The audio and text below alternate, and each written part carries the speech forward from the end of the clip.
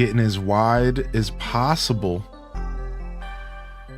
And you're welcome to join me.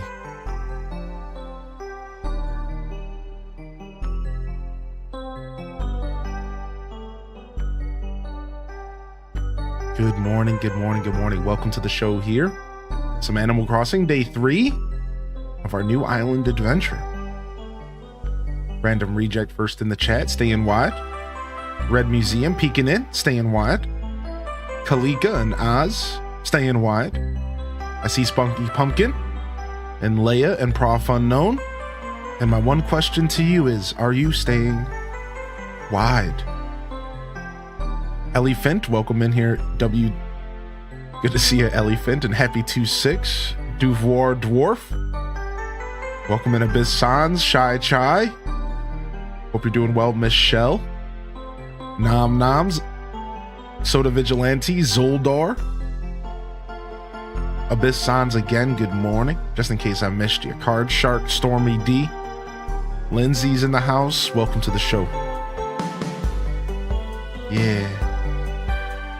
Stretch them out, baby. Stretch them out. Elliot, good morning. Fat Cat Plush, good to see you today. Good morning, Tima. Welcome to the show. Achoo. We got Brown Coats in the house. Perfect Lester. Dear Diary. Welcome to the show today.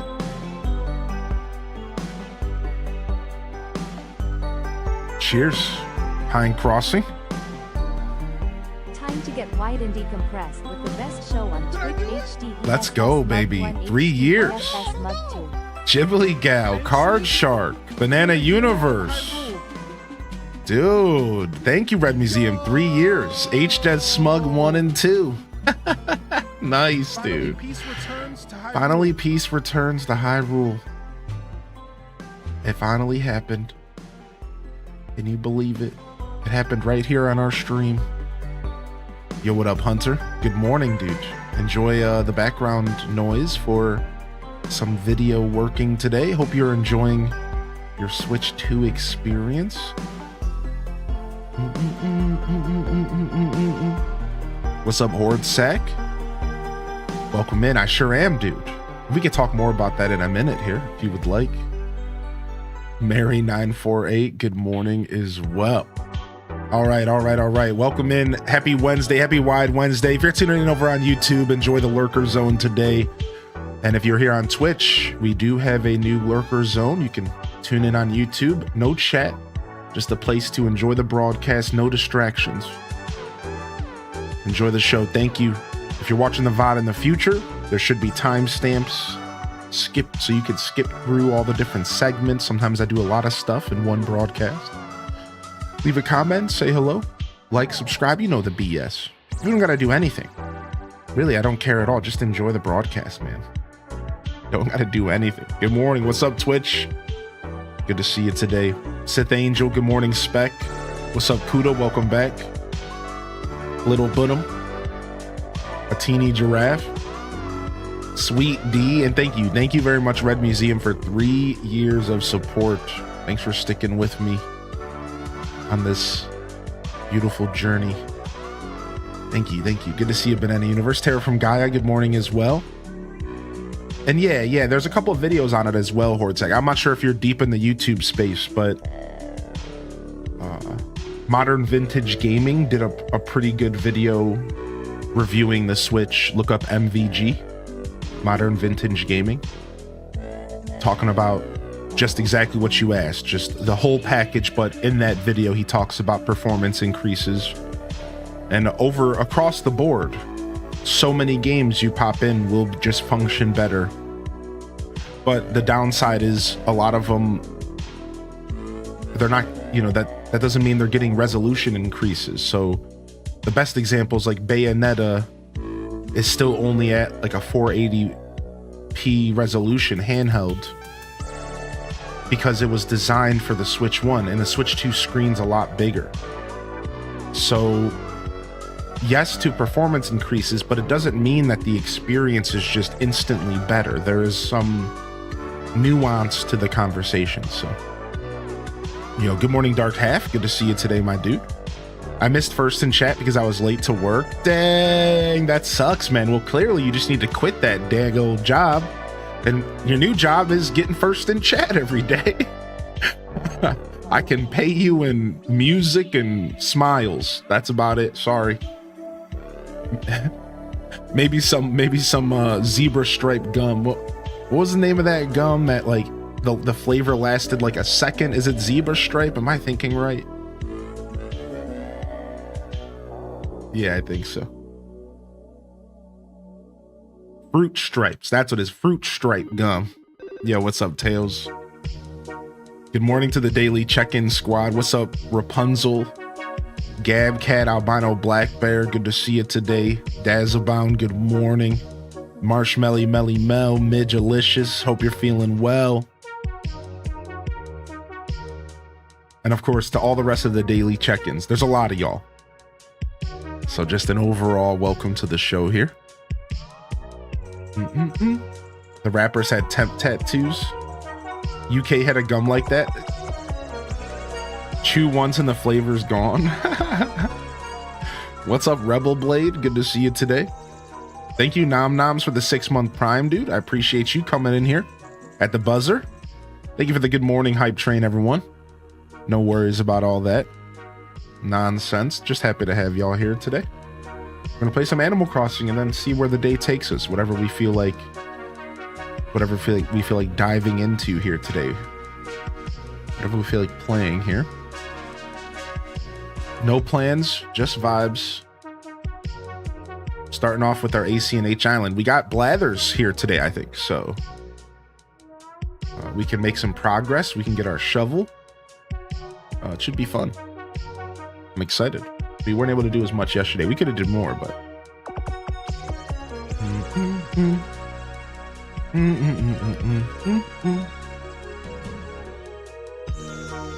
did Fruit Stripe get discontinued? Dag. The end of an era. The end of an era. What's up, Rain5150? Good morning. Welcome to the show.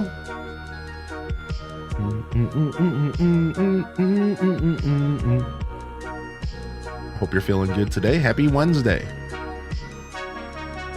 I use the online transfer tool to put my save back into my OLED. I mostly play ACNH handheld. Nice. Nice. Hope you enjoy starting a new island on the Switch too. Yo, enjoy your lurk today, Rebel Blade. Appreciate you. Good morning, Jen. Good morning, Titus. Kasara. What up, homies? Yes, that's right. H-Des shock. Exactly. Exactly. Blathers Day. Exactly. Hope everyone had a good Tuesday. I spent the day sleeping and then cleaning. That's my whole day, just sleeping and cleaning. A little bit of Seinfeld. A little bit of YouTube. That was it. I ripped a couple packs.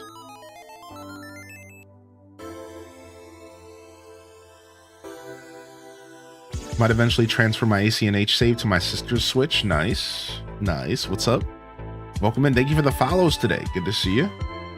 In Fantasy Life, can you have more than 4 licensed lives? Yeah, you can have as many as you want. You can take them all. You could be a jack of all trades. Master of none. HGG Discord's going through an overhaul. Going through an overhaul.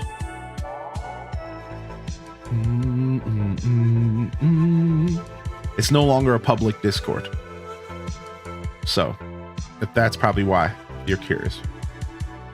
Been lurking for ages. Didn't realize I haven't followed all. Thank you, Barry. No worries, man. Well, there's always a first time for everything. I appreciate you hitting that follow button. It goes a long way. It's a free way to support the show. What's up, Ebony Bow? Good morning. Very nice, Stormy. I think I'm at 4 lives heroed. I think maybe 3. I don't remember. I haven't had a chance to play that game in the past couple days. I'd like to get back into it pretty dedicatedly, but I've been busy.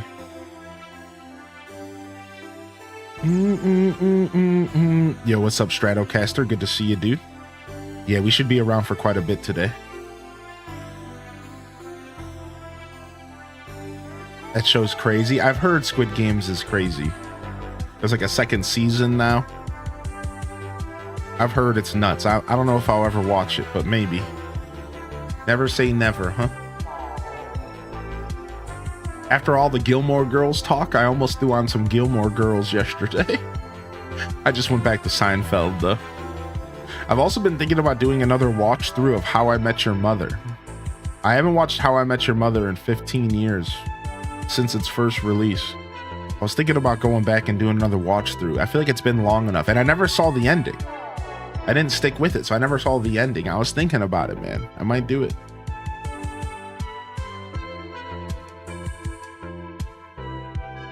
You have to transfer my island to the Switch too. I've been toying with the idea of starting over.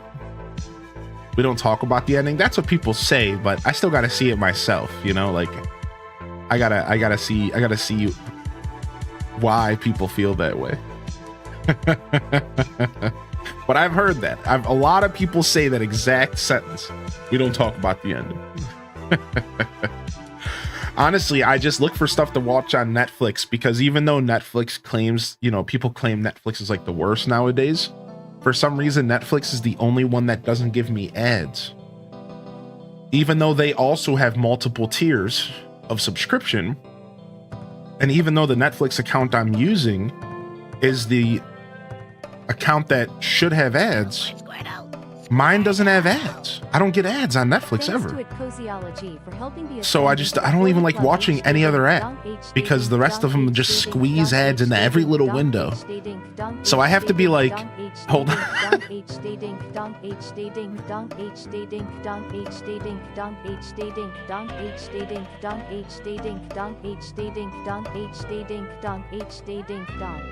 So I have to really want to watch something that involves ads.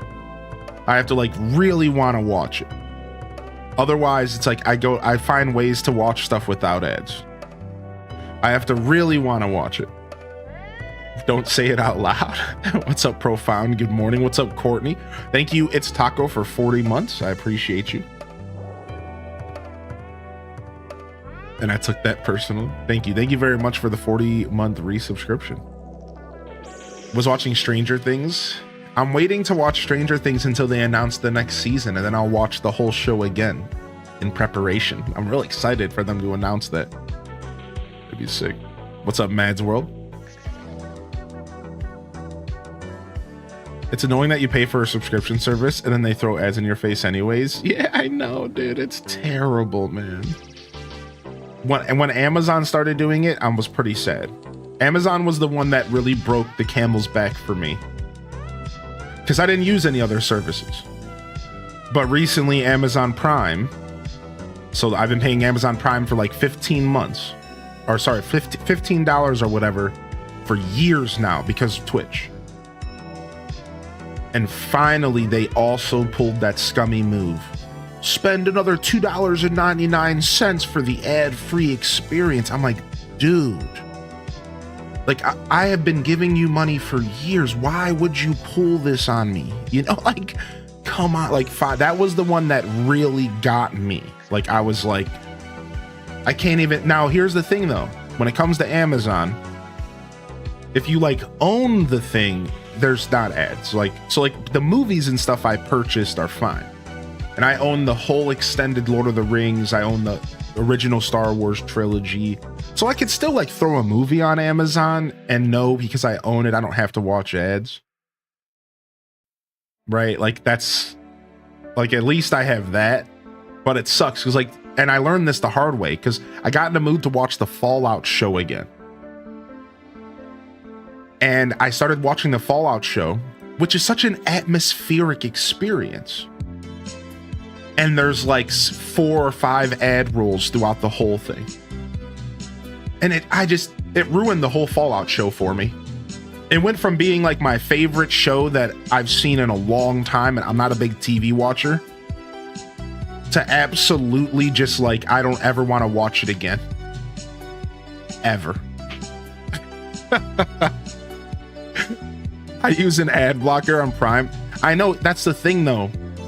You see, I just stepped out of the Stone Age and I got a smart TV.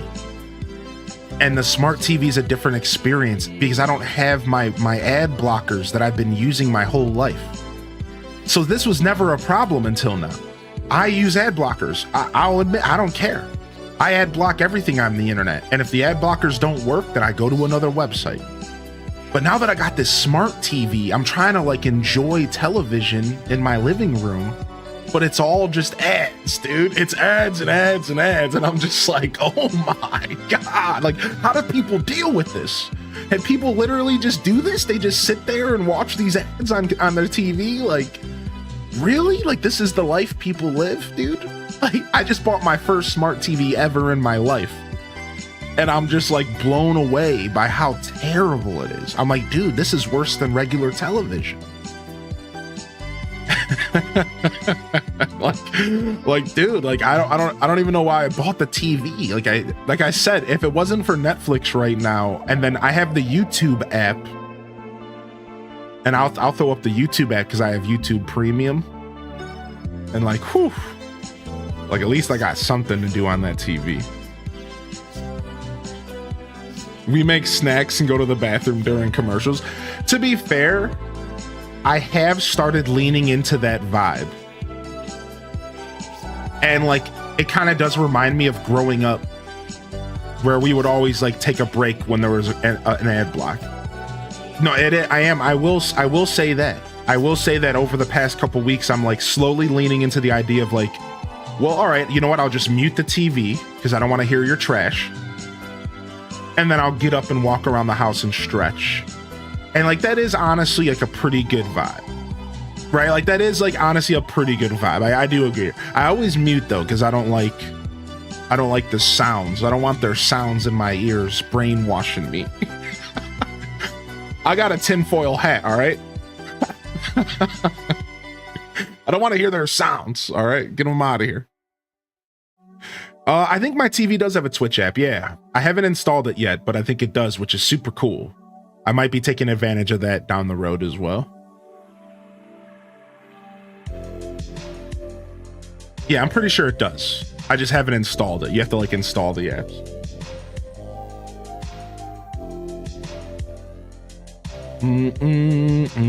Yo, good morning, Nandez. Good morning, Neanderthal. Good to see you today. Mary948, enjoy the lurk. Yo ho ho, a pirate's life for me. I'm pretty sure I can load stuff onto my TV. H-day clap, H-day clap, H-day like I'm like there's a USB port in the back. And I'm pretty sure I could like side load stuff. Like I could like plug in a USB and I could play movies or something off of it. I think I can. Which would be sick, because like I could just start pirating again. We could just start sailing the seven seas again. It's been years for me personally. Yeah, you can do that. I've done it before. Yeah, I'm pretty sure I can. But for now, I'm just vibing. I honestly once I stepped out of my torrenting era, I seriously haven't pirated in a long time. The last thing that I pirated that was like substantial was a copy of Sony Vegas for video editing back in 2019. It's funny that I remember that so detailedly. That was the last thing I pirated. I haven't pirated ever since.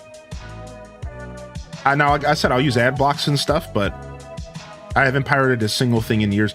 And I was a big pirate. Like, yo ho ho, pass around the rum. I was on it, dude. I had like 3 torrent sites. I had a pretty big catalog of music and movies and stuff just sitting around.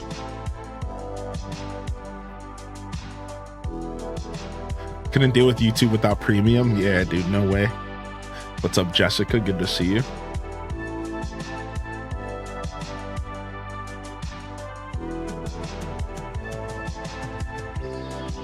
Yo, thank you, Candy Coated Kitten, for 3 years. I appreciate you. You should be able to hook up your laptop. Thank you, Candy Coated, for 3 years, man. I hope you're doing well. I wonder if the Switch 2 will get the Twitch app.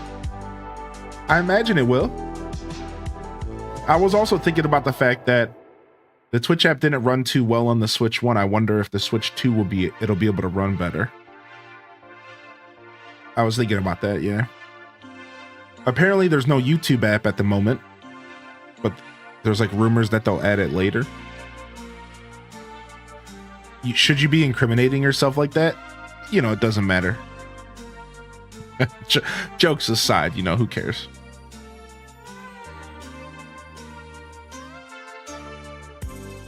If I go down because of pirated, I'm going down with the ship. Shiver me timbers. Oh, thank you, Ron. What's up, Perfect Lester? So instead of Dinkum, I restarted my original island. Dude, we're locking into some ACNH, baby. I have 2 brothers in IT. Yeah, dude. I've pirated so hard that I got phone calls from my ISP more than once. One time my ISP called me and was like, "This is Blizzard Entertainment. Better get that fake copy of World of Warcraft off your computer." And I was like, because we were playing a private server of World of Warcraft. And then another time Nintendo got me. "This is Nintendo. You better get that copy of Wind Waker off your computer." Straight up, I had downloaded Wind Waker and I was playing it. And this was seriously like 15 years ago. And Cox Communications at the time, that's who I had, straight up phone called me and were like, "We see 2 illegal copies of Nintendo GameCube games on your computer, Legend of Zelda Wind Waker and like one other one." And they were like, "You got to take those off your computer right now." I was like, I remember me and my buddies, we were freaking out, dude. We're like 20 years old, like, the man knows, dude. Nintendo's ninjas. We're going around our computer, deleting everything that we shouldn't have on there. And then the last time, this happened to me 3 times. This is actually the first time, technically, was the original Wolverine movie. The original Wolverine movie. We had downloaded it onto our computer like the same day that it went into the theaters. Somehow an illegal copy of it got around the internet. So we downloaded this Wolverine movie. This is all the way back 15 years ago, whatever that first Wolverine movie was.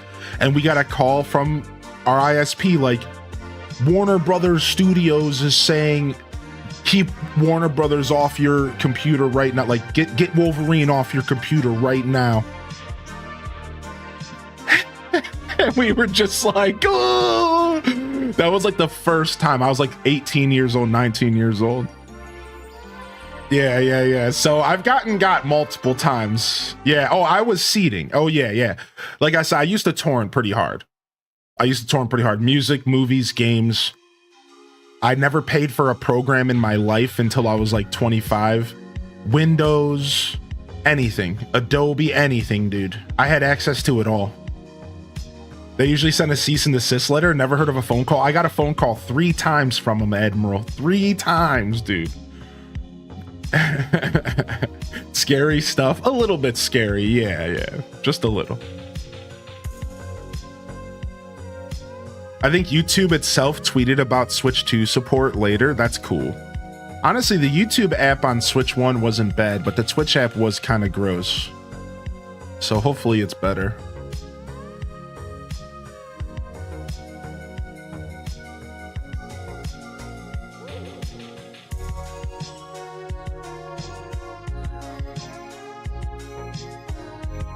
This punk never learns. Yeah, they eventually pulled the Twitch app. That's how bad it was, right? So we're hoping that maybe they bring it back if it's better. Maybe my face will come back to the Switch 2. Dude, what if they bring the Twitch app back and then I'm in it again? And then I could say I was in 2 Nintendo Switch consoles. The Switch 1 and 2 generation. What happens if they do that? Wait, I can't spell. Is it famous? Yeah? Yeah, what's up, AKC? Good to see you. Sounds like an American thing. and I did massive tours growing up. Oh yeah, America versus overseas is very different laws when it comes to that stuff. As soon as the Patriot Act went into effect in America, ISPs were able to spy on our computers and see the files that were on our computers. That was the first big step. I don't know the legal jargon, but like that was the first step. It happened back around 9/11. The Patriot Act came out, and then the ISPs were allowed to spy on our computers and see our files on our computers.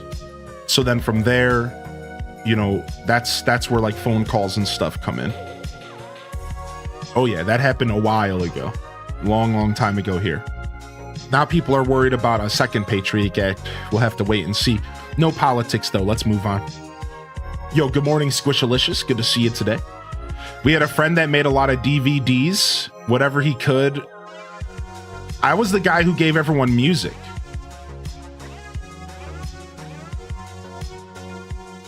Yeah, I was the one who gave everyone music. I was that guy.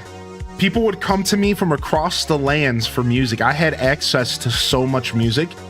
People would seriously like show up to my house and they'd bring me like a bag of sandwiches and a list of music. And they would say, do your magic. And I would almost always get 90+% of what they requested. Sometimes it would be like some obscure like indie band that did like one show at a bar in Boston. And I could get it. I could find their album. Like I was that guy. This was like I was like 20 years old and I had access to this website that was amazing. So people would show up at my house and they would bring me offerings. Like I swear to you, this is what I used to say. Like they would show up with offerings. They'd bring like bags of oranges, boxes of cereal, bags of sandwiches. They would bring offerings and they would say, oh, great Hylian descent. Could you please provide me with your music? And then I would hunt their music down for them and I would get them copies of their favorite artist. Yeah, they would straight up bring offerings to my house. They would show up. They knew like if they showed up empty handed, I wasn't going to work hard. You know, you had to bring offerings. Yeah. So you're the raccoon from Stardew for music? Yeah.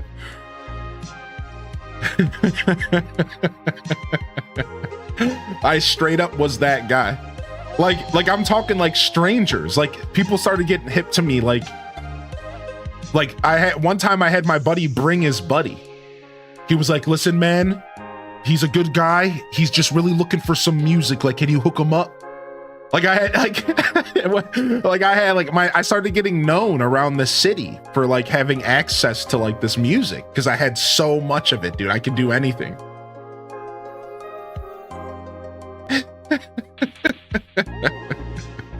The good old days. Breaking not that bad. At least you got paid. I did it for free. Well, I never actually charged anybody. That's the joke of it, because they would just bring offerings. You know, like, but I never would charge people because I loved sharing music. So yeah, like that's the thing. Like it was just people just felt the need to bring offerings to their musical messiah. Thank you, Lit Vamp Mum, for the tier 2 for 29 months. Thank you for stepping up to that next tier. It goes a super long way for my broadcast. Thank you. And then thank you for the gifted sub to Mr. Anderson as well. You didn't have to do that, Vamp. Thank you, dude. Highly in the music guru. Yeah. Well, because, you know, a lot of people didn't know how to do that stuff. That's the thing you got to realize is that think about how many people in your life knew how to torrent and download music, and then take it to the next level. How many of those people could find stuff that was rare? That's the key, because I had this website called what.cd. If you know, you know. And I used to tell people that this website had 40% of the world's music.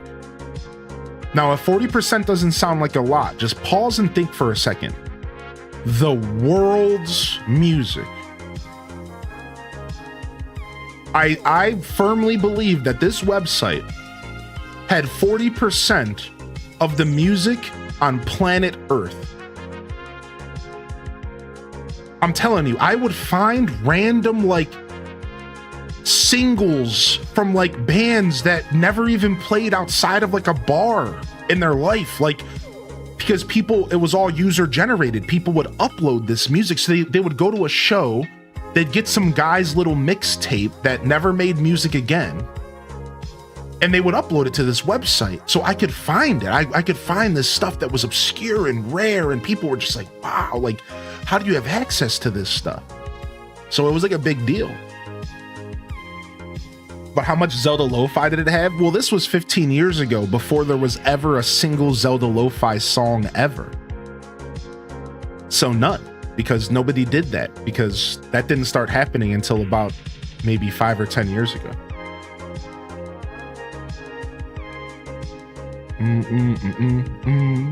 Piracy got me into computer networking. That's actually what I studied in school as well. Yeah. Computer networking, and then I started transferring into network security before I started streaming. That's funny that you say that. Yeah, Cisco networking, computer networking, and then I started going into network security, but I backed out for stream.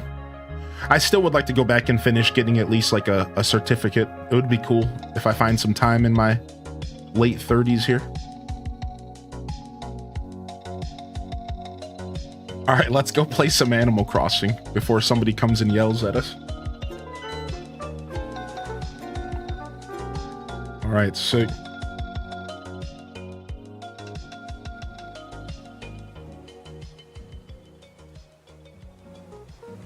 hello everyone, this is Tom Nook. It's 8:06 a.m. this happy Wednesday, June 11th. It's not 8:06 anymore. What time is it now? 43. Now for today's news. As of this very day, a brilliant fellow by the name of Blathers will be joining us. Blathers has a keen interest in biology, past and present, and he's here to study YouTube. Sick. Oh, dude, that's what I call it, studying, when I binge watch Did You Know gaming videos for 8 hours. I sincerely hope everyone lends their cooperation. Inquisitive residents should stop by his tent for details. That's all for me, dog. I mean, that's all for me. I do hope you all enjoy another fine day of luxurious island living. Start fishing faster. Yo, what's up, JD? Yeah, we started a new island, man. Switch to new generation, new island.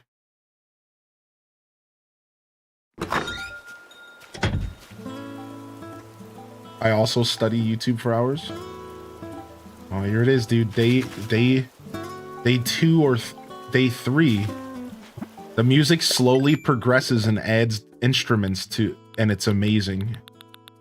All right, house owner.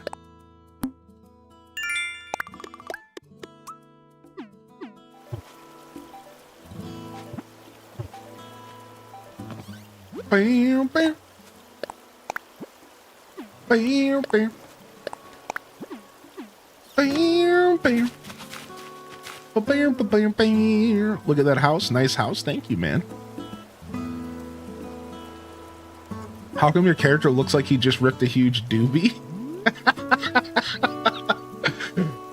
True, dude. That's exactly what it looks like. He's wearing a cape and everything. This, you know, he's sailing. Ooh, nice. We got our wetsuit. Ooh, we got our wetsuit, dude.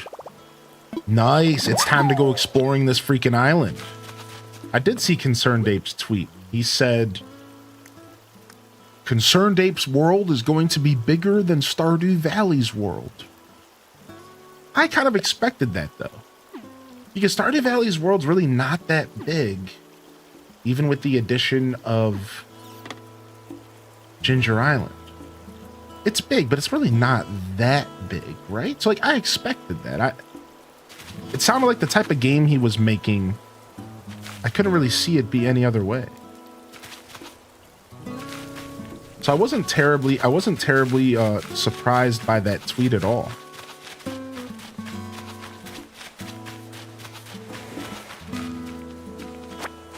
Bam, bam, bam.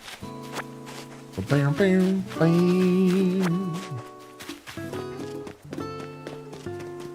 Apparently Gus has dialogue talking about some guy that makes chocolate in the Northern Mountain. Oh my gosh.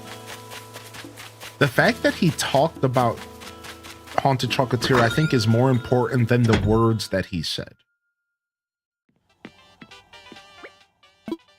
The way that I interpreted his message was like, it was more about him just talking about it that is exciting. The fact that he took the time to make a tweet about Haunted Chocolatier really feels pointed, as if he's saying, I'm working on it now, or something along those lines. Right? Like, that's kind of the vibe that I got from his tweet, was like, he just wanted to be like, yo, by the way, I'm doing this. You know what I mean? Like, it's kind of the vibe he gave me.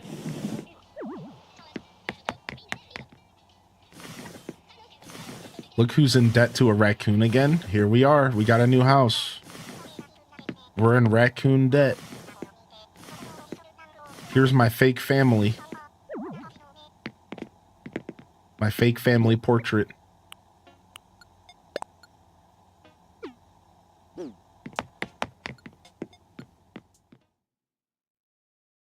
Is that a snot bubble? Yeah, that's exactly what it is. A perpetual snot bubble. I think we'll hear news about if Nintendo's console price and game prices affected sales or not. I don't think we'll know any of that for a couple years, bud. Because the release of a new console is always going to be hype and exciting, and it's always going to sell out no matter what. Fun fact. Did you know that Wii U sold out on release? And what do we know about the Wii U? Yeah. Every console is going to sell out on release. Come back and talk about it in 2 years, and then we'll know if it really was affected, right? We're not going to know anything for a couple years. This is going to be the long game. That's the thing. People are like obsessed with if Nintendo's failing. It's like, we won't know for 2 years. Over the next 2 years, that's going to be the truth. Is it going to continue to sell well? Is it going to continue to prosper? Every console can sell well on release. That doesn't matter. That doesn't give us any data. So you just got to keep that in mind. People are just obsessed right now for no reason. So we can, we can have that conversation in 2 years. So you see, since the number of homeowners is increasing, I agree that we need to build a shop. However, when it comes to building supplies, our customers' homes should take priority. I have every confidence that you'll find a way to handle this little puzzle. The two of you have been training under me for how many years now? This should be a piece of cake. Well, hello there, chat. Are you happy with your home? Is it meeting your expectations? I bet you'll be a lot more comfortable now. Houses are so different from tents, You could freely change the flooring and wallpaper. And you've got some built-in storage, so you could put away any furniture you aren't using. Oh yes, there's more. All homeowners are automatically registered with the Happy Home Academy. The HHA, as we call it, will evaluate your home on a regular basis and send you helpful advice.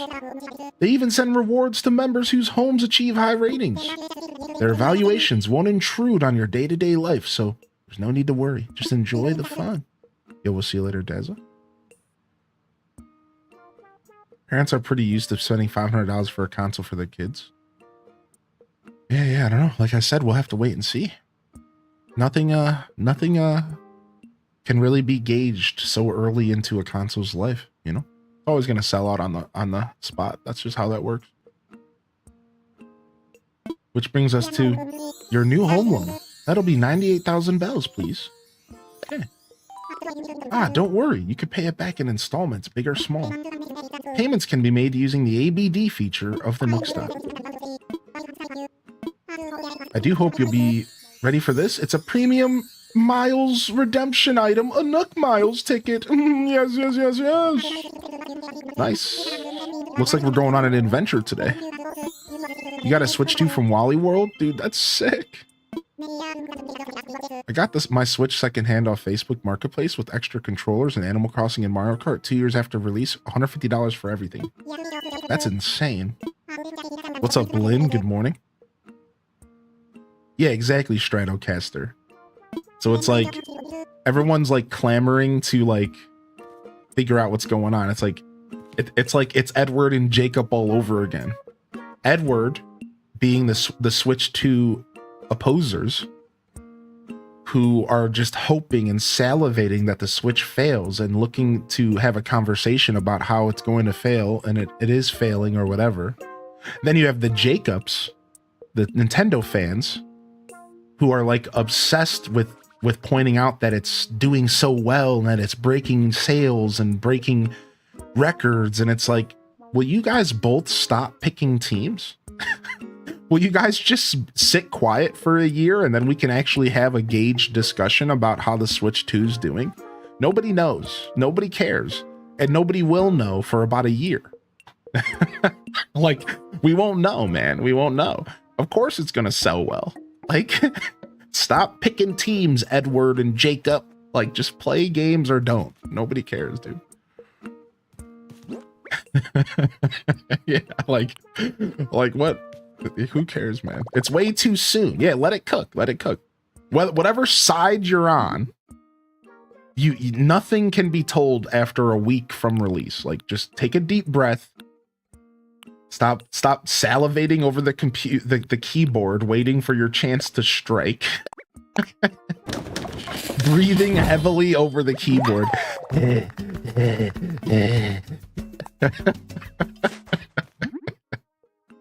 Oh, I haven't loaded up No Man's Sky on Switch 2 yet. No, not yet. I haven't had a chance to yet.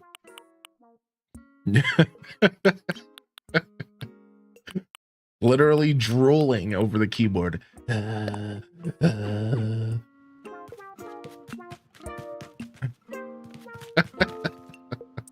Let's actually do 2 crafting tables. No. We'll just do the 1 crafting table. That's fine.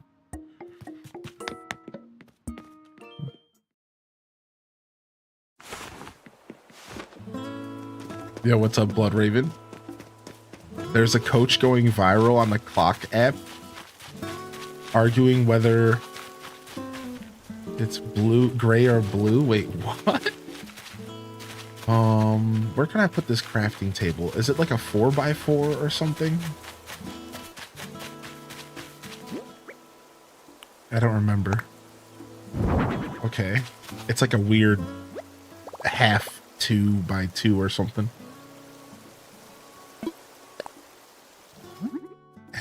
What's up, Emo Eyes? Good to see you today. Good morning, Famed Guardian as well. Dang, that's a lot. All right, we're going to need to wait and get more materials before we do anything else.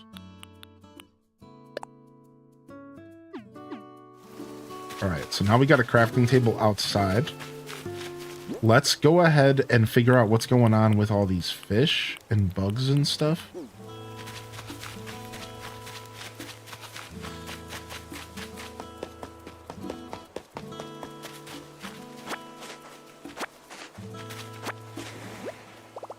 I see a button, I press a button. What's up, Kasayapa? Oh, there's a couch. I read coach for some reason. Excuse my morning brain. That's funny. Gotta pick teams, you know? Put in storage? Is there just a button that puts in storage? I think it's when you're decorating, right?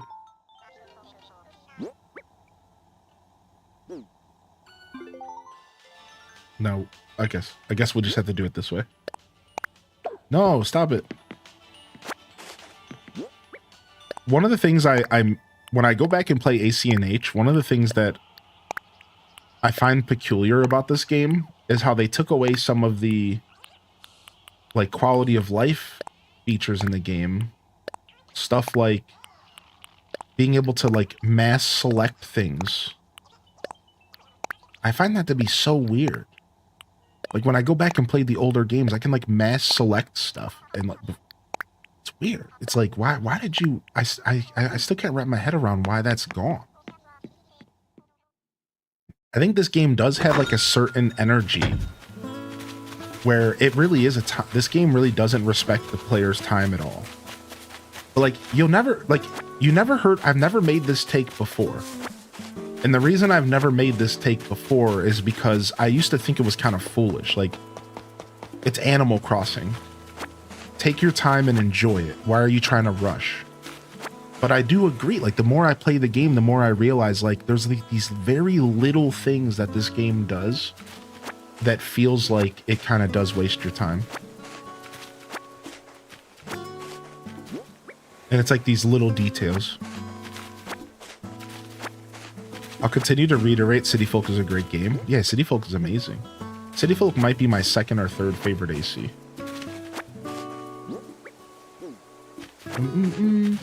Have you noticed with the Switch 2 that the graphics are better? Or just that the loading is much quicker? So the way that it works, Omaha Dad games is... unless Nintendo issues a patch specifically for a game, it's not going to get like a graphical upgrade.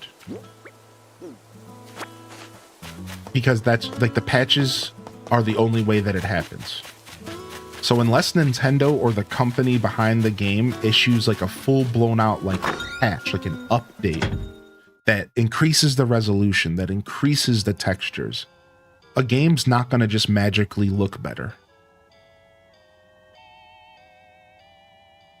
Now, yes, there will be frame increases, as you said, better load times, better frame increases, frame rates are better. But no, in fact, in a lot of cases, games look worse because they're not upping the resolution, but it's a bigger screen. So there's a lot of examples where you play a game handheld from Switch 1 to Switch 2, and they're stretching the resolution, and it's actually worse because they didn't patch it to make it look better on the bigger screen. So in fact, when it comes to visuals, it's just not working that way at all. So it's mostly just performance stuff. Faster load times, better frames. But unless a game specifically gets a patch, you're not going to see much of a difference, unfortunately. Again, it's not sharper, nothing. It just, the screen's nicer when you play handheld. So like, for example, like, how do I say this? So like, this is a bad example because it got a Switch 2 update, but just hear me out. Let's just say Breath of the Wild did not get a Switch 2 update. Breath of the Wild natively runs at 720p handheld and 1080p docked. If you were to load up Breath of the Wild on Switch 2, it would still be running at 720p handheld, even though the screen is a lot bigger and could totally do 1080p. That's not going to change unless they do a patch, unless they do some sort of free patch or paid upgrade. So it just depends on how you play the games. Now, if you were to dock a Switch 1 game, it's probably going to be better because docked, most Switch 1 games ran at 1080p. So that it would still, you would take advantage of it on your television. It would look pretty good. But I haven't noticed, nothing's like sharper inherently or anything like that. That's just not quite what's going on here. So temper your expectations and hope that more games get patches over time.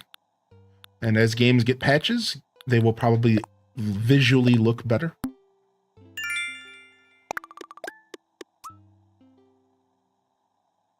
Signed up for Amazon Switch 2 invitation to purchase it.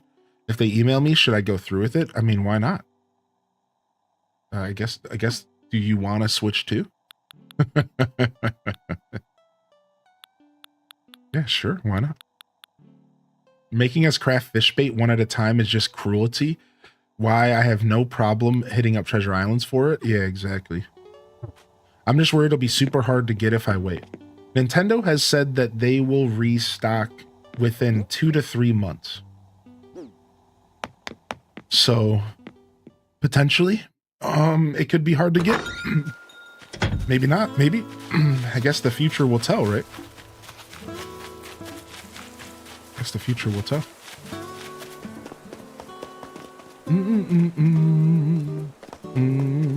All right, let's grab these fish and stuff.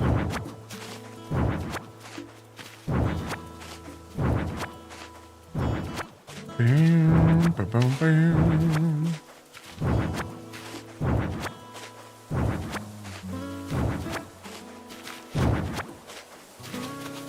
What are your thoughts on the new Xbox handheld? I think it's cool. I think it's super rad.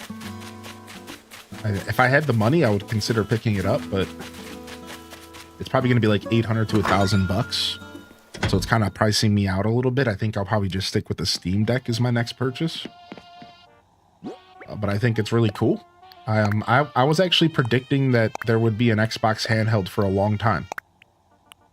And even though it's not an official Xbox handheld, it's an Xbox handheld nonetheless.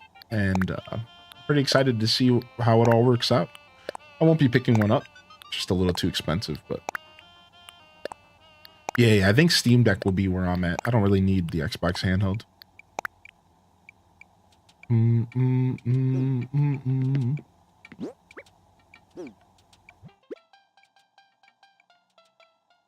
The fact that it's pulling all the launchers into one menu. So correct me if I'm wrong, but is there any Asus ROG Ally owners in the chat? Doesn't the Asus ROG Ally already have all of the launchers and everything just kind of presented really nicely? Steam, Epic, all that stuff? Yeah, I think so. Somebody was telling me about that the other day. I think that's like already kind of been a thing. They're just kind of showcasing it again. And it runs pretty decently, yeah. So I think the Asus ROG Ally is kind of already doing that, and it's just going to be better. Very convenient if so. Yeah, it's basically a Windows PC. Yeah, exactly. So I think I wasn't too blown away by that just because I think that technology already exists. It's still cool regardless, though. You know, not talking down on it. Still neat. I just don't, I don't even play my Switch handheld, so I don't really need a handheld dedicated device. Like, I'm not a huge handheld guy nowadays. So the Xbox handheld's cool, but I don't really need a device dedicated to handheld. That's why the Steam Deck's a little bit more down my alley, because I can get a dock for it and I can dock it to my computer. That's what I would prefer to do. So I'll probably stick with the Steam Deck. Maybe see if they drop a new Steam Deck and maybe the price of the first Steam Deck will go down or something. That'd be nice. Valve's pretty good about putting stuff on sale, right? All right, so now we need to take one of each of these to Blather's tent and make sure that we have stuff donated.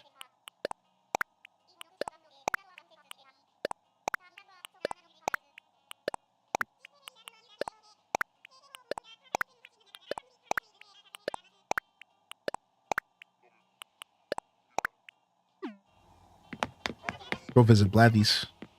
Let's go visit Blathy's.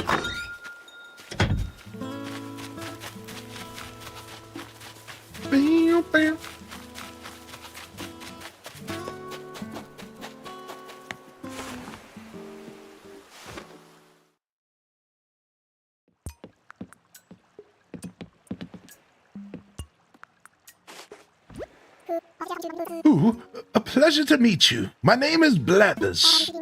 I am exceedingly interested in the ecosystem of this island. Thus, I have come to conduct research, if you will. Aha! Could it be that you are Chat, the personage who chose the location for this tent? I am. A splendid job indeed. Thanks to you, I was able to alight on this island with nary a ruffled feather. Regarding the aforementioned research, truth be told, I am determined to open a museum and henceforth dwell on this island amongst you. So, should you discover a new type of insect or fish, do be so kind as to bring it here. I plan to exhibit these creatures as well as those you gave Tom Nook in the museum upon its completion. Though I confess, there is one smallish problem regarding said museum. That is, I lack a number of exhibits needed to secure permission to open a museum proper. Empty display cases will not do, I'm told. Display cases with something to display, that is another matter. Which is where you come in. What? Allow me to explain. You see, it is not only insects and fish I plan to display in my esteemed institution, but fossils too. As it happens, there sits a substantial stretch of land beyond the river. I would bet my pin feathers that this primitive plot is flush with the fossils I require. But the river, you say? I can't just hop over it, you say? Ooh, silly you. I have a solution as audacious as trying to populate an entire deserted island. Pardon me, chat, while I transmit the vital data to your Nook phone. So see, if we would have realized that we could donate bugs and fish to Blathers like ahead of time, we could have got the wetsuit yesterday and we could have explored yesterday. 2 months already crazy. But normally you can explore as soon as you get the pull.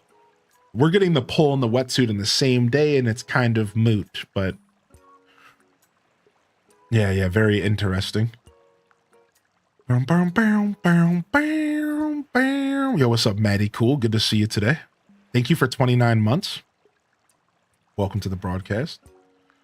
I'll consider the ROG Xbox because I have an Xbox, and it'll be good to continue my game progress on the move or something, or while watching streams and TV, but it massively depends on the price.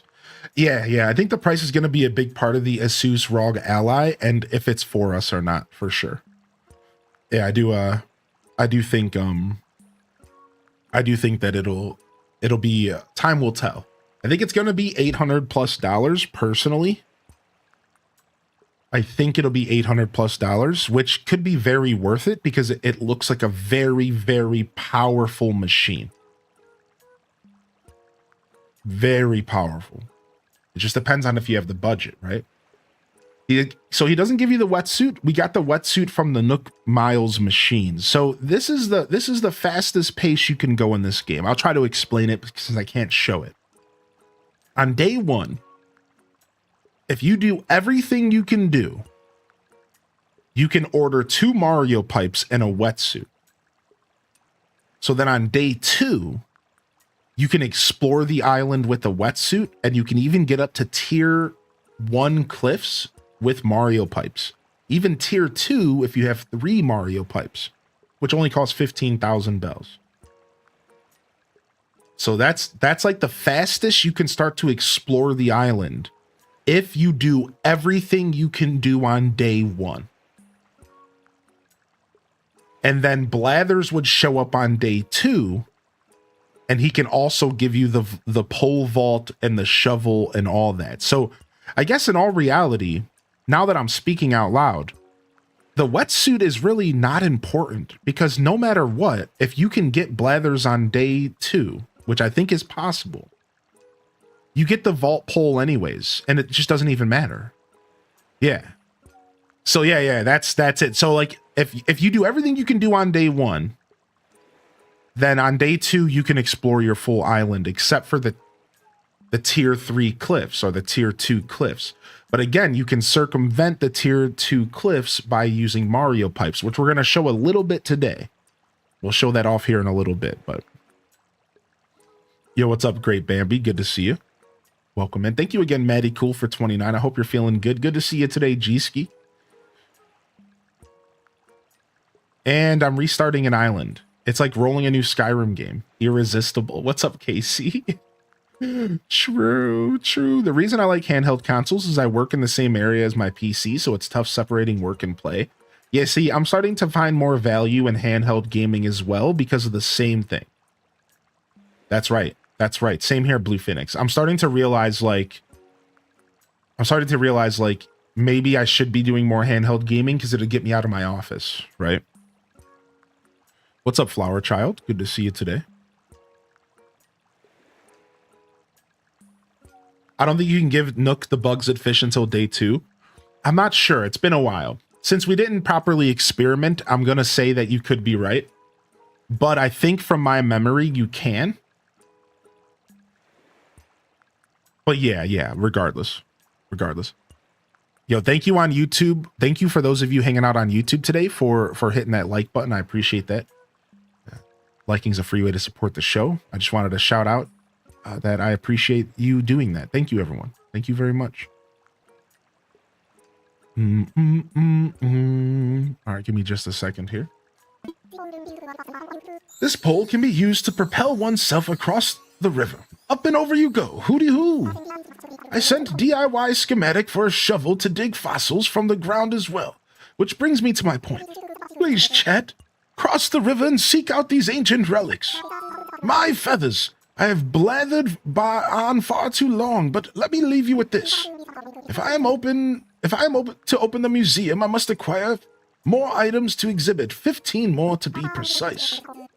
So I think this is a pretty shared sentiment, but Blather's little tent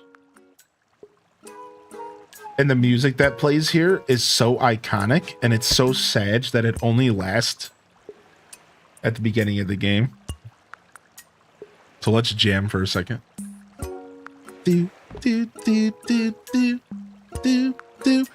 Also, I found out that the GameCube games do have widescreen support, by the way. Listen to this. The GameCube games do have widescreen support on the Switch too. I was right. It's just Wind Waker that doesn't. But if you go into F-Zero settings, you can make it widescreen. And the same thing for Soul Calibur. You can go into the settings and make it widescreen. I knew I wasn't crazy, but for some reason, Wind Waker just doesn't have the widescreen support on release.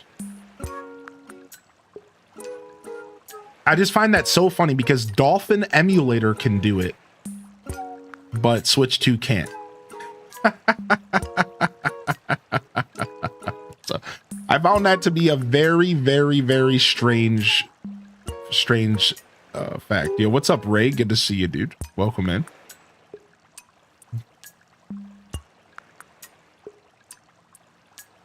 Good morning, Ray. Good morning, Fancy Mom. Bum, bum, bum, bum, bum, bum, bum, bum, bum, bum, bum, bum, bum, bee, bum, bum, bum, bum, bee, bum, bum, bum, bum, bum, bum, bum.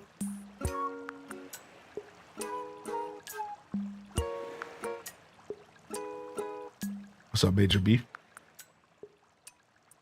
Sick. All right, let's go. We got some donations.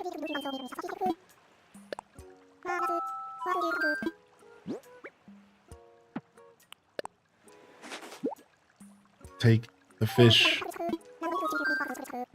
No facts today. Sorry. Farming Darkfire. Love it here. How's it go? Nice. Get that Darkfire going. It's going good so far today. Day 3 of my Animal Crossing island here. And just waking up. Just getting going here. Just getting going here. Chilly in here. I'm gonna turn off this AC for a little bit.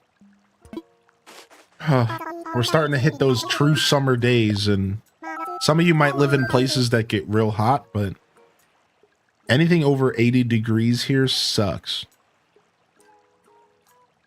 And I got a stretch of days coming. Oh, it looks like it's lowered a little bit. It looks like the next couple of days will be like only 77, 77, 72. So, okay, so it looks like it's lightened up. It's going to be rainy over the weekend. The last time I checked, it was like 80, 80, 85, 80. I was just like, oh, especially because I have to stop using this air conditioner because it got recalled. And I'm just like, I'm not ready. Yeah, summer's been cool so far. I think I'm going to do a spooky Halloween island for a new one. What do you think are the scary villagers? Chow. You got to have Chow. Chow's pretty terrifying. And maybe Shino, because Shino just has like a really cool theme. Are you interested in a game called Raidao Remastered, The Mystery of the Soulless Army? Let's look it up. I don't know if I know what that is. Let's take a look. Bum, bum, bum, bum. I do remember this game. I don't know. I guess the word I would use is sure. Like, I think there's a level of interest here. I don't know if it's enough interest for me to play it, but I think there's enough interest here. So it's this detective game. For those that are curious, it's this detective game. We saw this in a direct. It's like a detective game with like demons or something like that. Yeah, I mean, I think there's a level of interest out of curiosity, but I don't know if that curiosity would carry me far enough to play the game.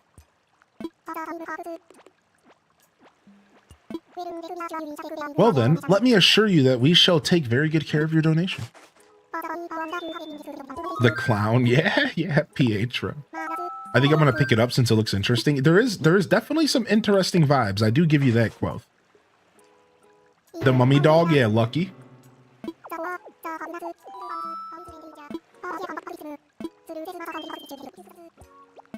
All right, Blather, sorry, I don't feel like reading your buggy dialogue.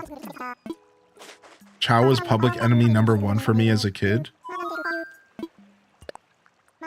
Debating on restarting my island versus flattening because I want to redecorate.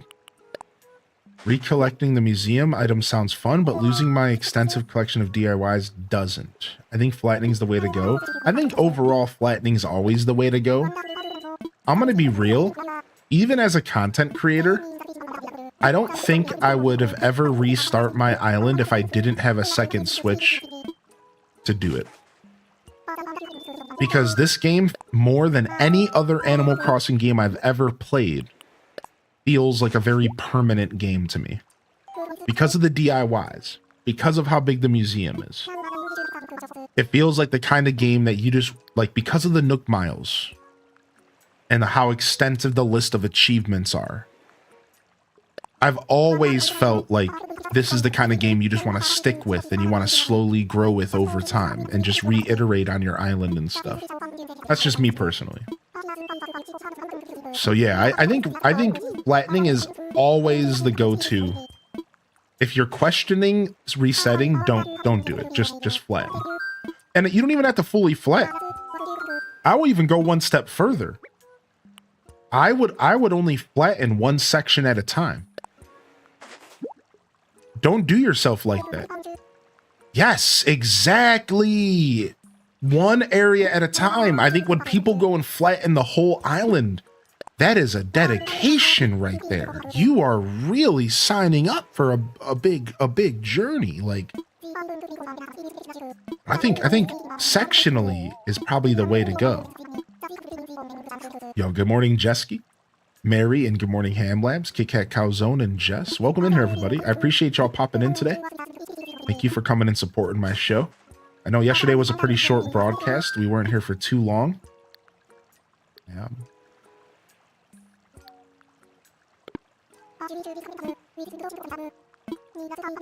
Nice, 7 donations. Yeah, went for just about 2.5, 3 hours. That's honestly 99.9% of the time. My shortest broadcast is 4 hours. So yesterday was pretty short. I'll be right back.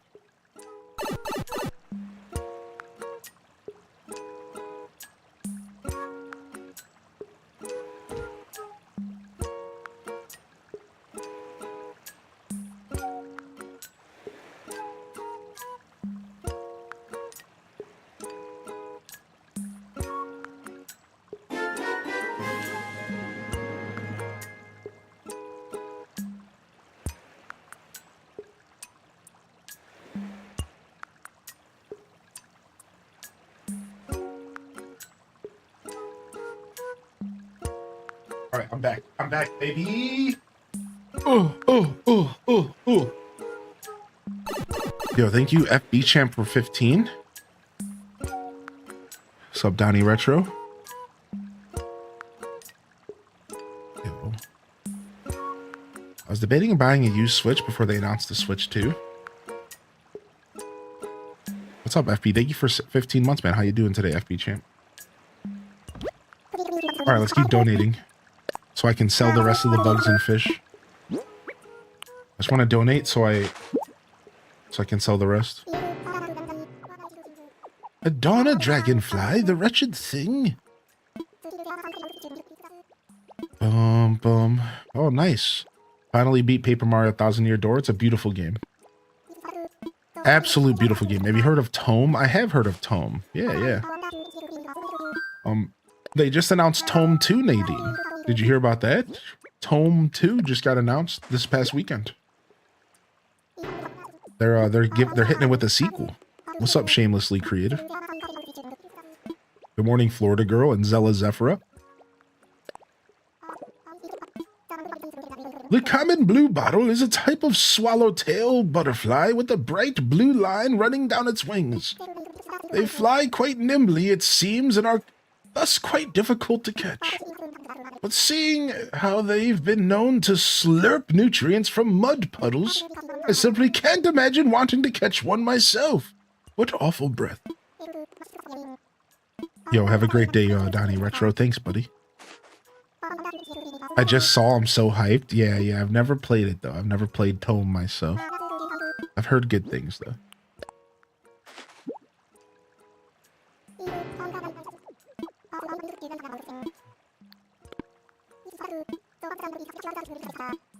All right, nice.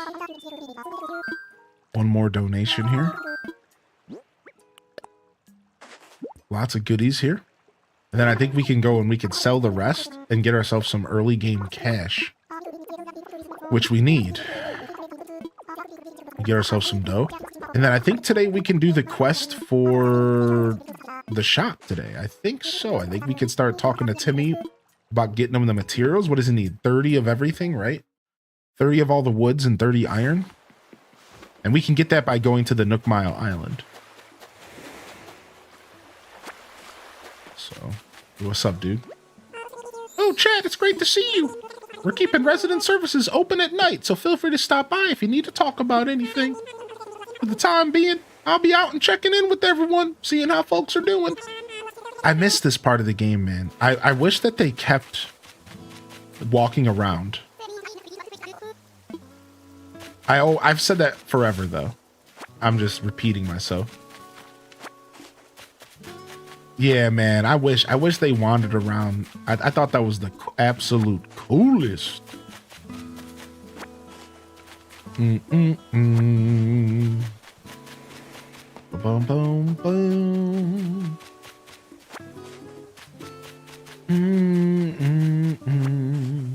Boom, boom, boom, boom. Da-da-da.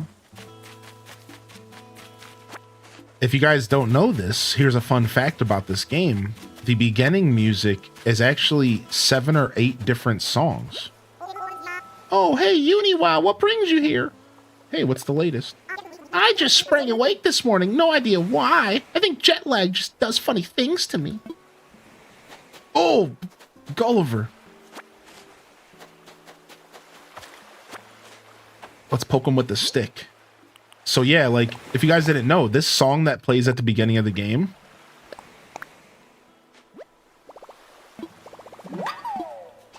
is actually like 7 songs. All right, this song right here, and it starts off and it's like very simple. It's like just the guitar. And then like day 2, it adds like one more instrument. And then like day 3, now it adds like bongos. And it goes all the way to day 7, right before the final day before you unlock resident services. And it's the full song. And you hear all these instruments and it's like really, really fleshed out. So there's actually like 7 versions of this song or something along those lines. And every day that you play at the beginning, it progresses like very subtly as you like awaken to your new life. It's really, really cool. It's honestly some of the coolest little secrets that this game does. This game is very special, man. Yeah, like hold on.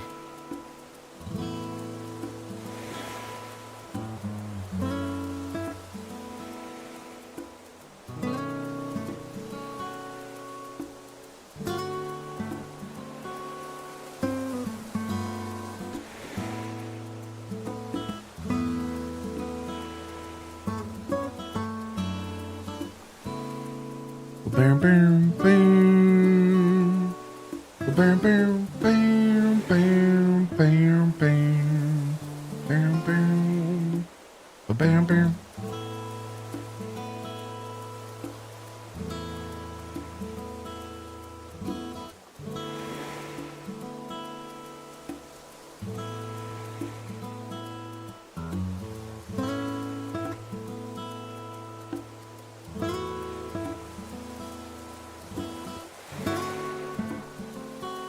There's a specific video I'm looking for.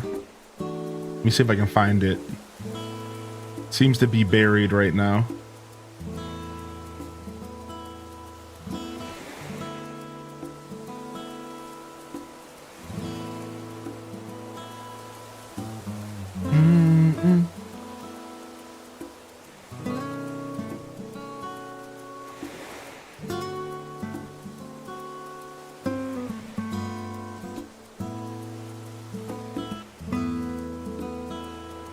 Bam, bam, bam.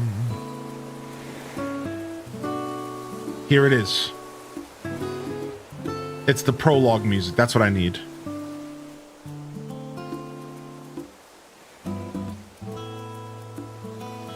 All right, here you guys go. All right. All right, so this is version 1. All right.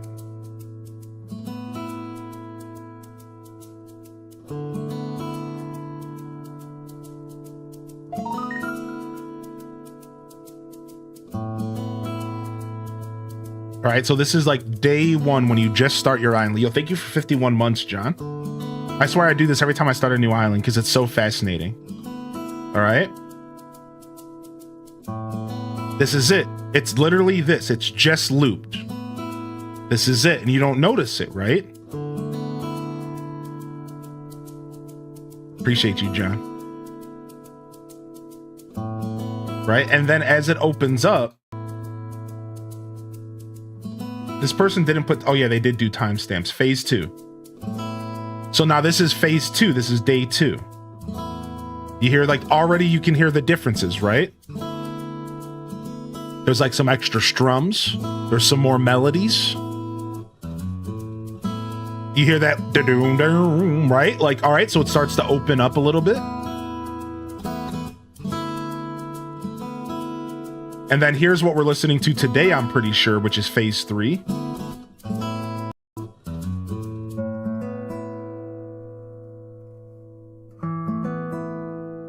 Hey, appreciate you, John, dude. Hope you're well. What's up, Flip Toast? Good morning. What's up, Dark Sunrise? Hey, Caffeinated Spirit. Good to see you.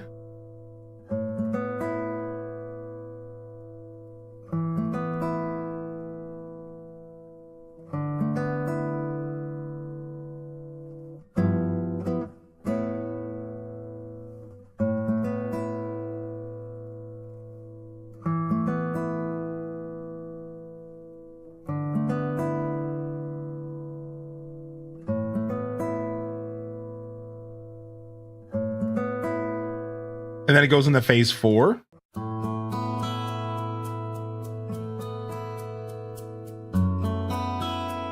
What's up, Mimi? All right, and it starts to pick up pace, and it's like, okay, you're starting your new journey. You're getting there. Yeah, oh yeah, Pepper Ann. We went nuts over sitting. I'll never forget that direct. We can sit. We can sit. We were going nuts here, dude.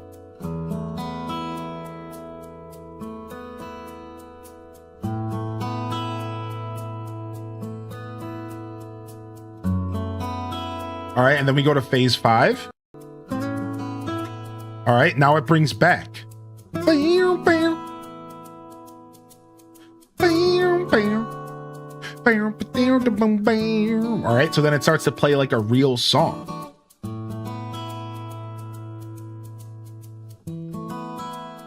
And then it goes to phase 6.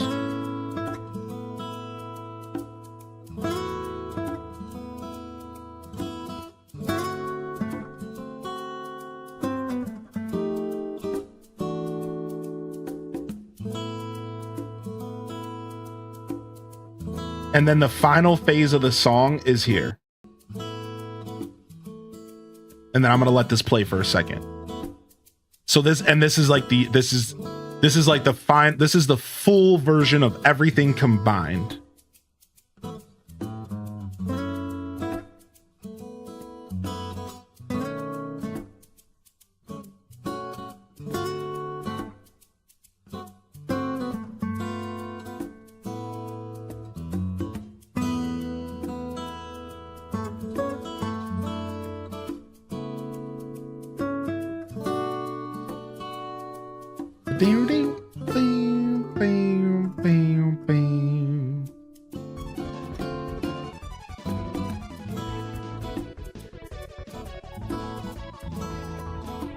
Yo, thank you for the gifted over to Horde Set. I can fall asleep to this music, yeah.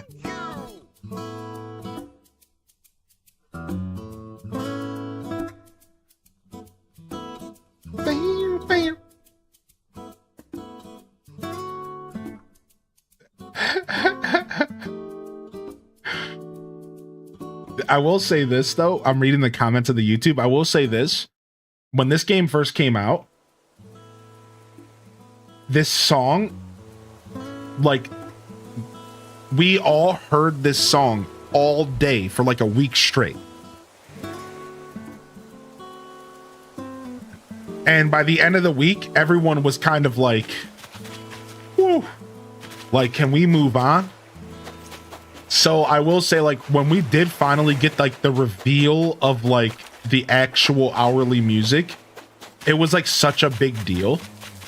Because like we had already been listening to this for like days straight, and it was just like finally, like we can move away from this. Like, cause it was a week straight of just everyone and streamers and gamers, and we're all just listening to this song together, just on repeat all day.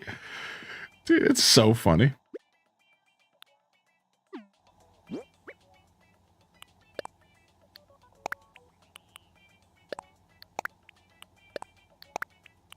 All right, we'll sell the rest of this stuff.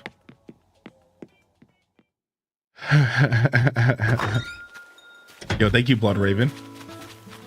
Appreciate you. Enjoy the sub, Horde say. Oh, the comment about my character being high on edibles. What do you mean, bruh? I put on capes and wear crowns all the time just for the heck of it, bro.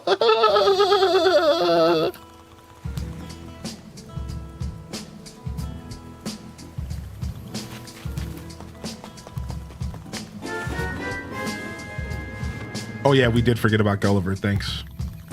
What up, Smitty? You finally fully moved in. Yo, thank you, Smitty, for 41, dude. Good to see you, man. Hello there, chat. Congratulations on your new home. I have something I would like to chat about, if you have a moment. It's a bit of a proposal, so if now's not a good time, I understand. Sure.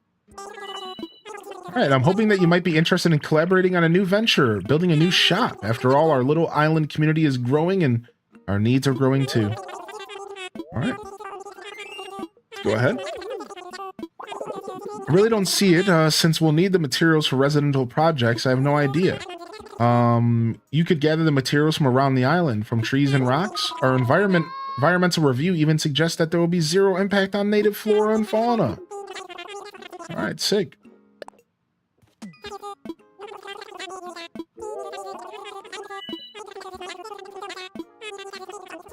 Alright, let me go ahead and sell stuff. Do you have a general recommendations for the SD card for Switch 2? You just want to go, you have to use an SD Express. But otherwise, I don't have any recommendations or anything. Most of them should work, I think, on the Switch 2.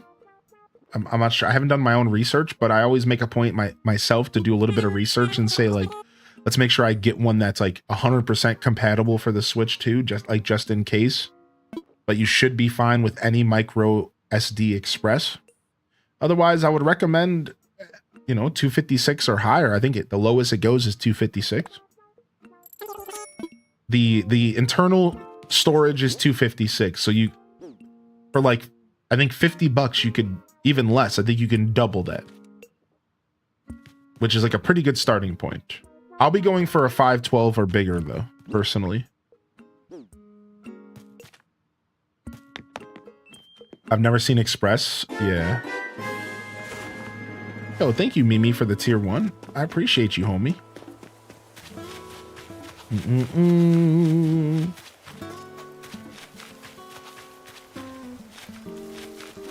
You got Arceus? Dude, I love Arceus. Arceus brought me back as a Pokemon fan.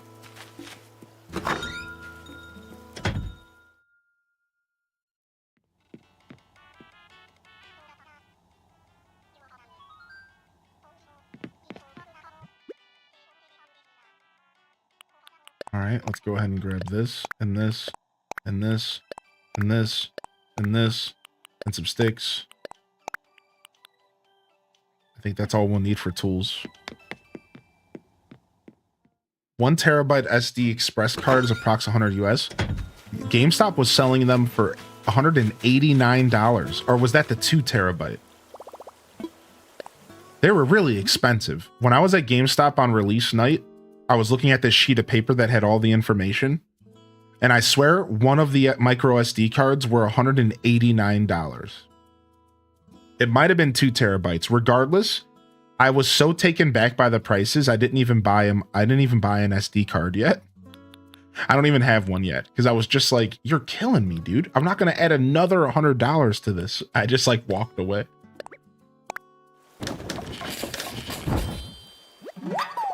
Yeah, I'm glad I didn't buy it because like it was mad overpriced, it felt.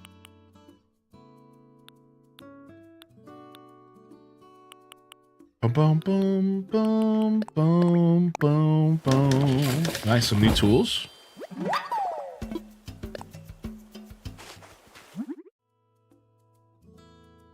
Yeah, Trickster. I think that's true.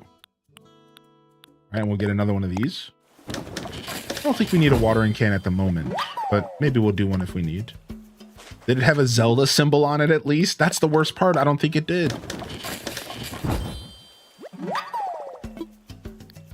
The Eternal Space, yeah, 256 for the Switch 2, which is plenty, but not enough.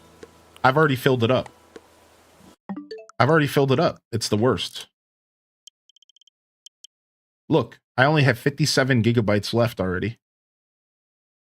And that's just from installing this library right here. So I installed all these games. And I'm already full. I'm already basically full. So on one hand, like it's a really nice upgrade from the Switch 1.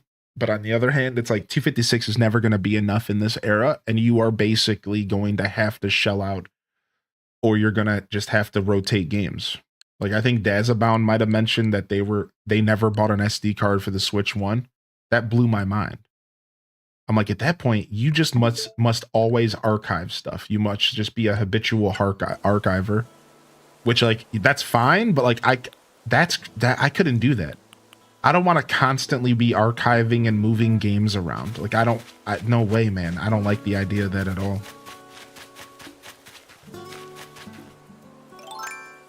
How big of an SD card would you need? I think, honestly, even just another 256 is enough. Yeah, even just the cheapest 256 is like enough because like you're just doubling the internal storage and that's fine, right? Depends on your play style. Depends on the kind of gamer you are. I think honestly, even just an extra 256 is enough. But I would recommend starting with 512. If you have enough money, I would get a 512 personally. I think 512 is a really good place to be at. But I think if you just a little bit more, man, you just need a little bit more to kind of make the whole process a smoother, you know? That's what I think. I went with a 256 in my Switch 1, and I actually regretted it. I'm going to tell you this right now. I personally regretted my 256 in my Switch 1. In the end, it wasn't enough, and in the end, I had to archive stuff. So I think I learned my lesson, and I don't want to start off with anything smaller than 512 this time. I'm potentially even looking at the 1 terabyte. And that'll be enough for me, you know. Switch games aren't that big. Generally speaking, Switch games are some of the smallest in gaming. So unless you're playing a bunch of third-party games, it doesn't really matter. That's the thing you guys got to realize. Don't be fooled. Nintendo games are like 10, 20 gigabytes at most sometimes. Rarely do they go over 20 gigabytes. So unless you're playing a bunch of cyberpunks, you're fine. Cyberpunk is a 60 gigabyte game. If you're going to be downloading Metal Gear Solid, that's a, you know, a 60, 70 gigabyte game. It's third-party games that are going to cause you trouble. If you're just playing Nintendo games, dude, just get a 256. You'll probably be fine depending on your budget. Like I said, maybe a 512. You've never had a problem with 256, but I always buy physical when I can. Yeah, the amount of physical you buy matters as well. Exactly. If you buy a lot of physical, you don't need as big of an SD card. Right? Like, so yeah, exactly. That's a really good point, right? So I think at the end of the day, if I were to give anybody a recommendation, I would recommend starting with the 512 personally. Because 512 plus 256 internal storage, you're going to be set. That's not too far under a terabyte. And that's fine for Nintendo gaming. Nintendo gaming doesn't get too crazy. Right, so just depends on kind of games you play.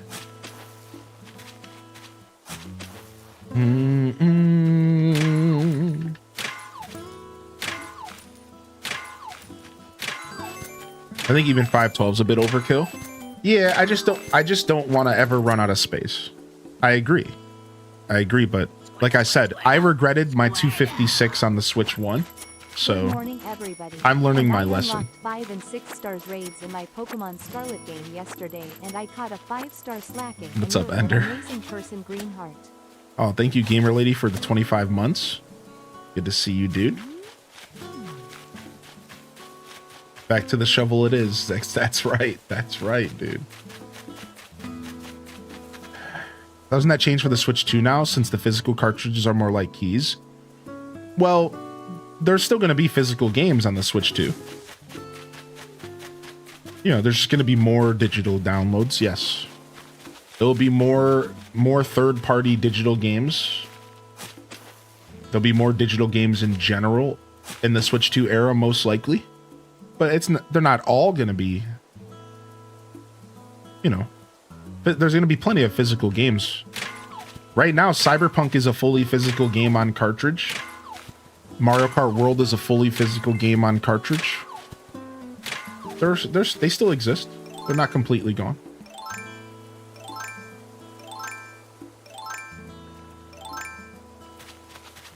Frick, I was too slow. But yeah, that is a good point, though. Yeah, with this generation, there's going to be more digital than ever before. Yeah, that is true. Yeah, like I said, that's why I'm sticking with the 512, because I learned my lesson that on Switch 1, I ran out of space with a 256. I have a lot of games. I stream, and I like to have them all installed if I can. I personally would prefer to have every single game I own installed if I can. And that's just me, because I'm a goon like that. I like to have them all installed. I just want to be able to load up any game at any time and just play it. And I've always been that way. I hate having to download stuff to play. If I'm in the mood to randomly load up a game for 10 minutes, I want to randomly load that game up for 10 minutes. And sometimes the worst vibe killer is when I'm like, oh, I want to go play that game that I haven't played for 10 years. And then I have to download it. Ugh. I don't want to wait 10 minutes. No, dude. I want to play right this second. And that's just how I've always been with games. So I like to keep the stuff that I like to keep stuff installed. Yeah. I'm not. That's why I don't play live service games. That's like, for example, like one of the reasons why, there's a lot of reasons why I don't play Fortnite. But one of the reasons why I stopped playing Fortnite originally was because every single time I went to load up the game, it needed to be updated. And I started getting mad. Same thing every single time I would go to load up the game. It was like patch, update, patch. And I was just like, dude, just let me play the game. So I just uninstalled the whole thing. I was good. Right? That used to happen to me with Pocket Camp. Like every time I would go to play Pocket Camp, there would be an update. I'm like, dude, I just want to load up Pocket Camp and play it for 3 minutes. Like I'm not trying to sit here for 5 loading the game.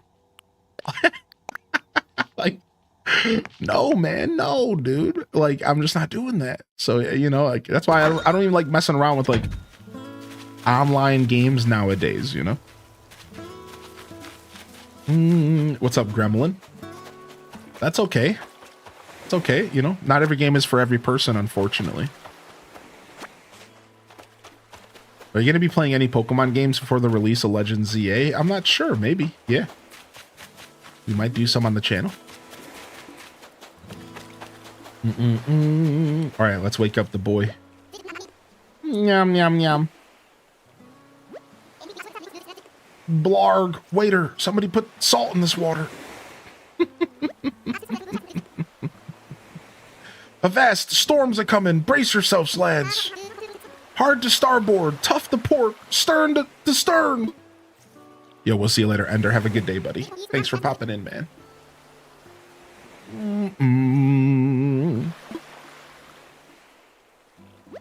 What's up, Mills? Good to see you as well. Good morning. Wait, I don't see pizza. Where am I? Who are you? Who am I? Oh wait, I know that one. They did Gulliver a pretty good. They did a pretty good job with Gulliver in this game. Pretty decent. I don't feel like reading his dialogue this morning though.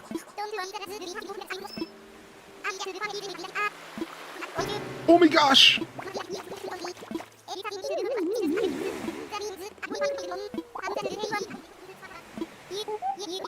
Yeah, exactly, emo eyes, yeah. Hey, what's up, Lucinda? Good morning.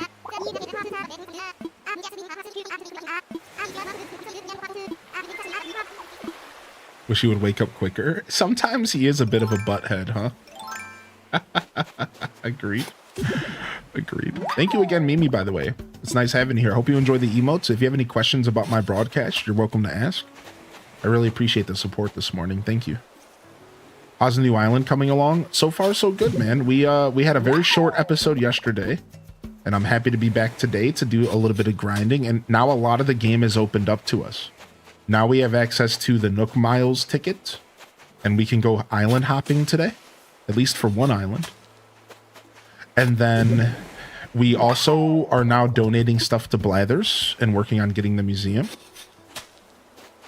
We also have pears to plant today because we just got the shovel finally, and we can finally do our first. Hold on, since you're here, we can do our first vault pull. The first vault pull jump of a new island.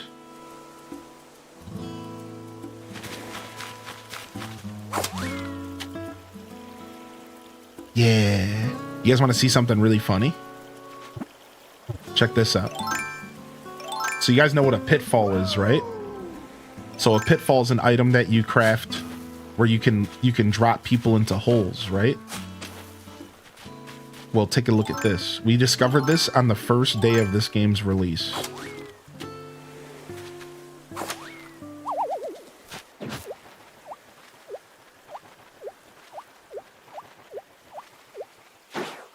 Look at that. You can actually jump into a hole.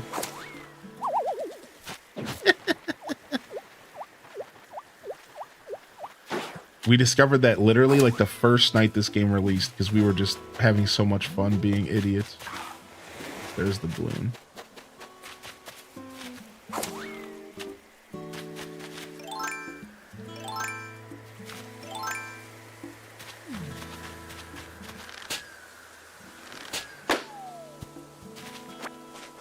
Yo, no need to apologize, Rebel Blade. You're good, bud. Lurking is valued. Lurking is appreciated. Thank you. No, thank you, dude. I don't you worry one little bit, man. I started a new island on my old Switch, but I haven't played since. I know I'm going to start a new one on my new Switch. I understand that, yeah. Yeah, I am playing on Switch 2, correct. Yes. Yo, what up, Gears? Good to see you today. Why didn't I know that? Isn't that so silly, man? Bam, bam, bam. Yo, Jackie, good to see you today, Jackie. Good morning, good morning.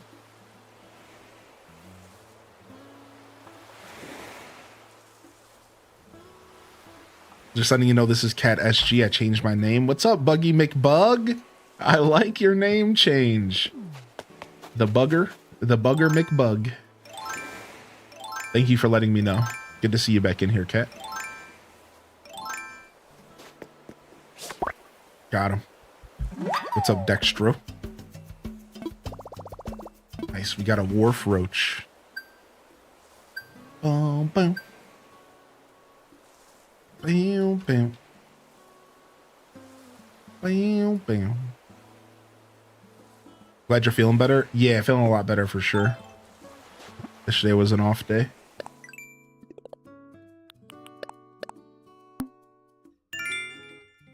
I missed the Switch 2 opening. Most of the Summer Game Fest. Was there more directs? I can't believe how much I missed. Yeah, there was a whole weekend of them. If you you'll find them on Twitch and YouTube if you check out my VODs. We watched the whole weekend. There was wholesome games, women-led games, Latin American games. There's definitely a lot of content. All in all, maybe 10 games that I'm looking to throw my money at. Maybe another 10 that I'm interested in. Is my takeaway from the show. The show was dominated per usual by like 60%, maybe a generous 50% of, you know, doom and gloom zombie shooters. Then there was like another 25% of horror games. Horror games have just become very popular. So I'd say like there was a solid 25% of games showcased that were just like more my speed and maybe even more the community as a whole speed. But that's a good percentage. Not every game is for every person. 25% is a healthy percentage considering how many games got shown to us. So don't get it twisted. That was good. That's a good percentage. 25%, like, it was pretty dope. Like, it was a good weekend overall of game shows. Devolver was definitely weird. All right, let me go ahead and grab my Mario pipes and let me show y'all the Mario pipe trick because it's really cool. Dude, Neverwinter Nights 2, I'm so excited about that. Anyone in chat want to do trades? I have a shiny Cresselia in Pokemon Home. I'm trying to get a Rayquaza or a Palkia. Dope, dope. Good luck on your trading. We do have a little trading section in the Discord if you're at all interested. No worries though. You're always welcome to use my Twitch chat for the record. You're always welcome to use the Twitch chat, but just letting you know. Yeah, we have like a little section in the Discord dedicated to Pokemon trades of all kinds, TCG Pocket, the games. So maybe like making a post there might help, even if it takes a couple days for somebody to get back to you. Thank you for the YouTube subscription, by the way. Hope you're enjoying your day today. And thank you again, Smitty, for the 41-month Prime, man. I was just thinking about you because... What was I thinking about you? It was during the game showcases, I literally said out loud, "Where's Smitty?" I swear, what was that about? I literally said out loud, like, "Where's Smitty? Dude, he would love this." Dang, I don't remember what it was. If it comes back to me, I'll let you know. Yo, what up, Coffee Cream? Do-do-do. Bear, bear. Bear, bear. Bear, bear. All right, let's go drop this stuff off in our storage.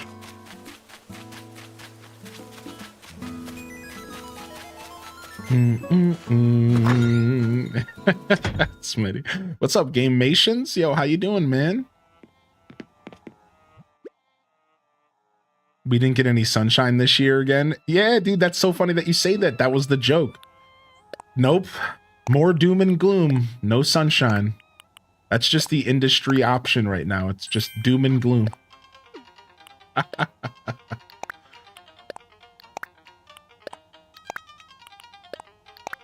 No, I didn't want to eat one. Frick. I don't have a toilet either. What am I going to do? We don't even have a toilet on this island. Oh no. That's not good.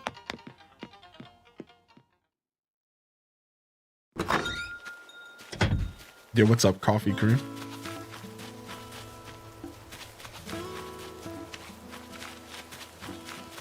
No, for real though, I'm gonna destroy a rock if I hit it now. That it is a problem. Like, I'm gonna destroy a rock on accident if I hit it now. Yeah, like this is a problem. Oh, I could dig up a tree. Yeah, good call. Good call. Good call out. Good call out. Thank you. That's smart. Because I'm like, dude, I don't want to destroy any rocks yet. I'm not ready for that era. All right, you guys ready to see this trick? I might need some like random furniture and stuff to put down. Okay, we're good. We got stuff. All right, take a look at this. So this is something we learned way back in 2021. So what you can do is you can get up to these cliffs early. And the way you do it is you want to put a Mario pipe here. Now you're going to notice something when you jump into a Mario pipe, right? You're always guaranteed to come out like a certain direction, like the way the game works. See what I mean? So now let me try like from here, for example.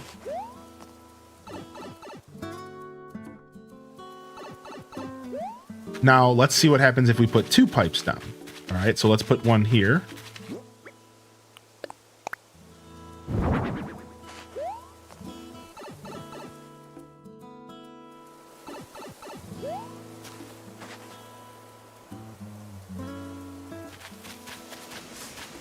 Who needs a ladder? And if I had a third Mario pipe, I could do it again to get to the second tier, but I didn't purchase a third Mario pipe.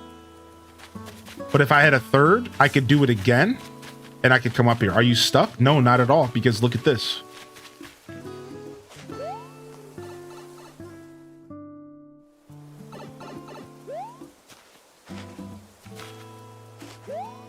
Plus, we have the rescue system anyways.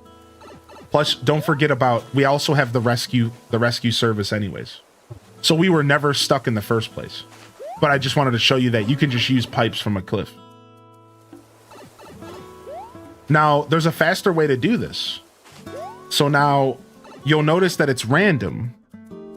So I don't always jump on the cliff. What you can do is you can actually surround the pipe with items, forcing you to jump on the cliff every time. So there's actually one more step. Like if you wanted, you could surround the pipe with items that your character cannot land on, and you can literally force your character to jump up the cliff every time. But you don't have to do that, as I've shown here. You can just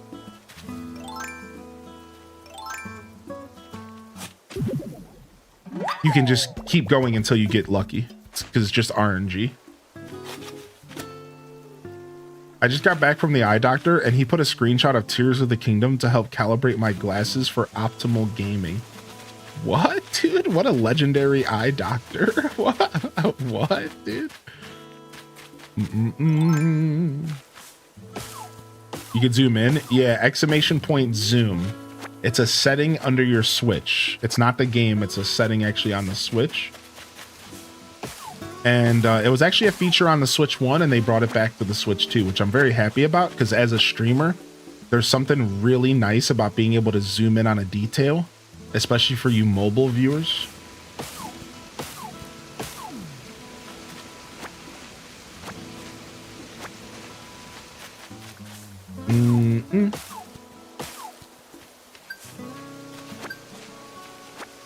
Loving my Switch 2. Yeah, me too. I'm having a lot of fun with this generation so far.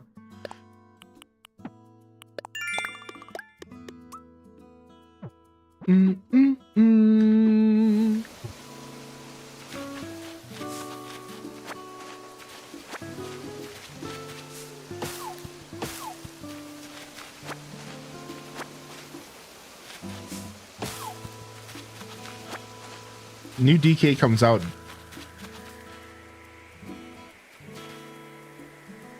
New DK comes out July, was it 17th? I was gonna say 18th. No, frick. Go back. I'm trying to get this balloon. I'm looking forward to the new DK. I hope it's real Donkey Kongy. I hope it's got the Donkey Kongest vibes of all Donkey Kongs. I want it to be real Donkey Kongy. I don't even know what that means. I just made that word up, that adjective, for something as being Donkey Kongy. It's very heavy in Donkey Kong vibes. Wow, this stream today, Hylian, is real Donkey Kongy. I don't know, kind of works. Regardless, I hope it feels real Donkey Kongy. You Konging my donk, bro? Lots of vines, lots of swinging. Yeah, I want it to feel real Donkey Kongy. Real Konged up in stream today, man. I want it to feel like it felt the first time I played Donkey Kong Country.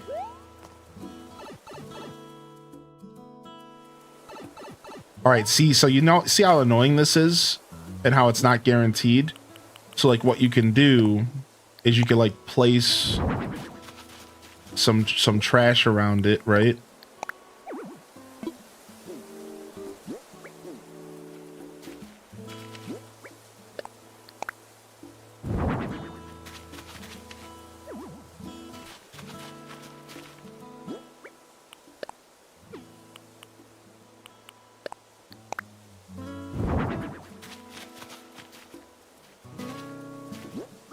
And then you can force the game to spawn you up the cliff no matter what.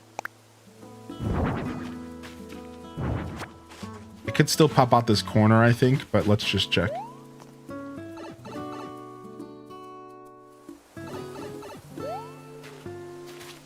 So like if you're annoyed, I'm usually pretty patient, so I don't care, but I thought I'd just show.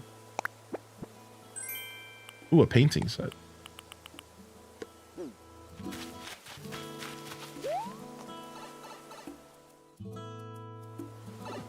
For some reason, Donkey Kong's a very audible character to me. Just think of the Donkey Kong song and drum beats. Yeah, I mean, they turned Donkey Kong into a musician pretty early on. I think that makes sense, right? Like pretty early on, we were jamming on Donkey Konga beats, listening to all the Small Things covers.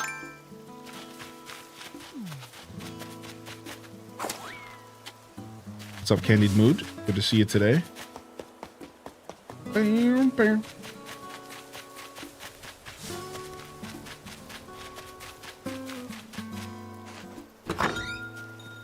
I was so bad at Donkey Kong Country. Do you have Donkey Konga games for GameCube? I do not. I did, however, just add a brand new GameCube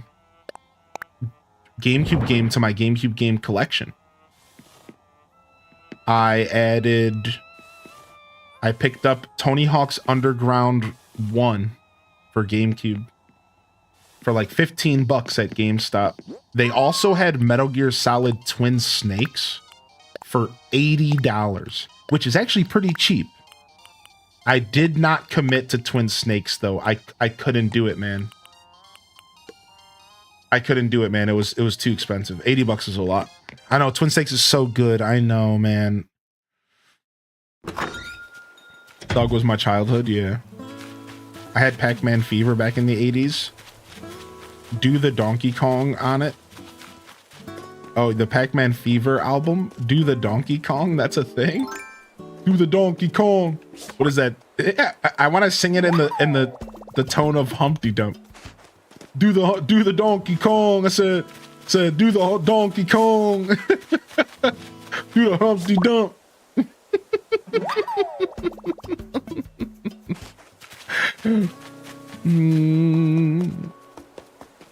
Oh, thank you, chat room. Y'all are trying to make me blush today. Do the Donkey Kong.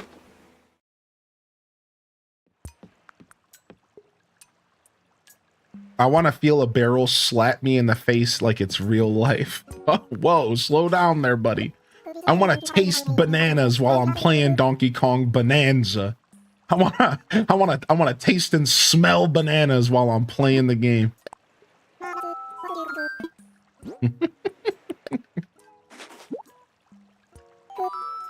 Oh, indeed, there can be no doubt this is a fossil. Incredible, wonderful, remarkable. My intuition was impeccable. There are fossils on this island. But I digress. Back to the matter at wing. I must assess your fabulous find.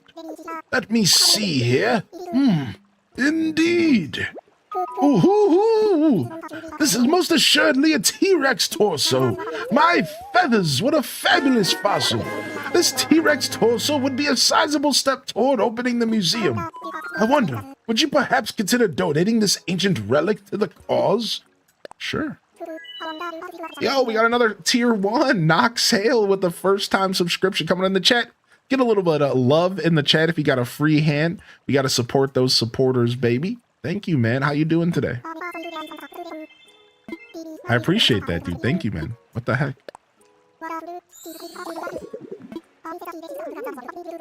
I'd say that T-Rex is the 800-pound gorilla of the dinosaur world, but it's likely weighed well over 9 tons. This fearsome chap is practically synonymous with the word dinosaur, and for good reason. At up to 42 feet long, with banana-sized teeth, it was one of the largest carnivores to ever walk the earth. It's unclear how fast T-Rex was, since it estimates very wildly. I'm just relieved I will never have to escape one.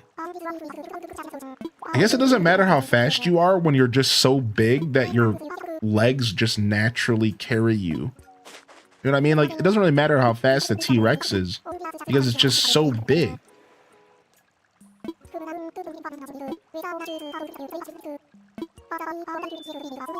I think growing up in the 90s and with Jurassic Park, I think I will always be a dinosaur kid at heart. Can anybody relate to that? I will always be a dinosaur kid at heart. And I have to blame Jeff Goldblum. I have to blame Jeff Goldblum, man. No matter what happens, dude, I'm always going to be a dinosaur kid. I'm always just going to be obsessed with dinos, man.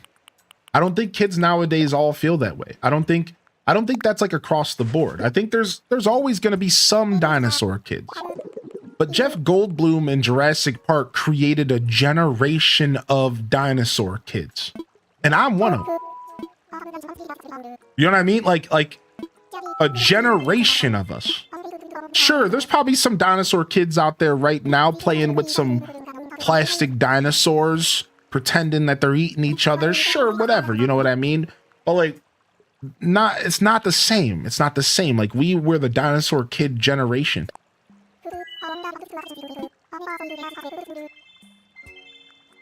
My godson and nephew had their dinosaur phases. It's kind of fascinating to think those things roamed the earth in the Mesozoic era. Dude, yeah, I find it very fascinating. The charm of Jeff Goldblum. Jeff Goldblum was the first man to make me question my sexuality. You see the chest on that guy? No, I'm just kidding. I was far too young to be thinking about that. I'm just joking.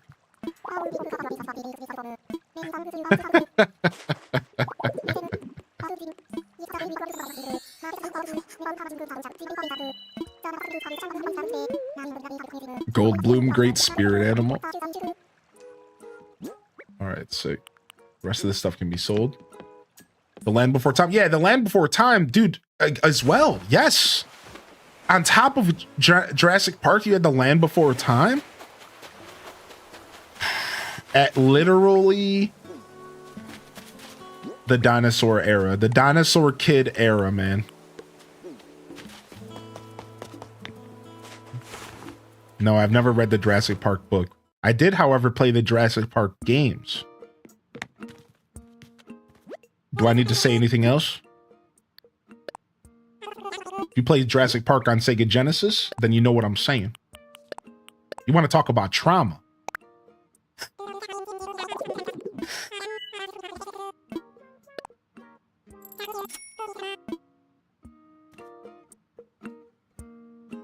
Those games are harder than Dark Souls. True. Yeah, you could play as a raptor. Yeah. Work lurk, a fellow Dino Generation spirit enters the work cave. Yo, GIR Prisma. What's up, Rainy Day Taco? How you been, man?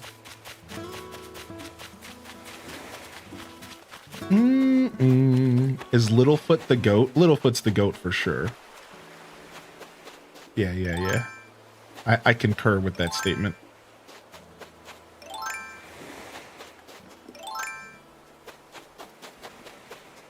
We got to get this freaking tool wheel stat. We got to go buy the tool wheel right away.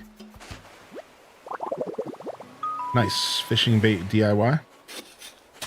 We got to get the tool wheel. I don't know how much it costs. Maybe 1,000? Right? Like, we can probably maybe buy it right now. We have 2,800.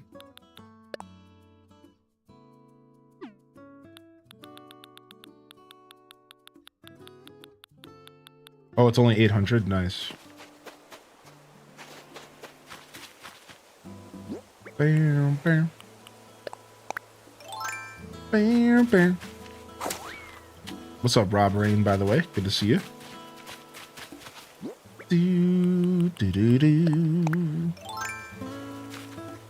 I showed Land Before Time to my students last week at school, and I had one ask me literally every day if we could watch. That's so cute. We watch more Land Before Trauma. I want to grow up and be just like you.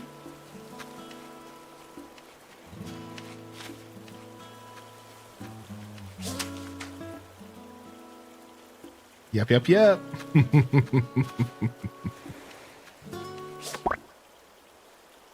what up, Wonder Waffle? Welcome back, dude. Yeah, we got blathers. We're making donations. We're shaking trees. We're getting materials. Speaking of, let's go ahead and get this going.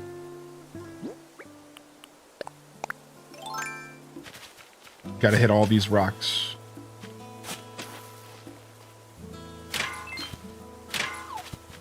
We might lose our shovel here. Sim setter. What's up, Cozy Chicky? Bam, bam. Yep, I knew that. I could tell. I've played enough of this game where I can slightly gauge how many hits a tool can take. Pretty bad. Make me want to jump back into my New Horizons save. I wouldn't think you would have time, being the Mario Kart World professional that you are. Do it though. Do it, man. Join us. A bunch of us are enjoying ACNH.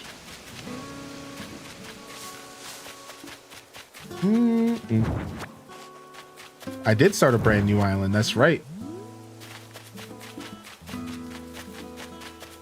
Bam, bam, bam.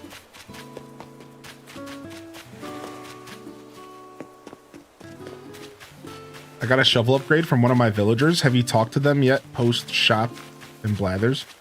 No, we're working on getting the shop stuff posted right now.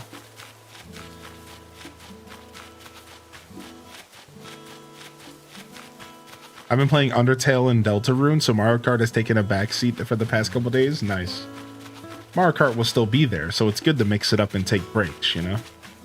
It's not like it's going anywhere.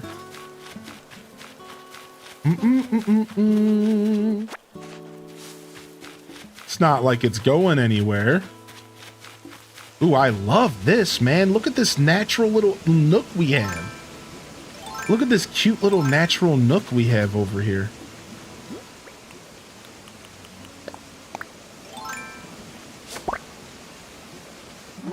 This is cute.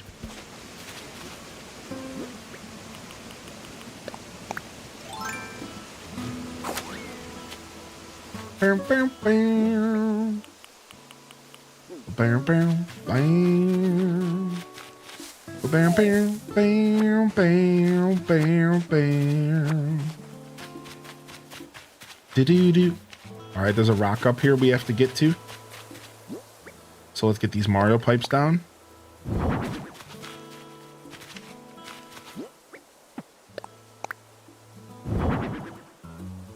But before we head up there, we got to go make a new shovel.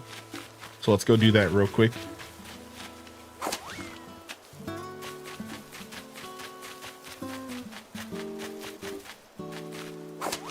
Oh, I forgot we had a little island on the map.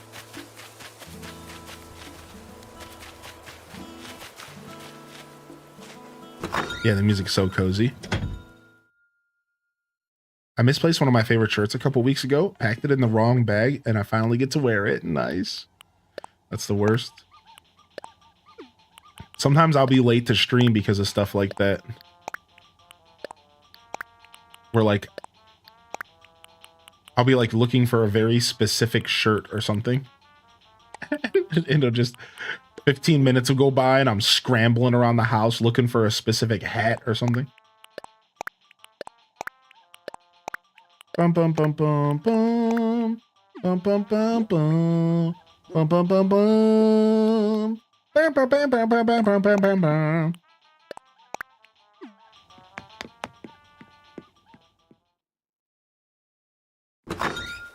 Oh, matters of the heart can always be tough to navigate. I hope you're okay, bud. Yeah, you only start with 2 inventory rows. Yeah, you know, what in the Animal Crossing GameCube is going on in this game? 2 inventory rows? Sick. Sick, I tell you. Who designed this? Sick.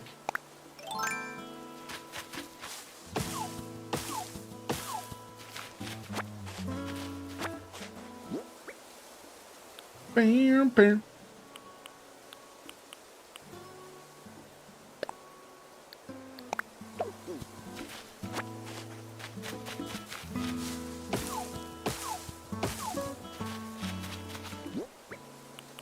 Bam, bam, bam.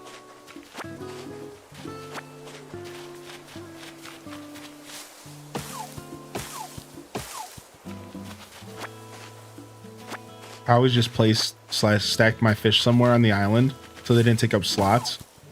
Yeah, that's what I did yesterday until we got blathers. Now that we got blathers, we can donate everything and then sell the rest. Since we're not looking to do a completion island here, since that's what my main island's for, I don't plan on saving any fish or bugs for like Flick, for example.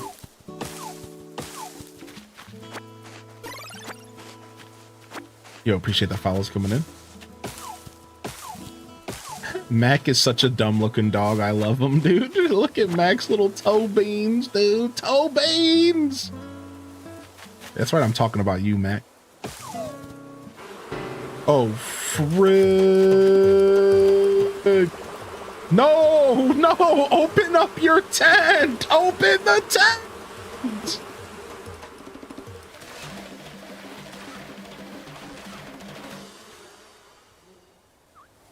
No, not yet, Bookworm. Not yet. All right, let's go get the medicine recipe from Hazel. In a weird way, this is a good thing. Because we can go get the medicine recipe from Hazel. Oh, there it is, Ritz Cracker Eyeball.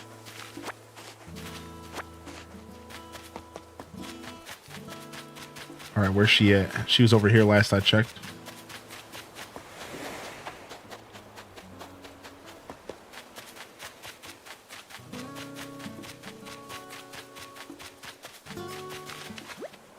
Wow, is your face okay? It's super creepy. It looks like some kind of Halloween mask. Hang on. You didn't worry the wasp, did you? Those little buzzy bodies just love to go off.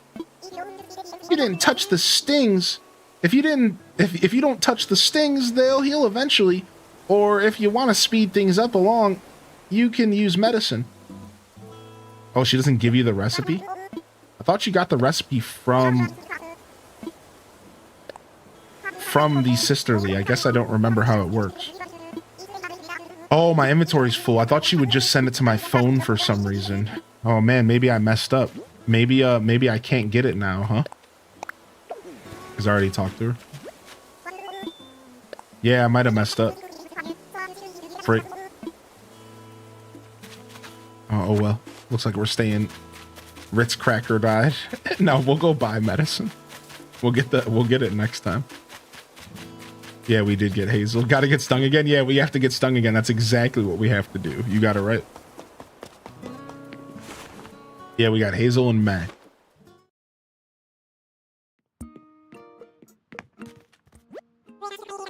Oh, we're sitting on some pretty good cash.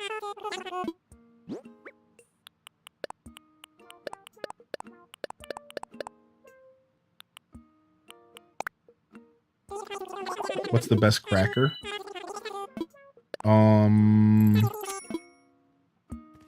I don't know, man. I like a good saltine, but I like a good Ritz as well. Yeah, it really does depend on like what I'm in the mood for. Now, Ritz, oh, here's a good one. Keebler's. The Keebler rectangle crackers. But it's easy to get sick of those. It's like pretty easy to get sick of those. I think the cracker that I get sick of least is saltines. I think in a really weird and sick way, I could just sit there and eat saltines all day. If I was like hungry enough, I could just sit there and just eat saltines. It's terrible. Whereas like I'll get sick of a Ritz. I'll get sick of a club cracker.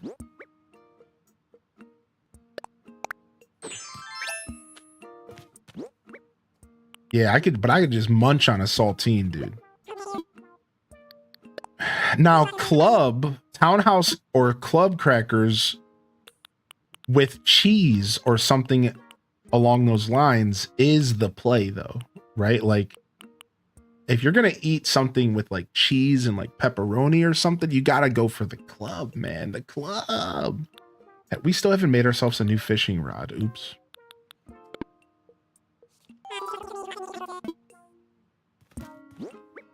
You know, I never really in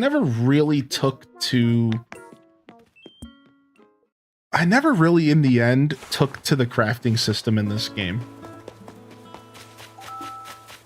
Yo, what up, dog? Yo, I heard you were getting stuff together to build us a shop. Good hustle. Nice, some iron.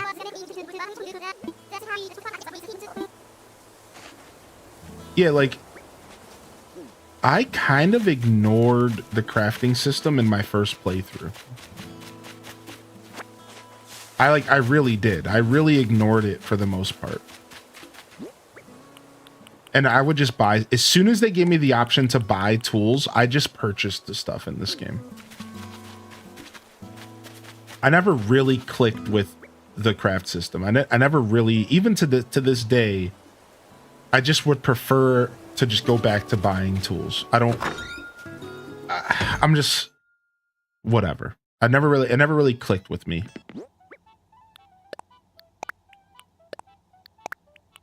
That's why, like, for example, like the Nook Miles achievements are like tough for me.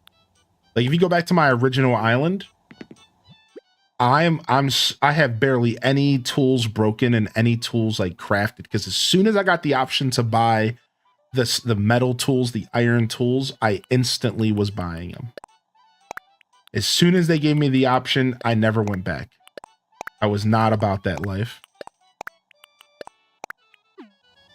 Oh, let me grab that fruit while I'm here. We got to get these pear trees planted. I feel like you'd love The Sims. I've tried to play The Sims and stuff before. It's just not quite my vibe. I just don't find The Sims charming. The reason I like Animal Crossing is because Animal Crossing has a very distinct charm that you, to this day, cannot find anywhere else in gaming. To this day, there's not a single video game out there that manages to capture the charm and the essence that Animal Crossing brings to the table. And this has only ever been this is like, when it comes to quote unquote cozy gaming, this was the only game that I've ever been interested in. So whereas you're right, you're totally accurate. The Sims is totally a game that I'd probably enjoy. The game's Sims isn't charming to me.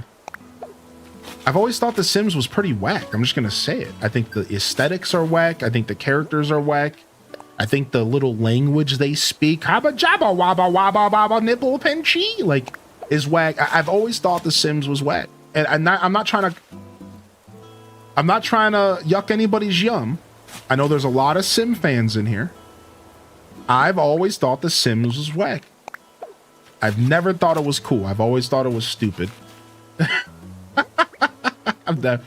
I've never been a fan of The Sims, dude. So I've tried to like The Sims. It's just not my style, man. It's just not, it doesn't have the charm. It doesn't have the charm. I want the charm. I want that Animal Crossing charm, dude. The villagers in this game are charming. This game is like a parallel to real life, and it feels like I'm in a parallel to my personal life. Animal Crossing is the kind of game that you incorporate into your life. You load it up and you play it for an hour every day, 2 hours every day.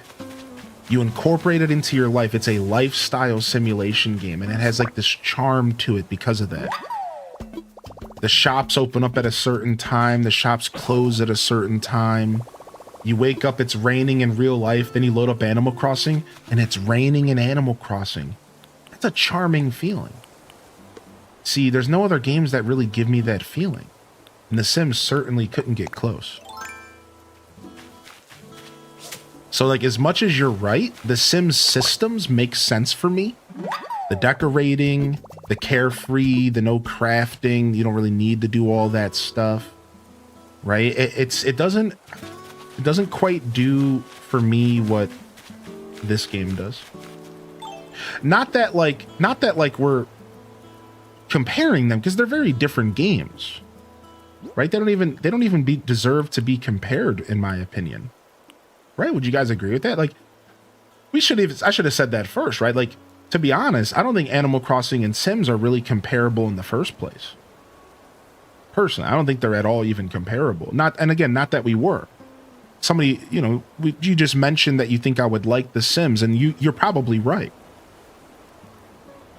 But I'm just bringing up Animal Crossing because this is actually the only game that I've really ever got into that was in that like cozy decoration space. You see, like, I never really played Animal Crossing to decorate. I never really played Animal Crossing because it was relaxing and cozy.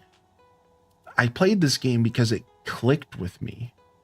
I connected with this game in a really weird way when I was a kid, and I still connect to this game in a really weird way today.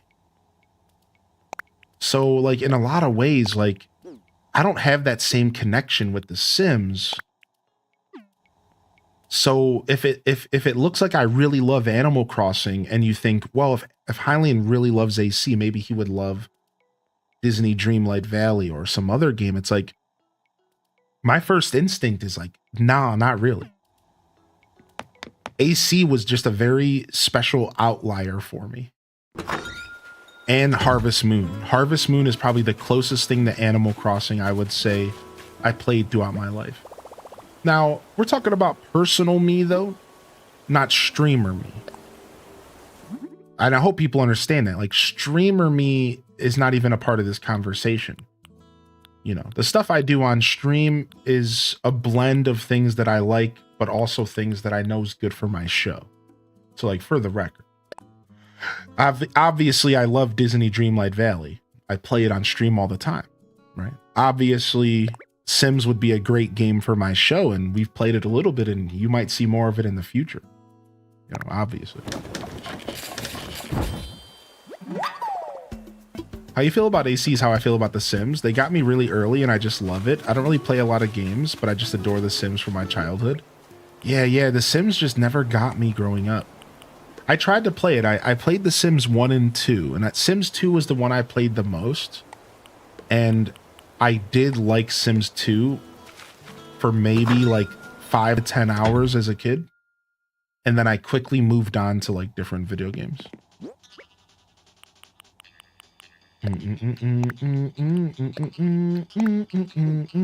Yo, what's up, Hula Hero? But yeah, you're totally right though. Like, when it comes to like my gaming taste have like changed a lot because of my stream. And I feel like Disney Dreamlight Valley was like the perfect example of where I proved myself wrong and I fell in love with something I didn't think I would like.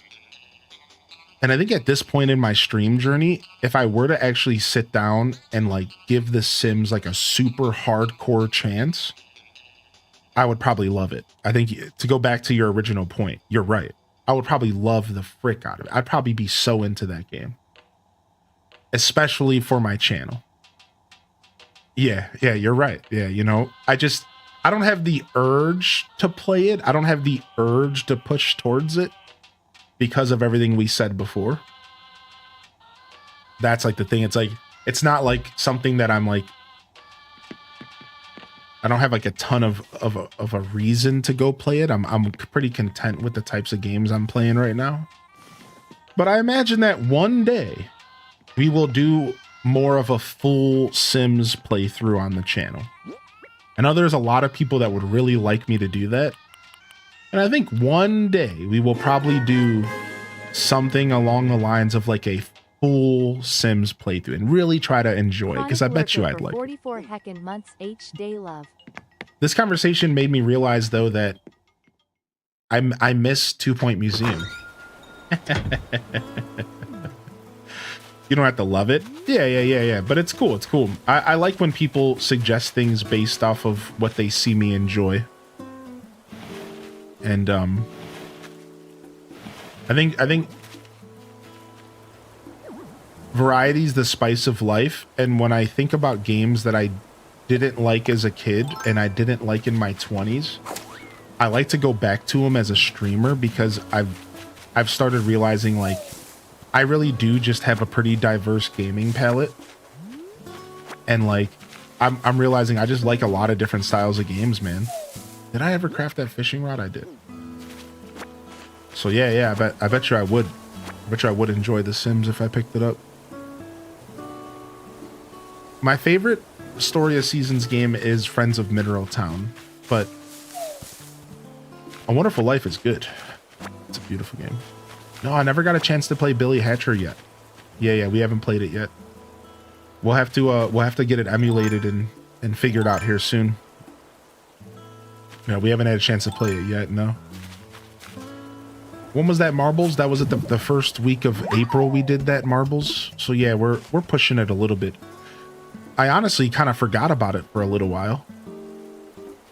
So yeah, we'll have to, I'll see if I can make that happen this June. I'll be honest, I actually kind of forgot about it for a little while. I've been so busy. But yeah, it's still on the docket. When we do those Marbles, it's never guaranteed right away, but it's something that we will get to. I do, however, like it to be done within a month. But with all the Switch 2 craziness, I kind of let it slip.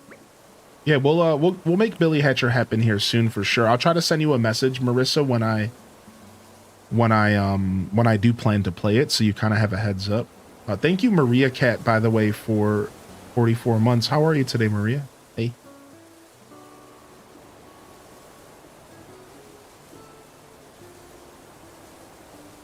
Have you ever found a game you didn't think you'd like solo, but streaming it made it more enjoyable? Yeah, Disney Dreamlight Valley is the best example of that. Oh yeah. I would have never touched DDV ever as a personal gamer. Ever. And like, I don't mean that like rudely or anything. I would have never ever been interested in playing it if it wasn't for streaming. Because I just didn't need more cozy games in my life.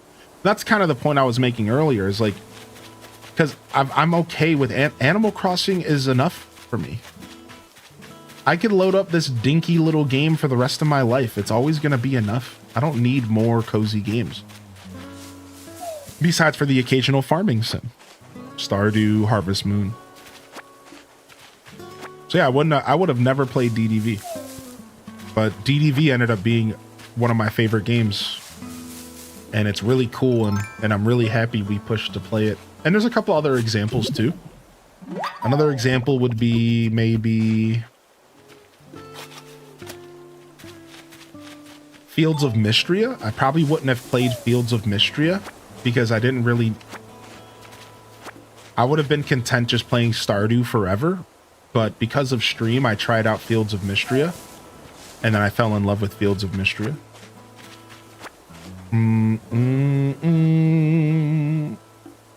So I'd say Fields of Mystria is kind of another good example of a game that I don't think I would have played it by myself, but I absolutely fell in love with it. And I'm really happy we played it, and I want to play it again. Honestly, here's another one. Dinkum. Yes, dude, I would have never played Dinkum if I wasn't a streamer. And Dinkum is amazing, dude. Dinkum is sick, dude. I think I might have checked out Graveyard Keeper. In fact, I think I would have played Graveyard Keeper sooner if I wasn't a streamer. So actually, Graveyard Keeper is kind of the reverse. Funny enough, that's a great comment.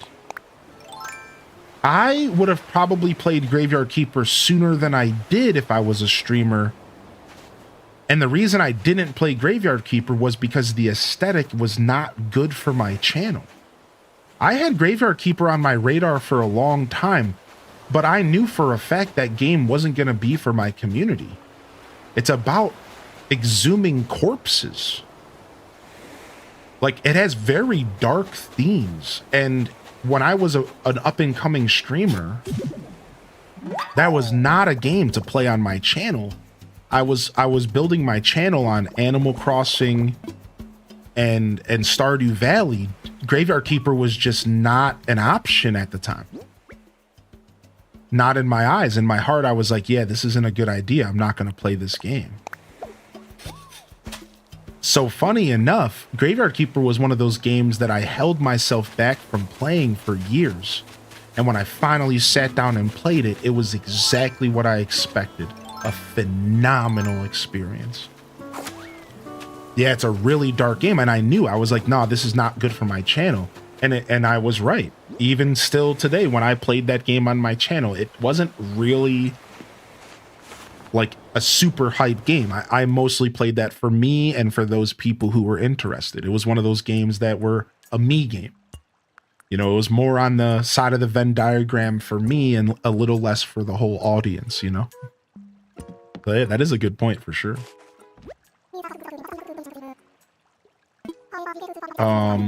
Yeah, good question though. I'm sure there's some other stuff I can think of as well.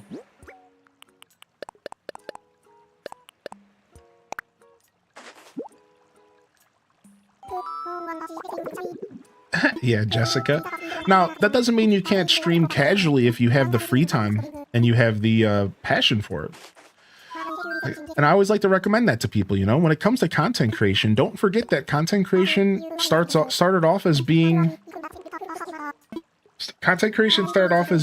you know, something that you did for fun, just to share passions with others. So if you don't have a ton of responsibilities in your life, because I know that's the big one that stops people, you know, definitely consider loading up, you know, pursuing the stream scene casually for fun, just to share your passions for games. And, you know, who knows, maybe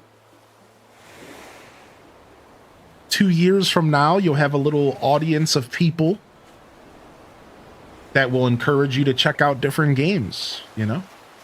But yeah, don't sell yourself short. What I do is definitely a lot more work than people give it credit for. But the act of streaming itself isn't necessarily the work. The easiest thing that I do as a creator is wake up and play video games. That's the fun part. That's the easy part. It's all the stuff around it that takes work. Right? Like the actual playing of games is the fun part. That's the easy part. That's the part that I, you know, you look forward to every single day. You know? Oh, appreciate you, Luna. Yeah, you know, I've actually spoken out about that a little bit because I actually kind of get bothered by the fact that. All right, I'm just gonna say this, and if this is a hot take or if this is rude, you know, whatever. I'm just gonna say how I feel here. If you watch the Wholesome Games Direct,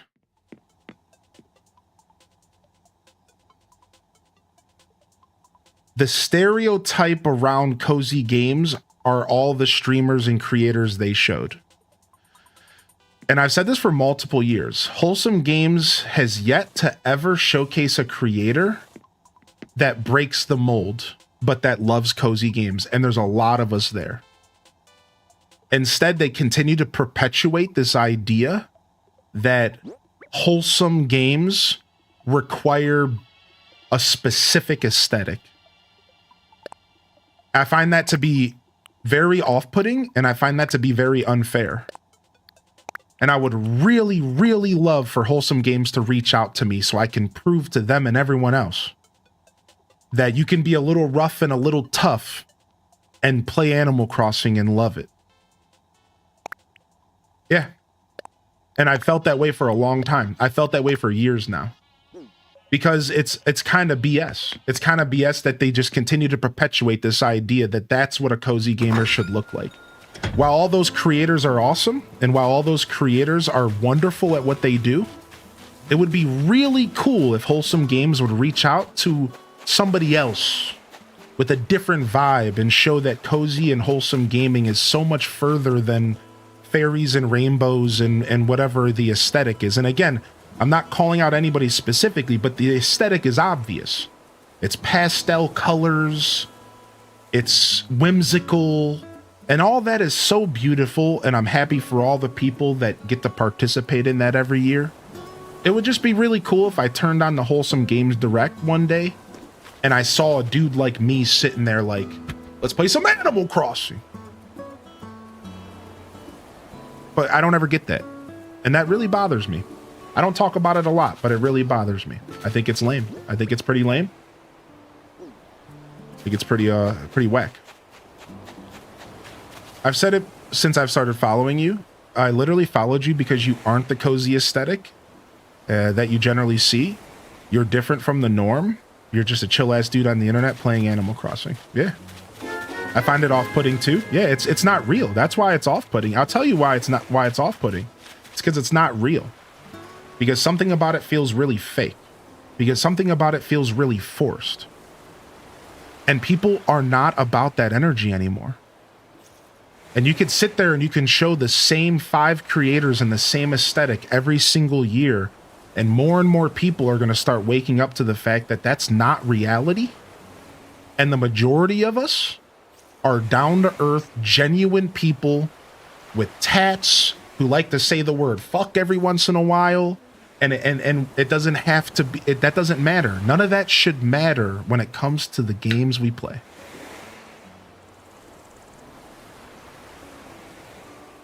You know, and it's like, I think a lot of people feel the way I feel. And again, I don't talk about it a lot. Because I'm not looking to talk down to people. I'm not looking to make a bunch of waves. I don't care. I'm just going to do me. But since you brought it up, dude, I appreciate you saying that. Because I like doing what I do on Twitch. And I love who I am as a person. And I cherish that I have a community of people here who enjoy my vibe and enjoy my broadcast. So. Big Daddy Hell Yes Old Man .gif. Men love cute things too. Yeah, men love cute things too, right? The Joshua vibe is why most of us like it here. What's up, Royal Fool? A guy like you supposed to like zombies and dark horror games? Appreciate you, Stormy. I feel the same, Hylian. I have a beard and tattoos and love cozy games and play mostly these games. Break the mold, brother. Yeah, you know, and it's like, I'm not an activist or anything. Again, I can't express how much I don't actually care. However, I will like to say, like, wouldn't it be cool if more people saw that and then were open about the things they loved? You know, and the truth is for me, in my heart, I got oppressed. That's a harsh word, but I got oppressed. I wasn't allowed to love nice things. I grew up in a generation where, you know, boys were only supposed to like certain things. So I wasn't able to be myself until I was 25 years old. Then I was able to start becoming who I really wanted to be my whole life. And like that, and I don't want anybody to ever go through that. Like, that sucks. So, like, the other day, you know, one of our members of our community said that their son said that he wanted to play Animal Crossing because Hylian played Animal Crossing. And you know how happy that made me, man? That's really what I would just hope. Like, I don't really care at all. But the fact that I could make a difference in like one person, let alone a kid's life, and remind them like you should be happy by who you are. The things you love are the things you love. There is no stereotype. All that stuff is BS. Like, just be yourself, man. And like, that makes me happy. Whether you're a 30-year-old and you resonate with what I'm saying, whether you're 8, you know what I mean? If I can like remind people to just like what they like, I do really cherish that, even though at the end of the day, like, I don't think that hard about this stuff. But I do cherish those little moments when people remind me like, thanks for that. So like, I appreciate that in off day, because salutes, man. Like, let's continue breaking the mold and let's continue reminding people, you know, like, we're out here, dude. Like, we're doing our thing. We're enjoying what we enjoy, you know, period. You know, and it's funny because it goes even further than cozy games. This same stigma is on Nintendo fans. Now, take away all the Nintendo nonsense recently. I'm talking about in general. It has nothing to do with Mario Kart and the Switch 2. This has been going on my whole life. Dude, I told this story before, and I'm going to tell it again real quick. But first, B. Kimberly, thank you for 46. Good to see you, by the way, B. I'll never forget this story. This was the first time I realized in my life that I was different than other people. I got my GameCube for Christmas one year. Got my GameCube for Christmas. I was a teenager. And my family pulled me into the room. My whole family. It was like an intervention. It was weird. So I'm in there playing Mario Sunshine, loving it. And they all pull me in and they go, "Can we ask you a question, Josh?" And I'm like, "Sure." They said, "Why did you ask for a GameCube? Why didn't you ask for an Xbox? You don't want to play Halo? You're not into that?" And I paused, and I remember I was so dumbfounded by the question. I was like so dumbfounded. They were just genuinely curious, it felt. At the time, like the energy wasn't like, I wasn't like being grilled. They were just like, "Why did you want that? What?" And I was like, I didn't know how to answer. Sometimes it's one of those situations, I wish I could go back and be like, "Because Mario and Zelda's dope." But I didn't know how to answer. I was like a little kid, and I was like a teenager, and I was just like, "I don't know." And they were like, "Okay, well, go enjoy your game." And I walked away. But the question stuck with me for like a super long time. I kept playing it back in my head over and over again. I was like, why? Like, what? Was I supposed to want to play Halo? I mean, I liked Halo. Was I supposed to want an Xbox? I kept playing it over my head. I was just like, is it weird that I wanted a GameCube with Super Mario Sunshine and Wind Waker and Mario Tennis? Does that make me weird? Like, am I like some kind of weird kid? Like, I was so confused by the question, and it played in my head for years. And like, I just think that's like the perfect example of like, you know, like that stigma on Nintendo games has been there forever. Even today. It doesn't matter that the Switch 2 is overpriced. It doesn't matter that they charged $80 for Mario Kart. People have always hated on Nintendo fans. Forever. People have always tried to talk down on Nintendo gamers. Forever. It's been that way forever. So like, the internet doesn't change, you know, nothing's new. It's been that way forever, man. My whole life I've been dealing with being a Nintendo fan while everyone else is playing Final Fantasy and Resident Evil, and I'm over here playing AC.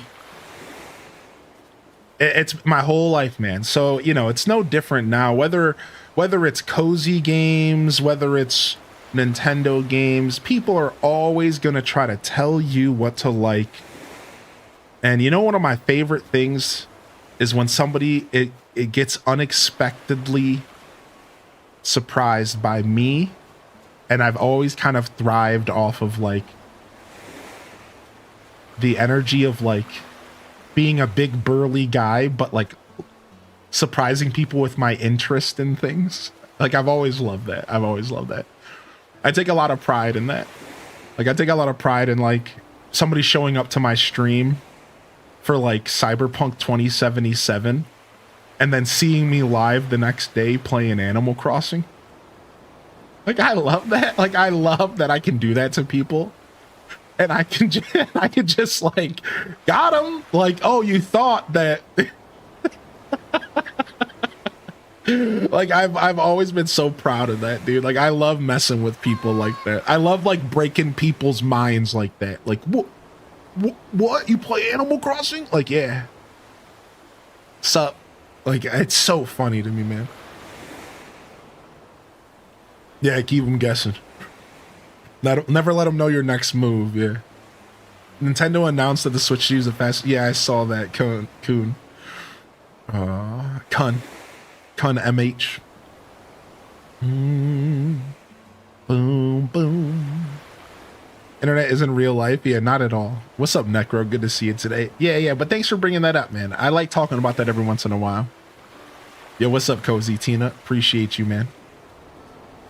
Hylian was at his best playing Hello Kitty. Shut up. Hello Kitty Island was over the top cute for sure. That game was fun. You just have to talk softer and dye your beard pink and you're so in. Do you have any tats? No, I don't have any tats right now, but I have a couple ideas. The only reason I don't have any tats is because I'm a cheapskate. But I'd like to get some as I get older, maybe. Like if my skin's gonna get leathery anyways, I might as well as tat up that leather skin, you know?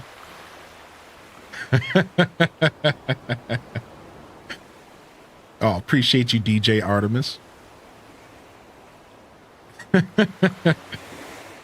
Do. All right, yo, what's up, M Online? Good to see you, M. Goes from the heaviest death metal to Taylor Swift. Keep them guessing. And that's the funny part about it, right? Like, to go back to my final point is like, that's most of us. And I think that's why a lot of people can relate to my show, because I think most of us do not fall into one box and never have. We have days where we wake up and we want to watch a wholesome ASMR calm creator because that's the mood we're in. The next day we wake up and we want to play Doom and listen to metal music. The next day I wake up, I want to listen to hip hop and I want to jam. Next day I want to load up some Animal Crossing, right? Like we're all, generally speaking, most humans are very dynamic like that. So it's just weird to like front that you're not. It's weird to like present yourself as if you're not. It's like, no, most people have a multi-dimensional kind of experience, you know? Yeah. What's up, Fuzzy? What's up, Fuzzy Dimples?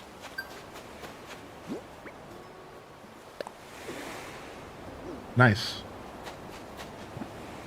He's gonna send me something in the mail, right? What's up, Tex TN? I had a dream last night you were in it. It was a game showcase and you got pulled up on stage and had to look at photos of villagers and get 5 names right for a prize. I would kill it. I would either completely buckle under the pressure of being on stage or I would absolutely slay the name game. Could you imagine if I got pulled on stage to have to do the name game that we do on stream all the time? I would either completely slay or buckle under the pressure. I don't know which one. That's so funny. How has it been this long? Holy heck, Bananas Gorilla. Bananas Gorilla, what's up, Pokemon fan? Animal Crossing Switch 2 will be open world. I could see it going Hello Kitty direction potentially. And I've shared my thoughts on that. I could see it. I definitely think that Hello Kitty showed me that an open world Animal Crossing could work. Do I think that's what they're gonna do? I don't know. That's really hard to tell, right? That's kind of hard to say. But I think Hello Kitty has taught me a lot. I feel like if Hello Kitty has taught me a lot, and it taught me that like the idea of Animal Crossing could be fleshed out in a lot of different directions. Like if they wanted to, they could totally go in that direction with Animal Crossing. I don't know if that's the right decision. I don't even know if that's what I want. But is it a possibility? I think so. I think so. I think they could totally do that. And I think even New Horizons open up the doors a little bit for that. And the reason I say that is because the islands. Like, just imagine the Nook Miles Islands, but like bigger. And you just go explore this like massive island that's open world, full of all sorts of goodies and little caves and things, you know? Like they could totally go in that direction.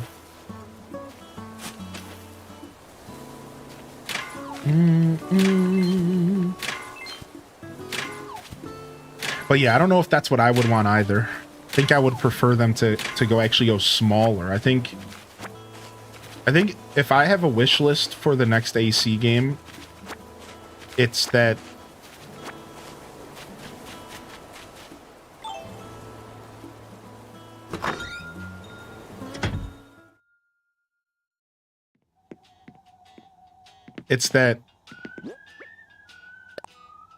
they have something similar to Nook Miles Islands or Captain's Islands, but it's way better and way more fleshed out. And I'll give you my example of this. What I would personally like is if they were to go and put like Pocket Camp. Like, so imagine like, so you have the main map. So you have your town or your city or your island or whatever the main focus where you live and you design and you have villagers. But then you have multiple little islands around where you could, or places that you could go visit anytime you want. So let's say one's a river, just like Pocket Camp, but it's a big, luscious river and a mountain. And every once in a while, villagers could be camping there and you could go say hello to them. And then maybe one of them's a big city with shops and villagers, maybe a hotel where villagers come and stay and rotate and you can get to know them better and say hello to them and maybe even invite them to move home. And then maybe another one's like a desert prairie and you're running around like a desert and there's a little town there and there's different materials to gather and villagers could show up there as well. I want them to kind of take the concept of Pocket Camp and blend it into like New Horizons and give us like places to go. I feel like that was, they were so close to that. They were so close to this idea with this game. Cap'n Islands ended up sucking. Like, let's be real. Let's all just be 100% honest here for a second. Cap'n Islands ended up blowing. They just suck. Like the whole 2.0 update was sick. We got Cap'n, we got these islands. The Cap'n Islands ended up kind of blowing, dude. After you visit a couple of them, they're done. After you visit like 5 of them, they're done. There was nothing going on these islands. They were just Nook Miles Redemption Islands with like new stuff. There was so much potential there. They could have done so many things with these Cap'n Islands. There's just so much like missed potential there. Right? Like, I just don't think that the Cap'n Islands delivered on what they were. I mean, I like the Cap'n Islands too, but I like them for 2 minutes. Like, it was just missed potential, man. I like the Cap'n Islands as well. For 2 minutes. Like, and that's my point. Like, yeah, the Captain's Islands were cool, but when's the last time you went to one? When's the last time you logged into Animal Crossing and you went to a Captain Island?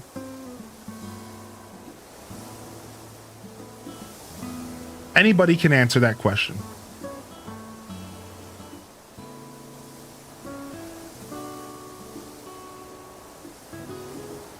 I forgot they exist.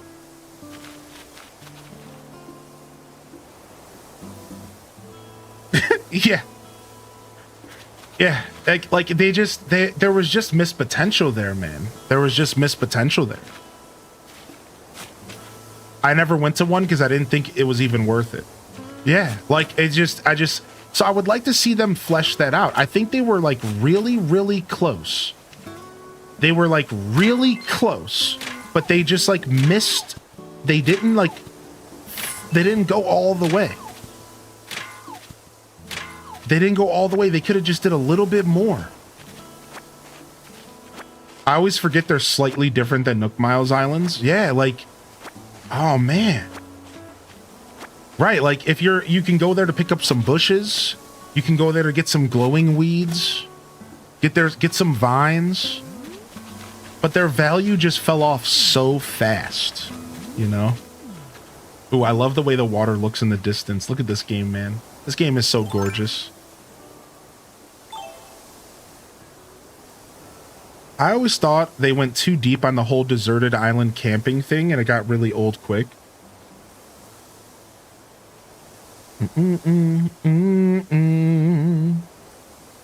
Once you got all the crops and DIYs, the things that Brewster collects that are in the ground for you to dig up, there isn't much left to do. What's up, Didius Maximus?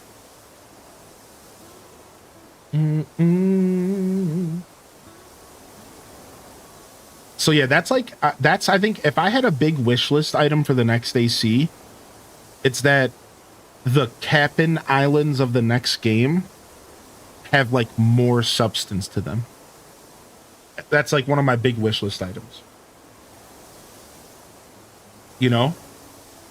Like I want to see them like make them a little bit more adventurous or like add villagers to them. Still to this day, I always disliked that villagers only show up when you have an empty space on your island. You know what I mean? Because, like, how many of us just have their dreamy villagers and they don't even, like, rotate villagers out? Whereas, like, wouldn't it be so cool if you could just go to a Nook Mile Island and just, like, visit a villager just for, like, funsies? You know, you just like show up and there's like two villagers like camping out and like making hot dogs for dinner or something. And you're just like, oh, sick. Yo, what up, dude? You know, like I feel like that would be so cool. Either way, I'm just talking about my wish list items though. The truth is that I think this game is beautiful. And I think this game brought a lot to the table.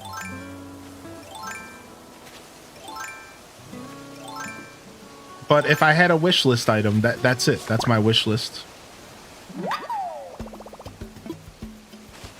I have a few I'm emotionally attached to, but for the others, I usually use 5 or 10 tickets till I find someone I like. Right. I just wish that there wasn't so many conditions on when villagers showed up to islands, is what I mean. You know what I mean? Like, I think Cap'n Islands would have been so much cooler if villagers could show up there.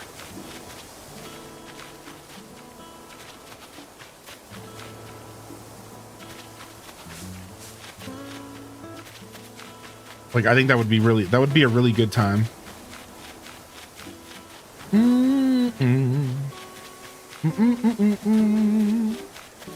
Dude, I love being on the second tier of my new island. It's so much fun. That and minigames, yeah, you know. I'm okay with making my own fun. So the minigame things, as much as I've always wanted it, it doesn't upset me too much that minigames aren't in the game. Like, that's okay. Like, I get it. You know, it's like, all right, that's fine. I was, however, a big advocate for minigames for a long time. I even had to gift 100 subscriptions to the channel because I predicted that we would get minigames and we did it. So I paid for my false prediction, all right?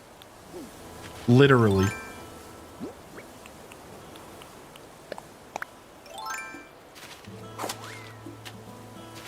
AC, the more the merrier. Unlimited villages and random villagers that just pop up and visit. The false prophet. Yeah, that would be sick, man. Like, or like how old villagers could just come and visit your island in Animal Crossing GameCube. Like, the villagers that moved away could just come back and visit. Like, I would love a system like that to come back to the game. Where, like, just randomly you could just be hanging out and, like, one of your old villagers just pop back over like, hey, man, I haven't been around in a while. What's up? How you doing? Like, I think that... I always thought that was such the vibe, man.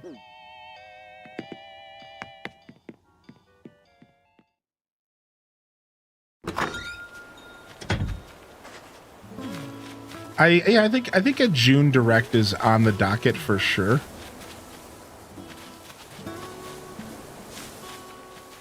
But it's hard to tell because they did just do a shadow drop for Splatoon and its new game just straight up on Twitter yesterday. So like now it's starting to make me question everything.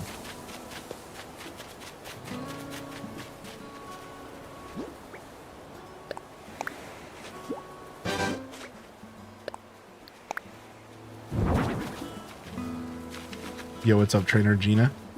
Sorry to hear that. That sucks. That's the worst way to wake up.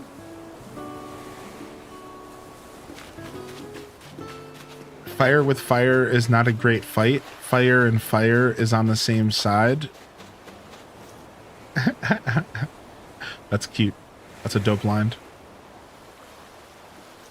The AC dev team was reassigned to work on Splatoon, right? We don't know. There's no facts behind that. That's just a ton of internet speculation. We were actually just talking about that yesterday, about how like the internet is like over speculated on that, and now like there's just a ton of like literal like beliefs, but like we don't really know. But the rumor that we heard, and this is true as far as like an employee at Nintendo, they said that the Splatoon team and the Animal Crossing team are the same people. Years ago, an employee at Nintendo just so happened to mention that the same people that work on Animal Crossing games work on Splatoon games. However, that doesn't mean that that's the same case now. And that doesn't mean that there isn't two separate teams and that they just don't maybe just share some employees. Right? Like none of this is actual facts. So it's turned into this big thing where now like people assume that if Splatoon content is being worked on, Animal Crossing content is not. And that isn't quite true. So I do implore that everybody here stops thinking that way, because that's not quite the proper way to think about it. Not only was that years ago, before New Horizons ever had the success that it had, we also just shouldn't assume that it was ever two completely separate teams. Or like one team versus two teams. Like they could maybe have 50 employees and maybe sometimes 30 of them are working on Splatoon and 20 are on AC. But then maybe sometimes 40 are on AC and 10 are on Splatoon. Like we don't really know the details. So I think it would be safer not to assume anything and should just hope that we're getting new Animal Crossing content ASAP. But I think that's something I'm going to start talking about more and more. Like, I can't stress it enough. I think as an Animal Crossing community, we should stop assuming that we know anything about Nintendo's development and how they develop games. I think it would be really healthy if we all stopped doing that. Because, like, nobody actually knows. I remember back when you were first getting your museum, you piled up fish and bugs next to it. Yeah, we're doing that right now. What's up, Tina? Tuna? What's up, Tuna? Welcome back.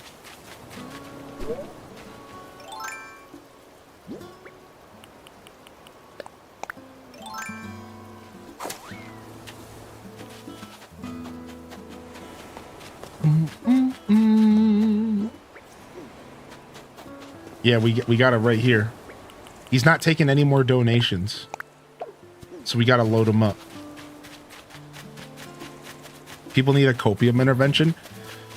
You know, it's just, that's, you know, news and rumors and stuff spread like wildfire, and then people speak matter of fact about stuff. So I don't even think it's anybody's fault or anything, you know. It's just like, that has literally been the narrative around the internet forever. Like, as soon as New Horizons came out, you know, people will gladly, like, speak as if there's facts, you know? They'll be like, well, they'll hear something from, like, a YouTube video, and then they'll just spit it out as if it's fact, you know? And it's like, well, there might be some truth to that, but we don't really know. You know, I assume that, yes, the same team that worked on Splatoon 1 probably worked on New Horizons. You know? Crazy. Yo, what's up, Claude? Thank you for 16 months.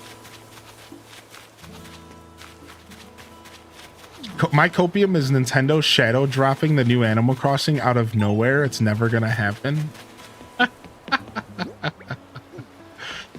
So yeah, you know, nobody's at fault.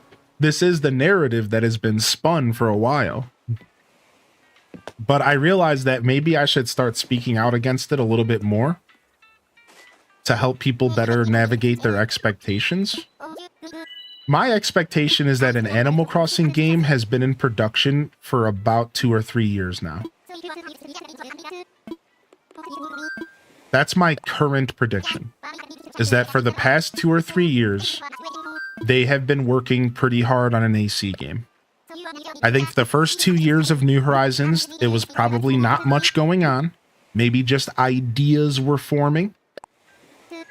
And I think it's probably been about 2 or 3 years now that there has been an Animal Crossing game in probably full production, working towards the next journey. And when I say full production, I just mean like, you know, because there's like different phases of production in companies.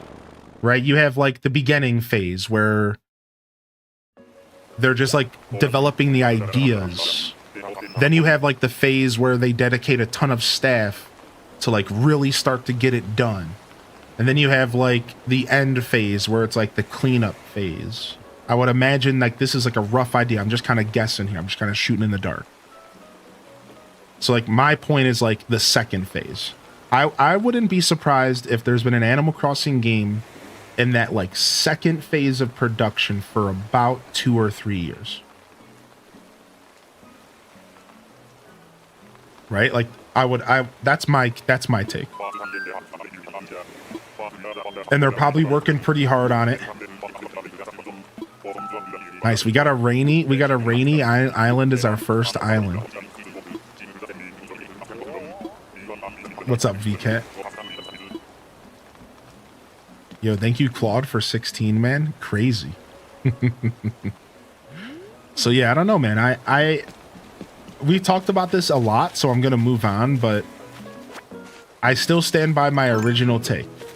And that's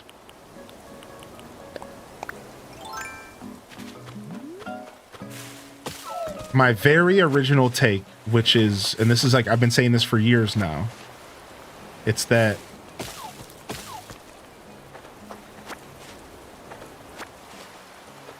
hold on, it's coming. I'm forming my thoughts now.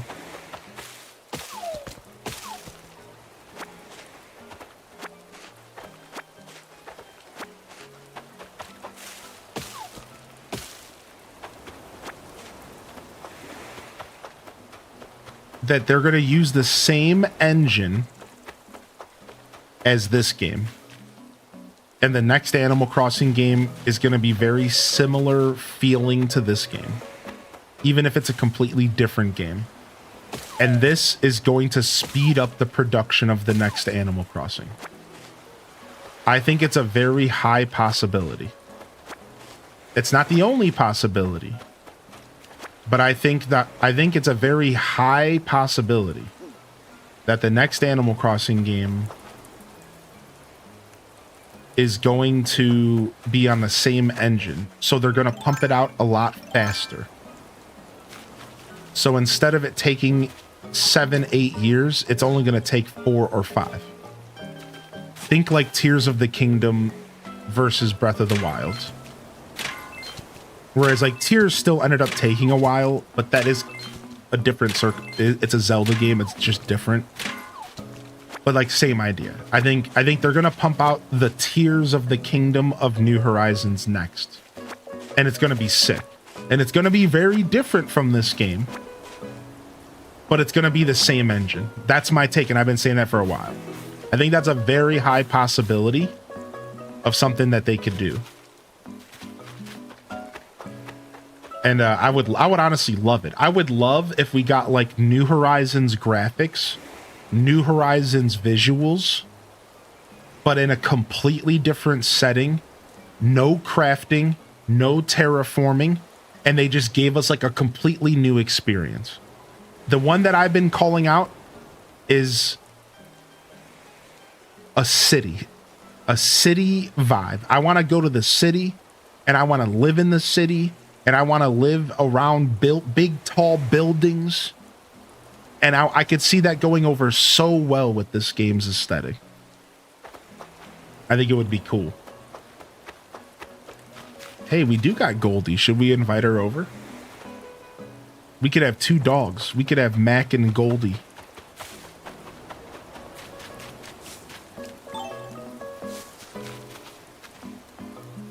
Do, do, do, do, do, do, do.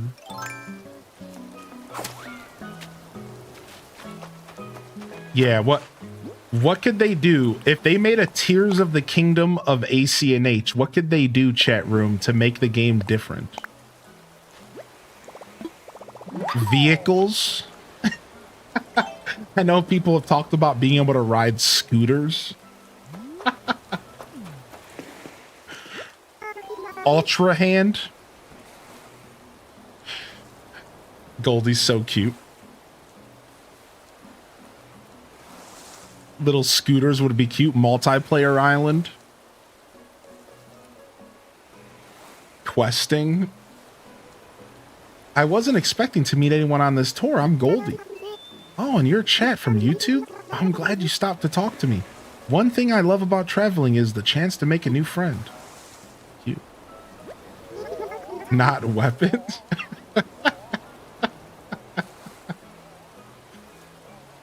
It must be true that what they say about how travel broadens your horizons. This change of scenery is giving me a new perspective on life back on my island. I like it well enough, but move to my island. Oh wow, that's such a great idea. Thanks for encouraging me. When I ran into you, I never expected to be invited to live on your island, unless you were just teasing me. Do you really mean it? Yeah, you'll love it there. Oh, this is all so exciting. I can't wait to start packing up for my big move after this tour. If I remember right, I'm supposed to contact someone named Tom Nook about relocating. Nice. The new AC game lets you kill 1 villager per game file. Stop, that's rude, dude. But sorry, Beardo's going. Sorry though, but Beardo, he's getting whacked. Sherry P. Hands has gotta go. Yeah, what's up, Brittany BCH? I'd like to be able to travel to different towns and put certain villagers in the town. Be able to go shopping in a different town. Yeah, I think that would be cool, man. Frigga stays confirmed. If I get rid of Frigga, then I won't have a rival. And what's the fun in that? You gotta have a rival.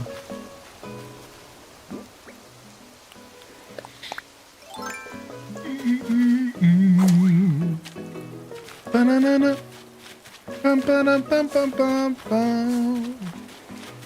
Bum. Bum, bum, bum, bum, bum, bum. Batman and Joker level rivalry. AC adult version. Can't pay off your debts, have to work a job and go to the bar in the evenings.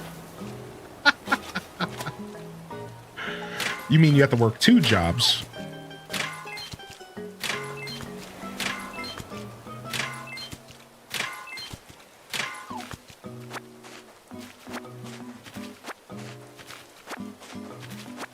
Good to see you, Exhaustion. Welcome in. I made the mistake of putting all 3 villager plots down. I forgot they autofill. Now I have 3 randos moving in, one of them being Al. Oh no, you got John Travolta moving in, dude. Dang, you got Johnny T moving in. That's unfortunate, dude. That is unfortunate. Johnny T's moving in, everybody.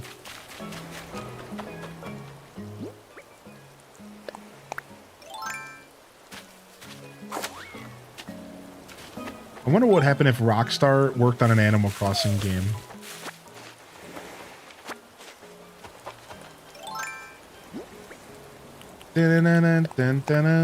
Listen, I don't want to think about Anka's nightclub career, all right? Because we all know that's what would happen.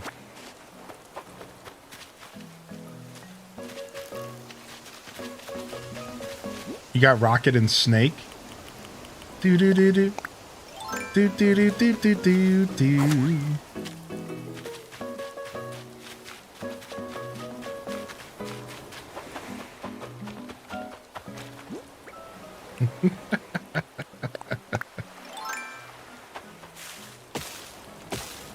All right, we should probably take one of these trees with us.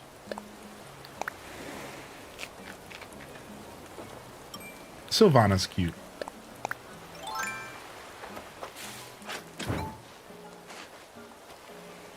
Oh! Yo, what's up, Serenity? What I would want is less randomization of recipes and furniture unlocking. That's fair.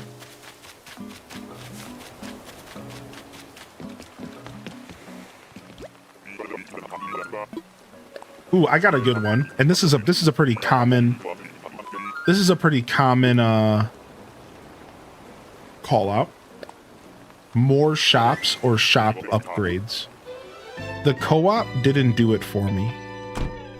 And you know, now that the game's been out long enough, I can say this stuff without feeling like I'm yucking people's yum. You know, just my opinions are going to be different than your own. You know, I know like MS Word Expert was saying earlier, they actually love the Cap'n Islands. Right, and we're going to have differing opinions, and that's fine, you know? But I will say that the co-op did not do it for me.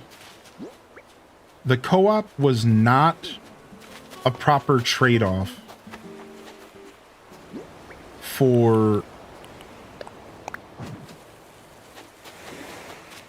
better shops and bigger shops. I will say that the co-op did not do it for me, unfortunately. Like, I would have really, really preferred... Yeah, Harvey's Island. Yeah, Harvey's Island wasn't enough, man. It was cool, and I'm really happy that this game got Harvey's Island's co-op stuff. Like, I think it's really cool. I love it. I loved it when it came out. I love unlocking all the different characters staying there.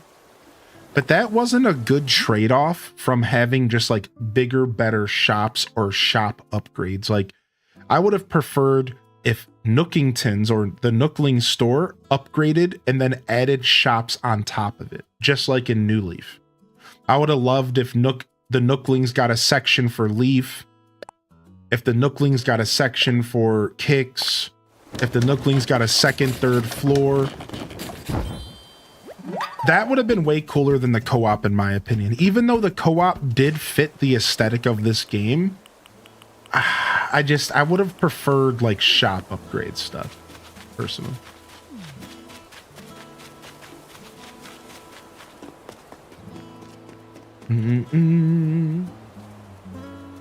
But I will say that the DLC makes up for that, because the DLC technically has a second shop. So I will say that if you were willing to shell out the money, the DLC did solve that vibe 100% for me. The DLC made up for it, because there was a separate shop there, which was real nice. So instead of only having access to like 3 or 4 furniture a day, 5, if you include Happy Home Paradise, at that point, now you have access to what? Almost 10 pieces of furniture a day. And I will say that the DLC did make up for the lack of store upgrades.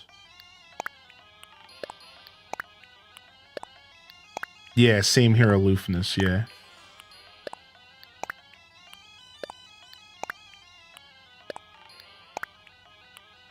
I want more freedom for decorating without having to go to treasure islands. So is somebody going to play it for him, or do I have to play it? All right, I'll go ahead and do it. Sorry, this ain't The Sims. Sorry, this ain't The Sims. No, I'm just kidding. I think a lot of people would like more freedom, for sure. Wow. No, it's actually a song I wrote. Well, I didn't write it. It's a song I sang. It's like a meme, Serenity. I'm just teasing you. Yeah. I think we have a command for it if you want to check it out. It's like a stupid TikTok I made. Sorry, this ain't The Sims. Okay, you're hip. You're already hip. Okay, good. Just making sure. I think not knowing what we had in the game was my struggle. Like the old furniture sets in game books, I definitely took the old days for granted. Yeah, I agree with that. I like the old furniture sets a bit more as well. All right, we have 28,000 bells. We might have all the materials we need for the Nooklings. I think we're gonna go to another Nook Miles Island. Let's go check our material count. We might be able to make a shop here. I'd like a restaurant like in DDV. That's actually a really good point. I really did enjoy.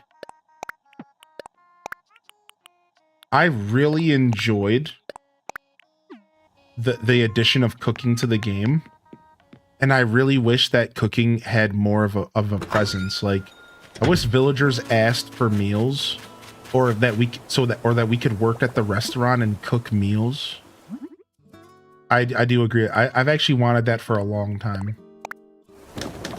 I would love if, like, in the future, like, cooking stays and growing crops stays, and then they kind of add to it. They kind of make it like a special experience.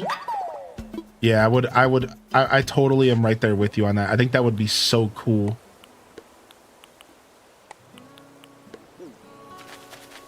All right, let's go ahead and drop these. We got the stack of wood, and we got the stack of iron. We're missing the softwood and the hardwood. Let me just drop these for now, because they're in my way.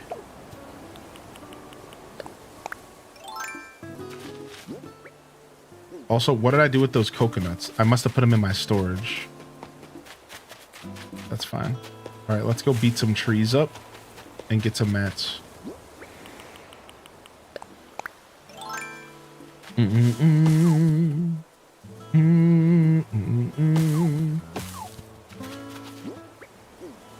Oh, sorry to hear that, aloofness, man. I'm sorry to hear about the family struggles, dude. I hope everything gets a little bit smoother for you, my dude. All right. Also, Royal Fool, have a good day. I think you were jumping out of here, or you were jumping into a lurk, a deeper lurk. Thank you again, Claude. Have a great day today, Royal Fool, by the way. And Starfunks, good to see you here today, Starfunks, as well.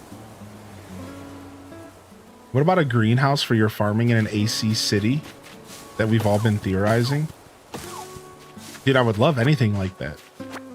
Honestly, the farming in this game was enough. anything they do to expand on it would be great. The farming was the perfect implementation. I would have never dreamed of farming coming to Animal Crossing.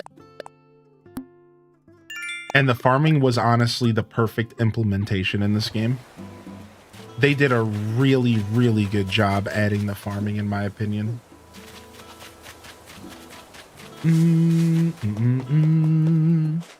So anything they can do to expand on that would be great, but I think the farming itself was really cool. I like the different stages that the crops grow, and I like that the crops were attached to real life time. I like that there were, depending on if you watered it, you got different yields out of it. I think they did a really good job adding something as obtuse in a way as farming to an Animal Crossing game. I call it obtuse because it just blew my mind. I just never expected it. But now that it's here, it does make sense. I think being able to have a career would be cool. That would be pretty sick, actually. I would love some kind of career system, maybe. New Horizons has opened me up to the idea that Animal Crossing can be more than just not a real video game. So I'm honestly way more interested in AC and the next Animal Crossing game being more interactive. Yeah, like, I used to be an advocate of Animal Crossing never changing. And I used to be an advocate of Animal Crossing always feeling like Animal Crossing GameCube. Quote unquote, not even a real video game. You just load it up and you do nothing, but everything at the same time. But the truth is that as I played games like Disney Dreamlight Valley, and as I played games like Hello Kitty, and as I played New Horizons, I've realized the potential has not even been tapped fully. Like, the idea of leveling up Tangy up to just like Pocket Camp and getting rewards. You said careers. Like, what if the villagers had jobs? What if we could have our own jobs? What if we had skills we could level up ourselves? What if, you know, there was different realms we could go into and pull villagers from them? Like I said, like a Pocket Camp style experience. Or I just feel like I actually am not afraid anymore of them making Animal Crossing into a more full feature presentation video game. I'm not afraid of that anymore. I used to not like the idea of that. I used to think to myself, that would take away from AC. But I don't think so anymore. I think nowadays, I think that all that stuff would only make Animal Crossing feel better. As long as they keep the essence, as long as they kind of keep the energy. The villager dialogue could be a little better. The idea that I'm just living my life. I think they can do both. I think we can have both. Your island's named YouTube? Yeah. So I was going to name my island Twitch, but then I realized that the YouTube gang deserves some extra love, so. Yeah, I played Final Fantasy Life I a ton. I put almost over 150 hours in Fantasy Life I, almost all of it on stream, and we will continue to be playing more of it. Mm-hmm. Yeah, I loved it. We'll be playing more of it too. The Switch 2 just came out, and we're just playing all sorts of stuff right now. I even bought the Switch 2 version of Fantasy Life. I liked it so much, so now I own it on Steam and Switch, because I'm one of those guys. You know, just gave him more of my money.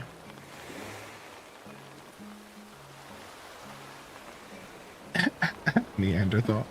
Dude, we got another rainy island. Sick. All right, who's here this time? Whoa, we got a duck. Pom Pom, is that her name? Is that who that is? Is that Pom Pom?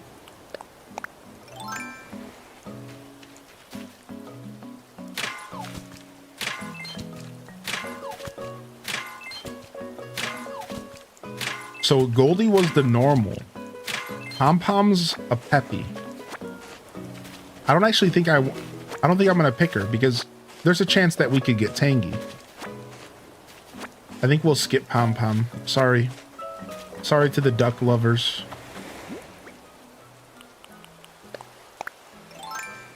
You got Master Hunter, Mage, Carpenter, and Tailor over the weekend. Dude, congratulations. Hopefully in fall, more stuff will be talked about. Hopefully even sooner, yeah. I think so. There's a theory that we could get a direct this month. And if we get a direct this month, then they could tell us games for the future. I think that even if we don't get a direct this month, I think getting a direct this summer is what's going to happen. I know some people think it's too soon, which you could be right. But I think this summer we will get a direct. I just think there's too many things we don't know about the Switch. Like, for example, we don't know when Kirby Air Riders is releasing. And we don't know when Metroid Prime 4 is releasing. And those are two of the biggest titles of this generation.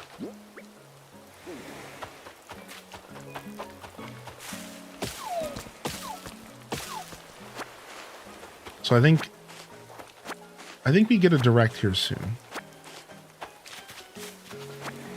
Also, there's a bunch of people theorizing that there's a mystery holiday game that we don't have. Arlo, the YouTuber, the Cookie Monster looking YouTuber, put out a video where he has a theory that there's a mystery game that we don't know about for this holiday. And he thinks it might even be Animal Crossing.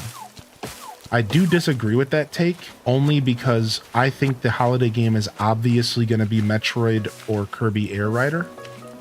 I think if you follow Nintendo's track record, I don't think they're in the market. Nice. I don't think they're in the market right now of putting out multiple games in 1 year. Like, Nintendo stopped doing that a while ago. Like, everything I've read and everything that I've seen, Nintendo's not really out here putting out a ton of games every year. They stopped doing that. They just put out 1 or 2 big games a year. So now, to be fair, this is the release year of a new console. But we got Mario Kart, we got Bonanza, we got Pokemon X, Z and A or whatever. We got Metroid, we got Kirby Air Riders. Like, are we really expecting another big blockbuster title to come out this year? We have Age of Imprisonment. So I don't know. I'm really thinking that Kirby Air Riders and Metroid might be the Christmas game. Now, my other theory is that it could be 3D Mario, but then somebody mentioned, would they release another 3D platformer in the same year? That's a good point. Maybe they wouldn't. Because, you know, Donkey Kong.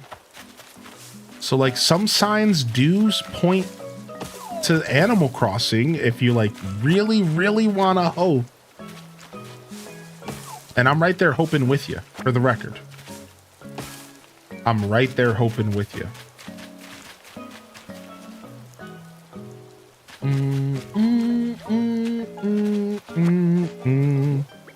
Yeah, Kirby Air Riders is Switch 2 exclusive, I think. Just to spread out new games, but it makes sense that they probably want to spread it out so people have time to buy new games and play them.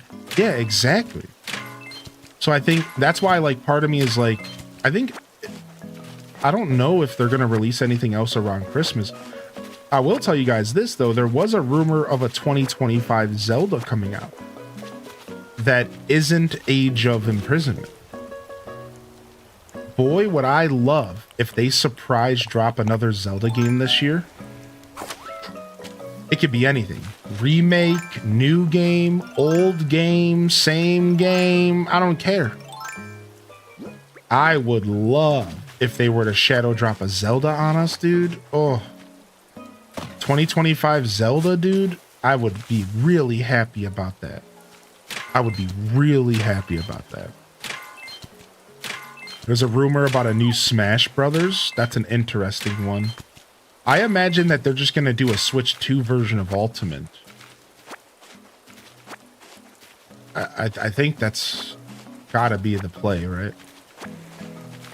Yeah, there was a rumor about an Ocarina of Time remake for a while now. I want to see. Yeah, Ages and Seasons, Echoes. Twilight Princess HD. Yeah, there's some potential, man. We could get surprised this year. I mean, if there's any year for Nintendo to surprise us, this would be the year, because the Switch 2 just came out. So I do agree to some extent with Arlo and some other people. Like, yeah, I mean, like if there's gonna be a year where they drop a bomb on us, I feel like this is the year to do it for sure. To like keep pumping out the games, keep making the Switch 2 seem more and more worth it to us, you know? Keep making the Switch 2 feel like more and more worth it to us. This is definitely the time to do such a thing. We're close. We need 10 more hardwood. We're close, man. 10 more hardwood. It's going to be Animal Crossing, but Mortal Kombat style. Dude, I've been waiting for a chance to hit a finish him on Tom Nook. You have no idea how much I would relish in the opportunity to hit Tom Nook with a babyality, turn him into a big dumb baby and kick him. It'd be great.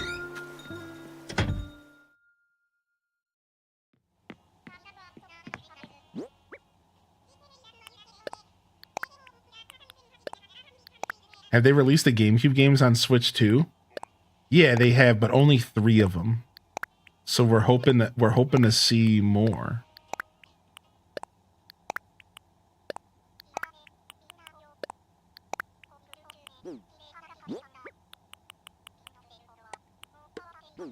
All right, we need 10 more hardwood. Tom Nook would be the ringleader. Luigi's Mansion. Dude, it's been a while for Luigi's Mansion. There's a bunch of titles that we've been waiting on. It's been a while for Luigi's Mansion, that's for sure.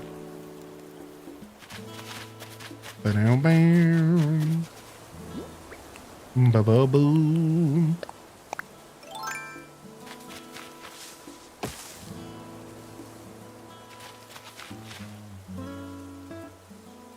I watched a GDC talk from the Zelda devs about what they call multiplicative design. Can you explain it in a nutshell? Or that's okay if not.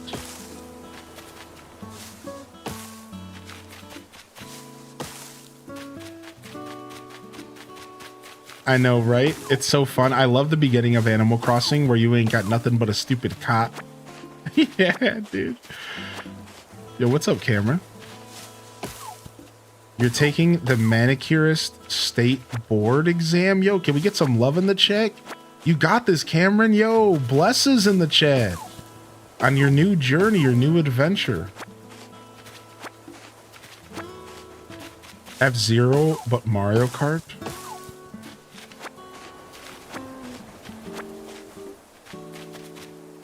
Are you a big fan of, like, do you like the new F-Zeros as well, Exhaustion, or...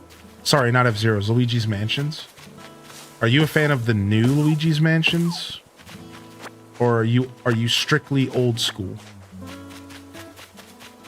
Are you strictly old school?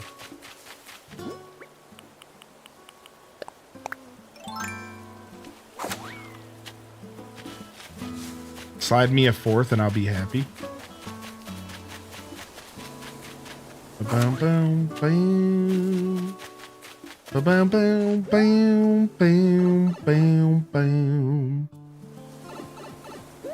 I haven't played 2, but I want to. 3 is okay. I don't like the ghost design at all, but the gameplay is all right. 6 out of 10. Dang, we got a hater in the chat. No, I'm just kidding.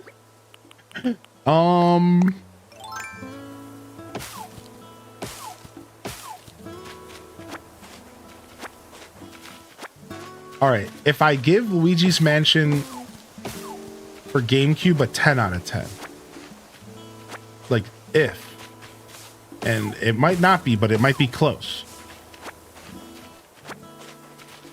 Then the Luigi's Mansion 2 is like a 7, 7.5, and 3's like an 8, 8.5.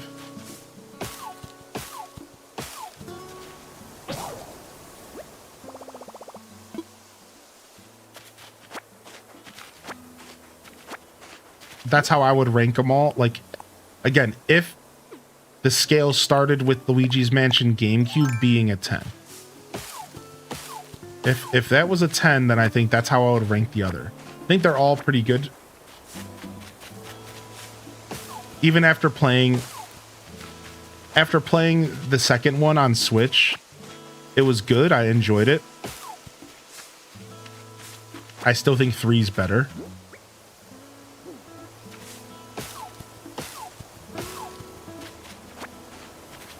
Nice, dude. A Wonderful Life is a beautiful game. What's up, Sleepy Pixie? Hey. What's up, Misamo-chan? They put mechanics in tiers that allow players to solve problems the way they want, using the systems in the games. And the whole point is for players to do things they never planned. That's cool. I like that. Frick, dude, I need one more piece and my thing broke. Dang it.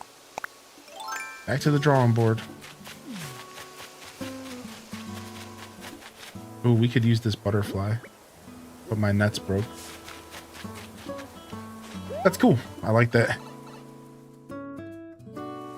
You think the designs were kind of boring for the ghost?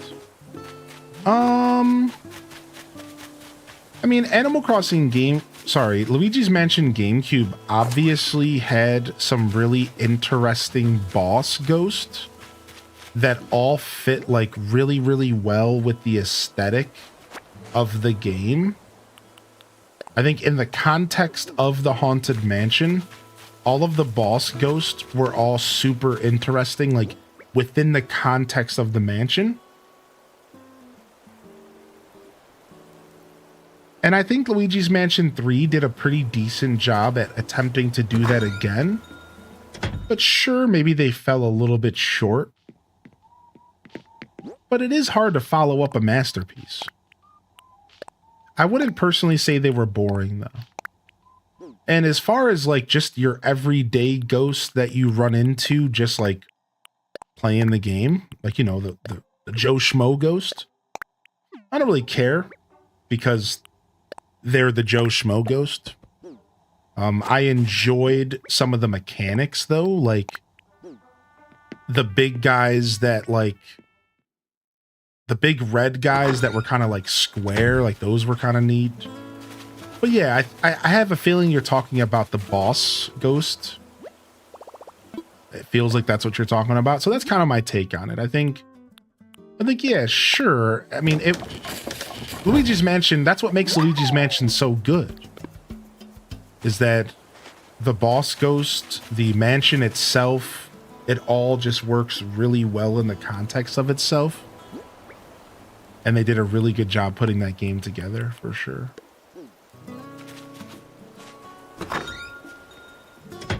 What's up, Perpetrator? Do you want to see a Tree of Tranquility remake or remaster? I think I would prefer Animal Parade first, because I didn't play Tree of Tranquility, but I have played Animal Parade. So if I really had to choose, I would like Animal Parade to get the remake first. Personally, Animal Parade is sick. But I'm sure Tree of Tranquility is a good game. I've heard good things about it.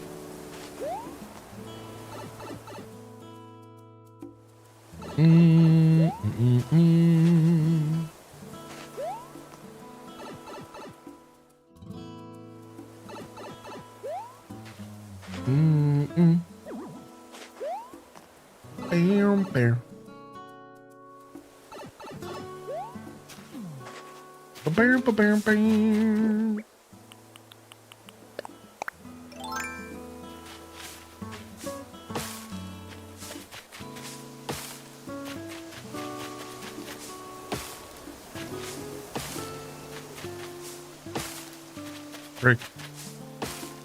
Brick. Yes. Nice. All right, I think I got the hardwood I needed. Man, I love the weeds in this game. I love the weeds in this game, man.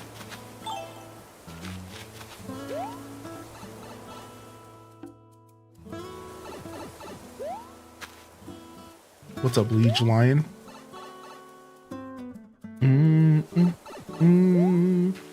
Let me down. What's up, Kita Bonita? Hey. Does it run better on the Switch too? Sure. Faster loading, more consistent 30 FPS.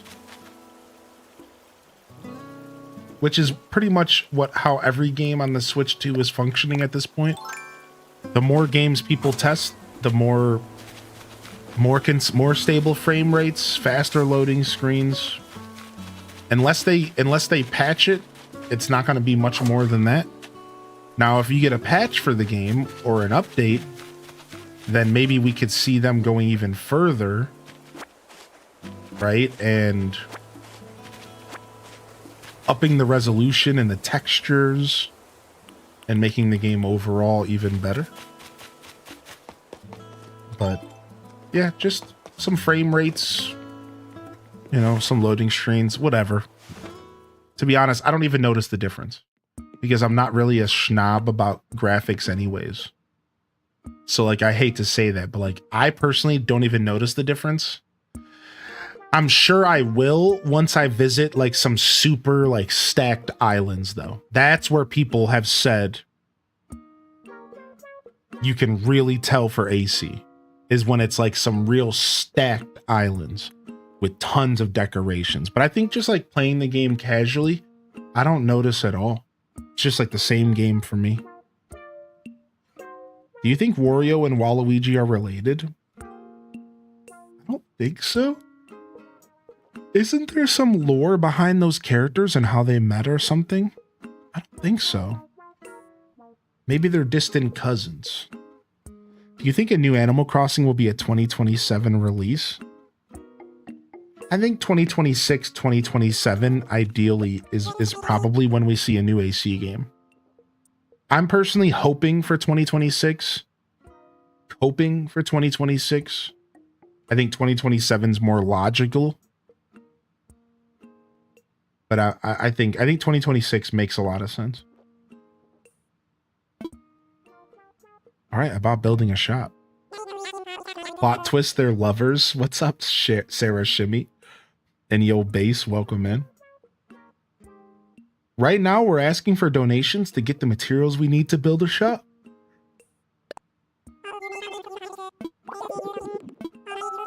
Oh my, you brought everything we need all at once. Are you really going to provide all 4 kinds of materials right now? Yeah. Yeah, I'm feeling better today. Yesterday was a hard day. Oh my goodness, this means we have everything we need to get started on our shop. As a thank you, please take our oilskin coat, some Rush Tatami, and a cushion. What? Would you just give me some grab bag of BS from your inventory? One more thing, since we have all the materials we need, we can start construction. We'd like you, a key figure in making this happen, to pick out the perfect location. Sick. Nice. Let's go, baby. Look at Tom Nook smashing a brewski. Just sitting here getting lit. Yeah, I'm so happy we're on this island. I'm just drinking a little celebratory drink. Yeah, Heineken. What's up, Nintendo?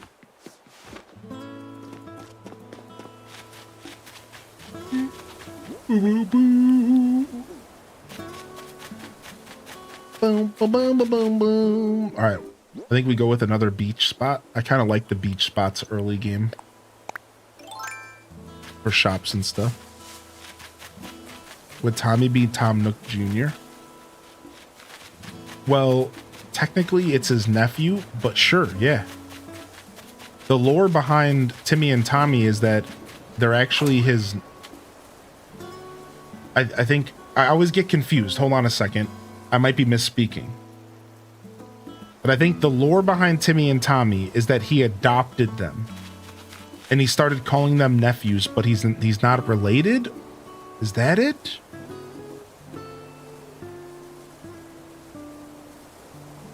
There was a misconception on the internet for a long time.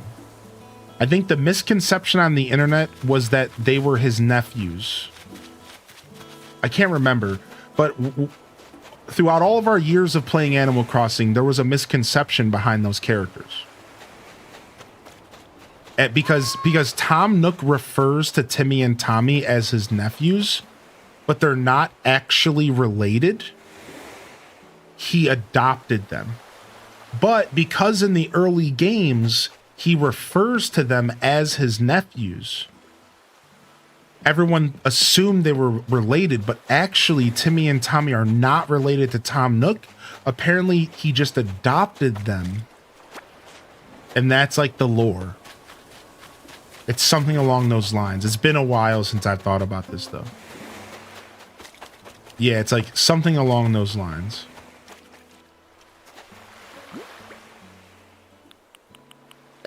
But yeah, there was like, because Tom Nook refers to him as his nephews, people assume that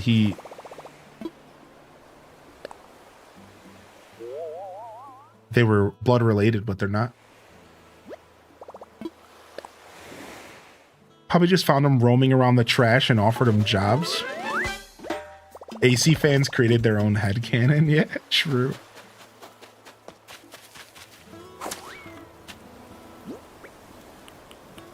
All right, let's go check out these goods we got. According to Nintendo, Wario and Waluigi are not brothers and are not related to Mario. According to Nintendo, they're supposed to be clones from Bowser and therefore villains.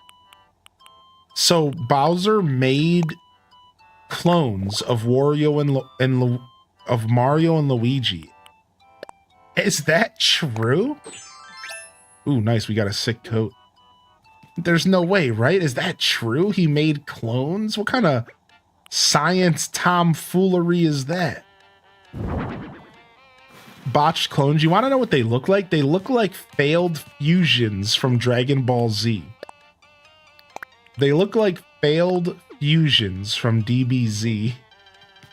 When you mistake the fusion dance. And that's what they actually look like. It's like Fat Goku. It's like when he accidentally turns into Fat Goku.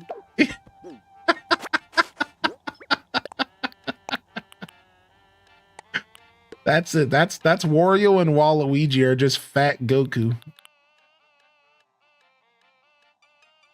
They came from a bizarro world. I like the bizarro world theory. That's a dope theory. I like that. Bizarro world. All right, let's go plant these coconuts. If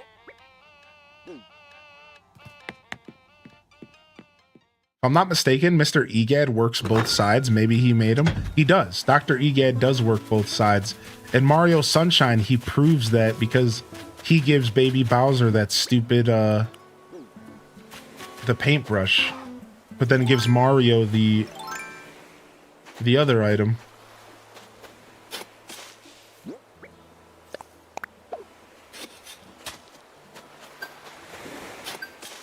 Man, Bizarro from Superman always scared me. That dude was messed up.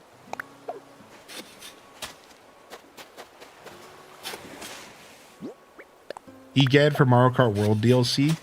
I'm actually excited to see what kind of DLC they do for that game, because I think that game has the potential for some super sick DLC. I think they could do a lot with Mario Kart World for sure. I like to see what they do. My review of Mario Kart World is pretty solid. I think coming off of the heels of Double Dash and Mario Kart 64 being my favorite Mario Karts, I think World is probably my next favorite. Like, it's so much fun. I love the driving between zones, and even though sometimes the driving between zones can be like a little bit... All right, we got a work cut out for us. It'll be open by tomorrow. Even though the driving between zones can be like a little bit straightforward, I think if you really pay attention to the track and the surroundings, it kind of all comes together to be actually a pretty cool experience.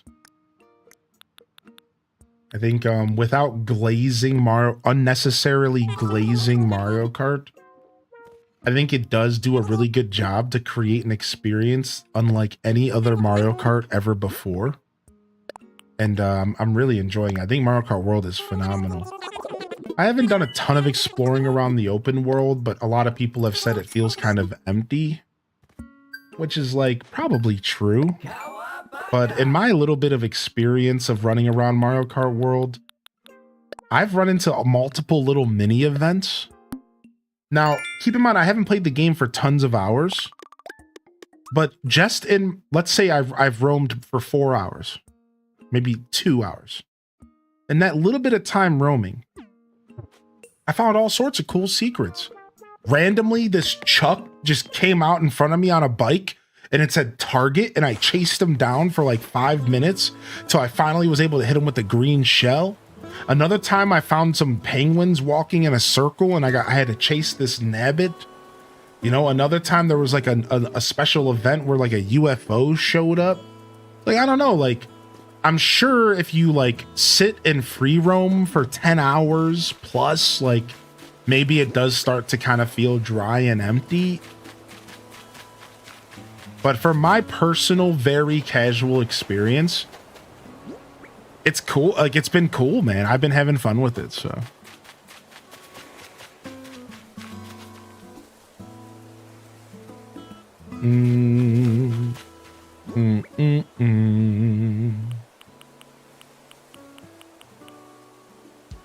Yo, thank you for the tier 2 for 59 months, dude.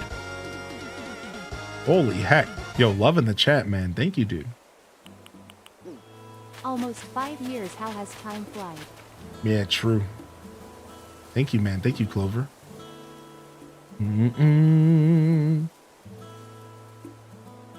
World's my 5th favorite. Have you tried Switch 2 on games that used to struggle FPS tremendously?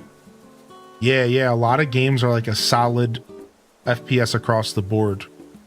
That's pretty much any game that anybody pops into the Switch 2 seems to be, for the most part, running better and more smoothly. It's cool. It's cool to see.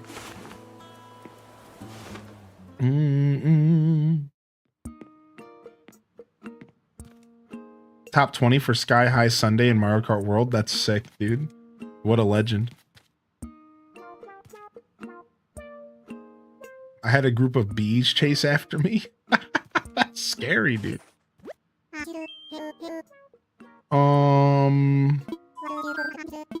Yo, talk to me.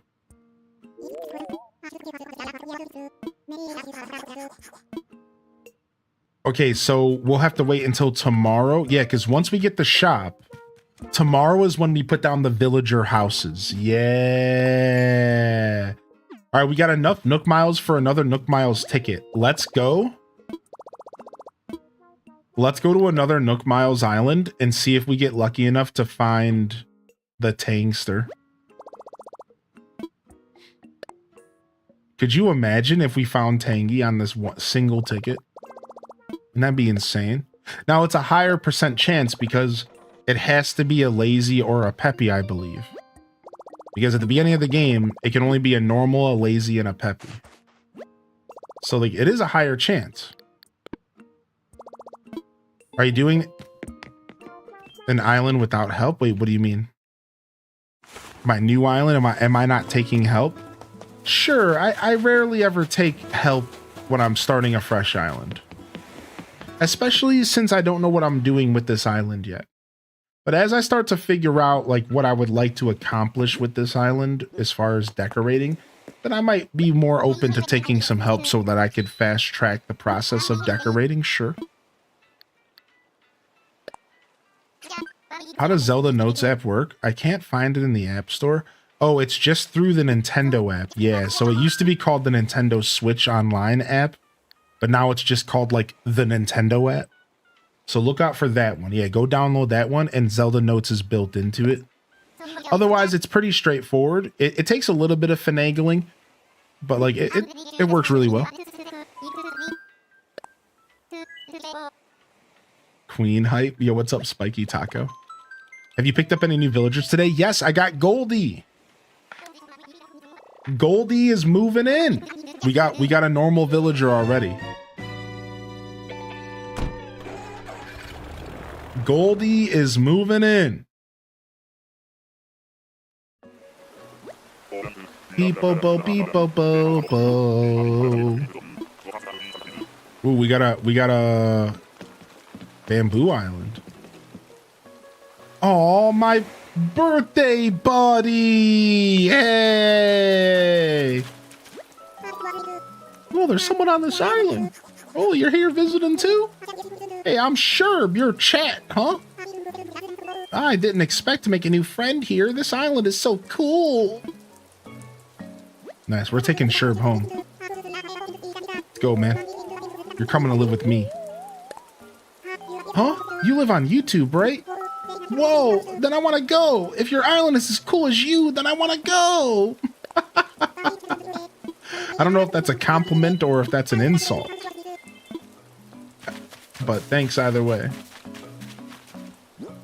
Back to work, Lurk. What's up, honey pot? Yo, get your work lurk on, homie. Yeah, I named my island YouTube. So I've had a trend of naming my Animal Crossing saves on stream the character chat, and the island would be Twitch. The town name would be Twitch. It's something I've been doing for a while now. But when I went to go name my town Twitch, I realized that I never named a town YouTube. And now that we stream on YouTube, I thought it would be silly to do that. So it's very goofy that I named my island. Believe me, I know it's very weird. It's weird for me too. It's like, it's very goofy, but we're just kind of going with it.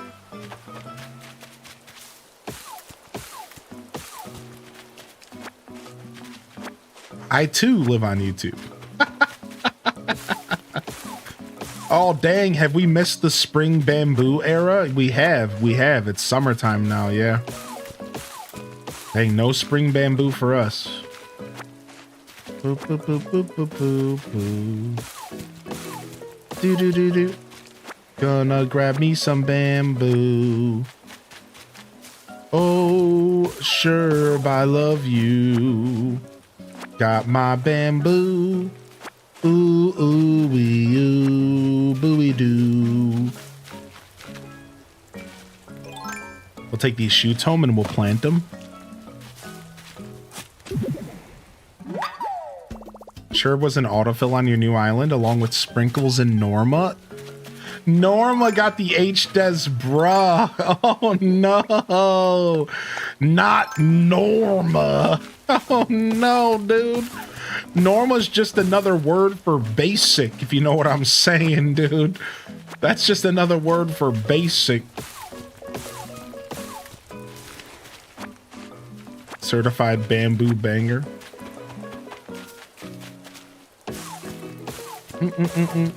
My only beef with Norma is that she always shows up in the middle of my villager hunts. I don't have a ton of beef with Norma, but like she would always interrupt my villager hunts, dude. She didn't get it. She didn't understand. She didn't understand how to take a hint.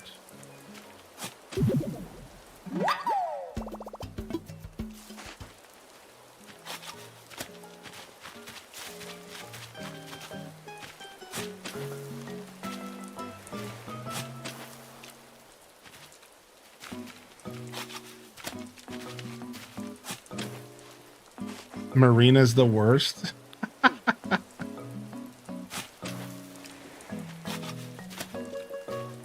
My AC buddy is Sahara the carpet vendor. Oh, your B-Day buddy? Friga's the day before, yikes. Yeah, it's some people have NPCs for birthdays. Yeah. Bum bum bum bum bum bum.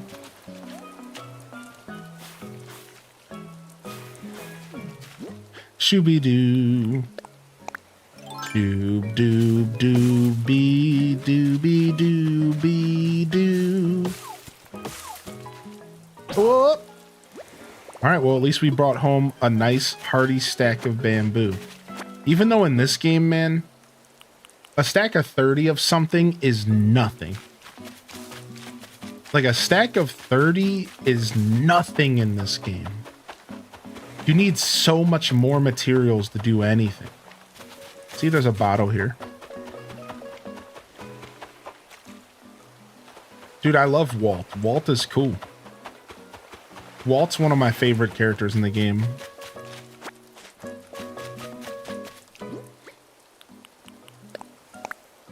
It's true and very off-putting. Yeah, like you need a ton of materials to do anything. Like, oh, you thought you were going to make a rock garden? Shh.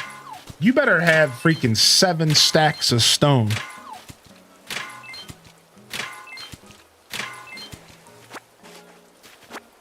I still remember that fan-made video of all the quality of life changes we would want in an update, and it never came true. It never came true.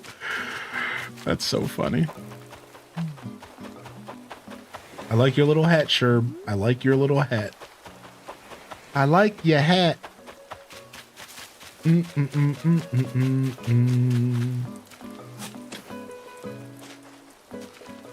Boom! And there goes the battle. And battle. Ride that surf.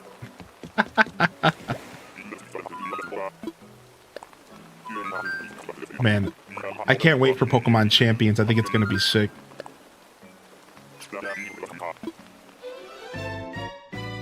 I like Walt if he didn't appear on every island when I hunt. You still have yet to go get June. June's cute. We hunted for June and gave her away when she first got released. Dun, dun, dun, dun, dun, dun. It's a one-hit wonder. Yeah, dude. My favorite, man. Bam, bam.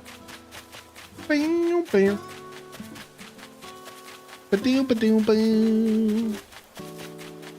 Man, the beginning island vibes are so crisp.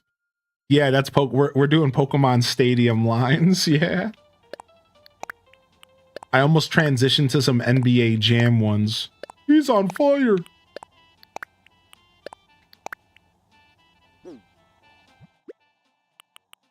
All right, let's go ahead and plant these bamboo shoots. Let's grab these stickadoos, these stones.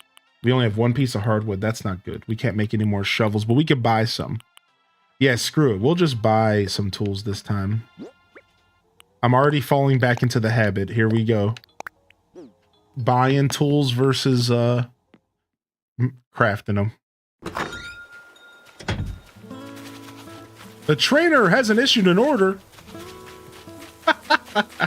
You want to know that? You know what that makes me think of? One of my least favorite situations. So way back in the day, I was playing some like Tecmo football with my brother, and like it was like a football game. And you know, when you played football game multiplayer, player 1 and player 2 would be on the same screen, and you would have to choose your plays, but you could kind of see that what play the player chose, or at least what page, like which one of the 3 plays he could have chosen. And John Madden would always talk too much during that. Like, he used to piss me off, man. Like, you better kick it here. Like, don't tell me what to do, John Madden. Oh, you better kick it here, right? And like, that used to make me so mad. And then one time, to make it worse, I chose the onside kick because I was trying to fake my brother out. I was like, I'm going to do the onside punt. And John Madden said it out loud. He was like, oh, going for the onside or some nonsense. And I was like, dude, like I'm playing this game like John Madden, shut up. Like, it's like, dude, why would you say it out loud, homie?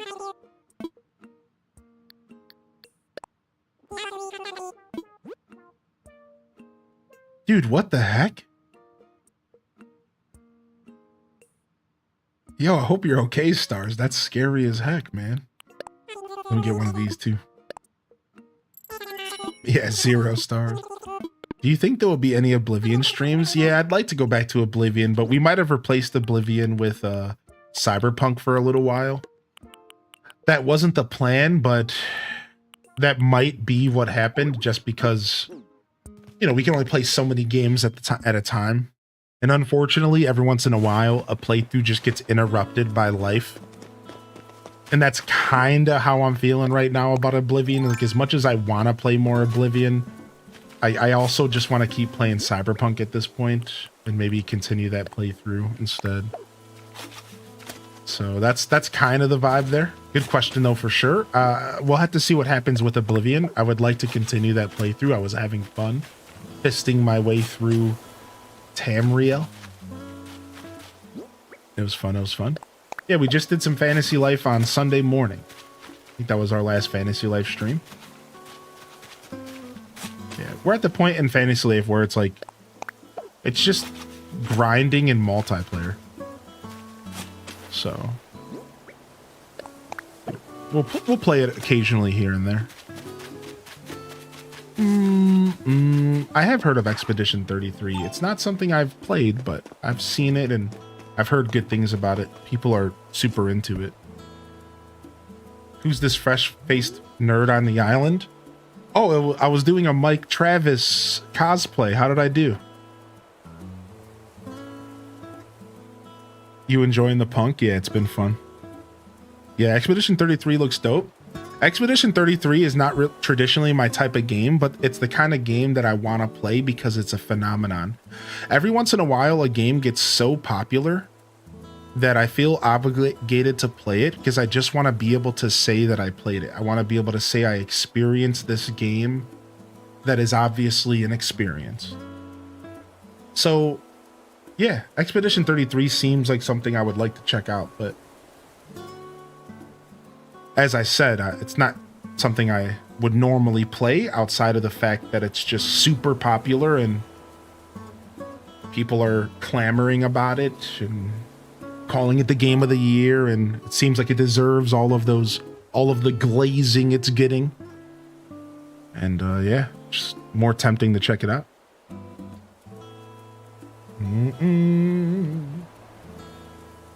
So if I did play Expedition 33, I would literally be playing it just for the experience.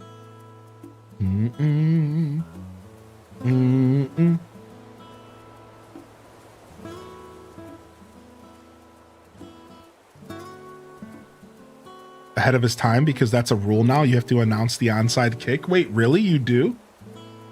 That's so funny. I didn't know that. Halfway to the weekend. What's up, Deza?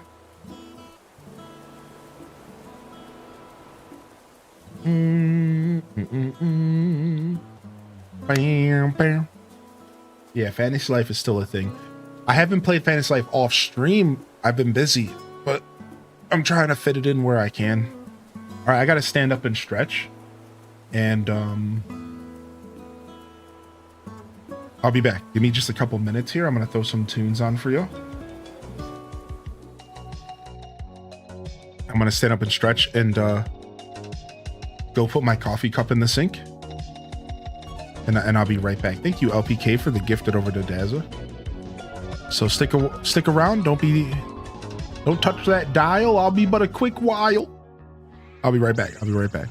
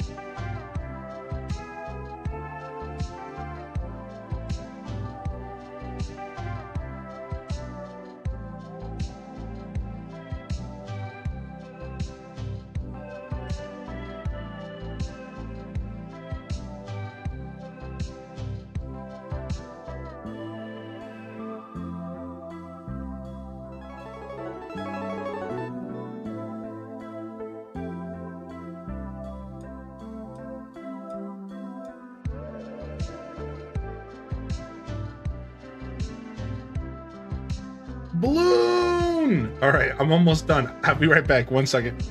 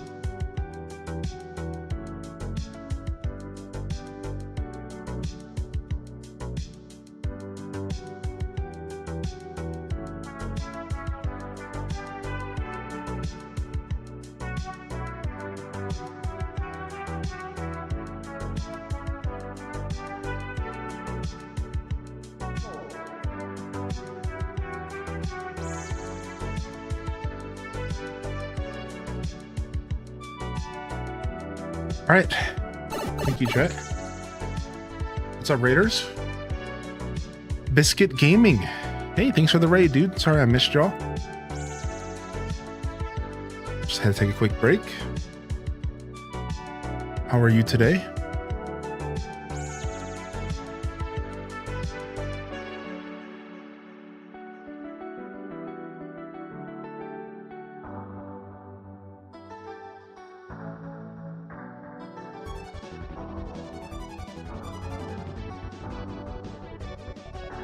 All right, sick. Yo, FB Champ with the gifted to Aurora. What's up? Is that a random gifty, dude? Thank you, man. Aurora Pop, enjoy the gifted. What's up, Double Star Mom? Yo, sorry I missed y'all, Raiders. Welcome in, dude. The balloon! Get the balloon! The mother balloon! FB Champ, what's up, man? Main island on my OLED, but I kind of want to start a new island on Switch too. Keep my original on the OLED. It's the best way to do this. So, yeah, you're correct. So you're correct. So if you do a system transfer from your OLED to your Switch 2, it will include your island. So my best advice is to skip the system transfer and do everything manually. But doing stuff manually can be a little bit annoying, but I think it's worth it. So here, I'll show you. Welcome in, Raiders. I'm highly in descent, and we're descending into some gaming here today. We just doing some Animal Crossing, our day 3 of our brand new island. So if I show you this real quick, so the biggest thing you're gonna have to do yourself is 2 things.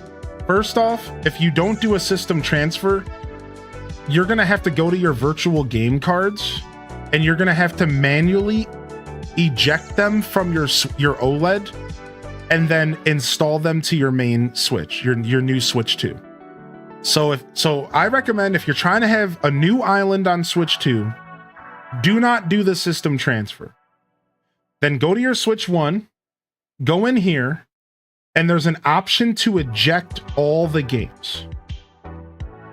There's like literally an option that says like eject from this system. And I think there's even a button that says eject all of them or whatever. I had to do them one at a time, whatever.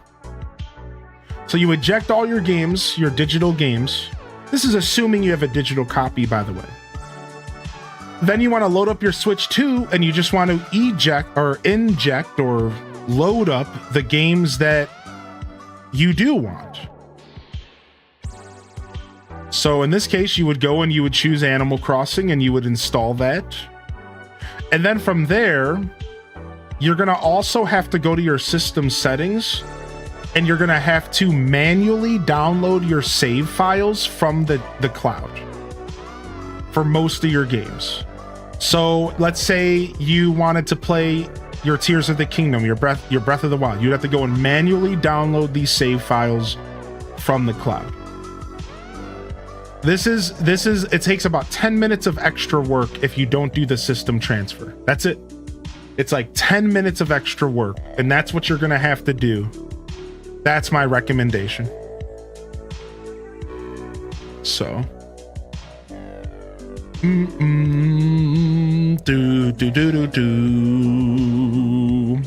all right, so let's go ahead. I think we're done with AC here today. I think we've done enough.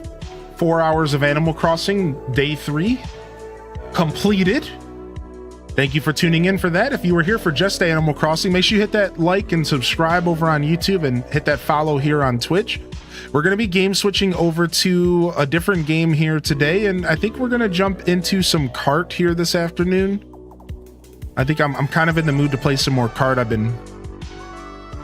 I haven't had a chance to play yesterday, and I'm itching to play some more Kart here. So see if anybody wants to come and race. I can do some single player as well. And we'll hold off on the Fantasy Life. Maybe later we'll switch to Fantasy Life. So let me go ahead and change my titles and stuff. And let's jam out on a little bit of Mario Kart here.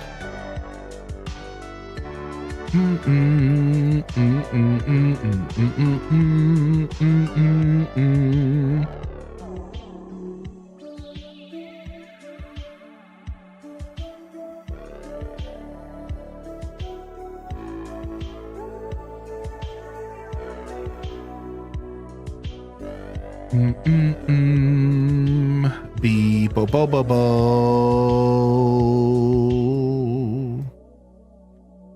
Mario Kart World. Bum bum bum bum bum bum bum.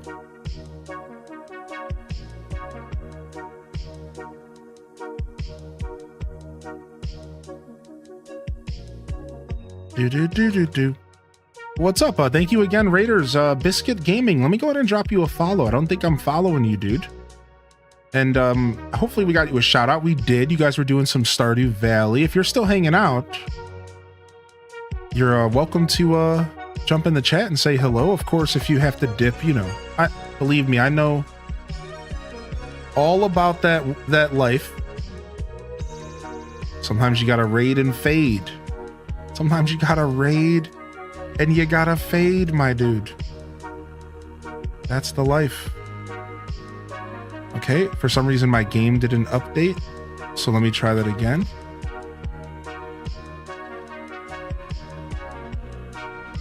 Okay, let me refresh this page. Freaking YouTube. Okay, cool. All right, sick, we're in. Let's play some Mario Kart, baby.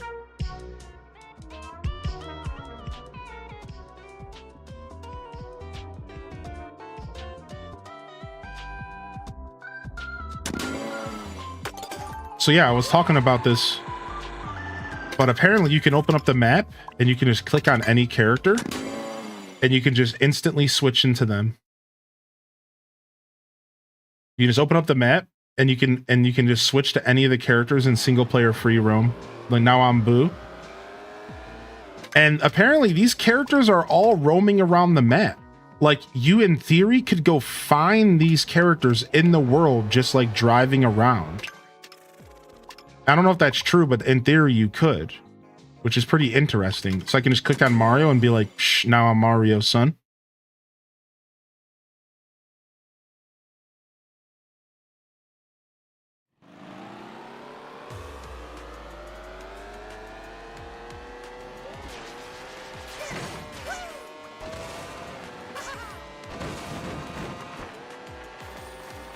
All right, let's do this P switch real quick, and then let's set up our lobby. Ramp over the cliff edge to the goal.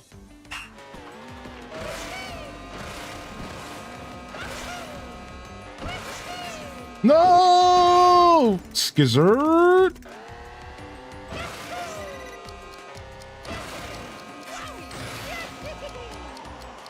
Oh!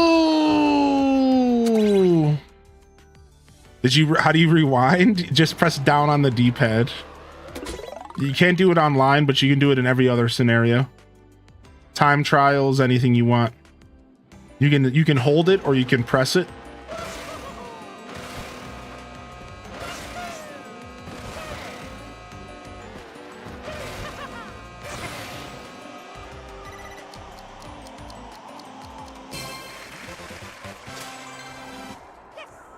Yeah. Anybody can join Sleepy Pixie. Thanks for following. Yeah, of course, Bev. No worries. All right, let's go. Quit free roam.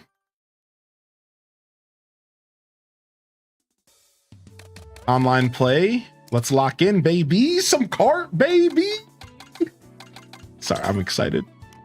Create room.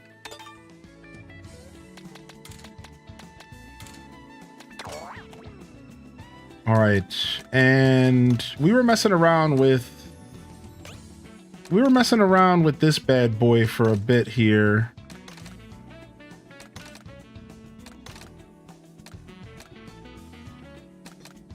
Where's my mock bike at?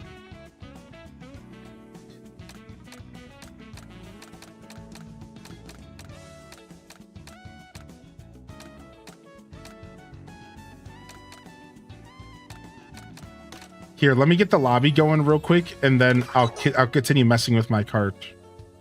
I forgot I can do this while the lobby's open. All right, here you guys go. Here's the code.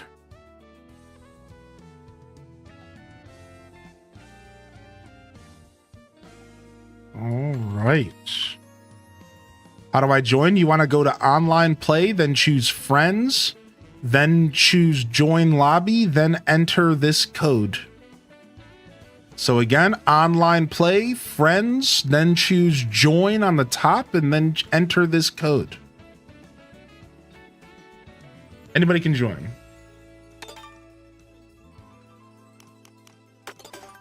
All right.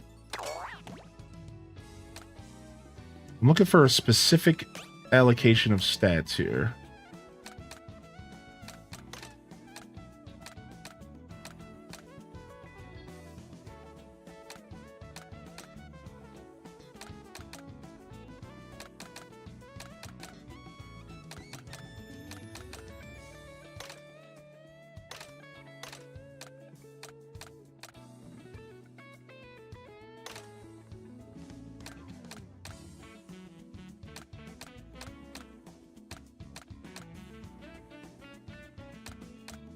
The Finn twin is crazy looking. What the heck?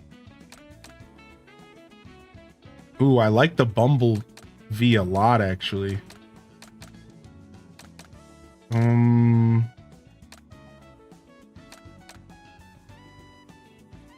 I really like the Biddy buggy. I'm not gonna lie, man. The Biggie buggy. This might be my ride.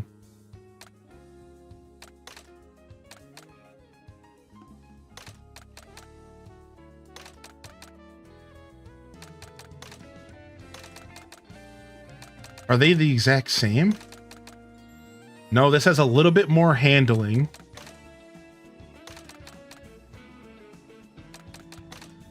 And the Biddy has a little bit more weight. Interesting.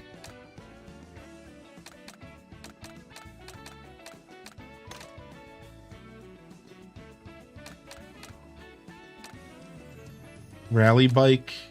Cute scoot. It's called the cute scoot. Honestly, man, I'm kind of eyeballing this baby blooper, dude. Look at that. It's got the handling I'm looking for as well. All right, I think we're going with the baby blooper. Yeah, I'm not into the hyper pipe at the moment. I've tried plenty of stuff that's high acceleration. I'm looking for a little bit more speed than that.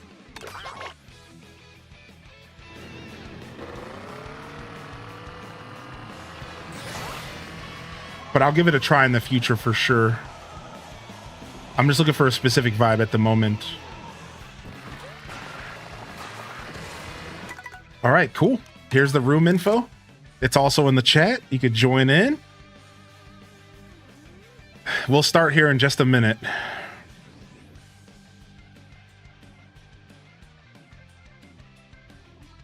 Dang, 79 degrees outside. Woo-wee. Starting to become a scorcher.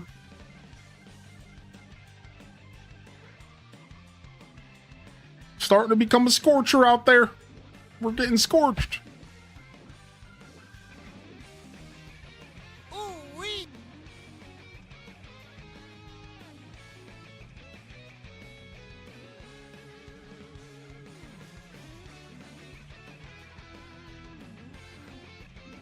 I would love 79. 75 is a scorcher. Nah. Anything around 80 though sucks, especially in Ohio because of humidity. So I understand that it could be hotter, but you can't compare Ohio heat to like Texas heat, or you can't compare like Ohio heat to like Florida heat. It's just different. No, I mean, maybe Florida's comparable because it's also very humid there. But yeah, it's 79 right now, pushing 80. That's pretty warm, man. I'll take dry heat over humidity any day. Yeah. You just can't, there's not really that comparable. Obviously, it could be a lot hotter, everybody. But in Ohio, 80 degrees is miserable. Anything around 80 and up is just disgusting. It sucks, period. What's that in Celsius? We have a command for it. Oh, there it is. Thank you, random. Yeah, anything 80 and up in Ohio just blows. All right, nice. Let's do some Grand Prix.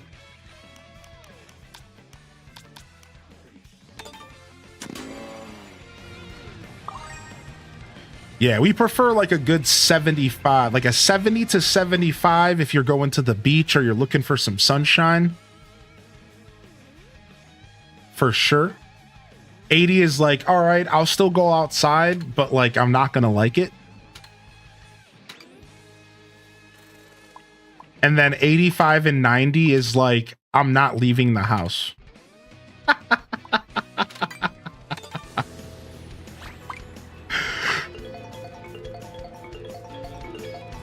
Beach water would be cold with 75 temps. You think so? Not for a Clevelander. In Cleveland, we go outside. Clevelanders go outside in shorts and a t-shirt in like 60-degree weather. It's a very different universe here. It's like 60 degrees. As long as there's a little bit of sunshine, we're out in shorts and t-shirts and we're going to the beach. Yeah, like Ohio's weird, man. We're all very different here.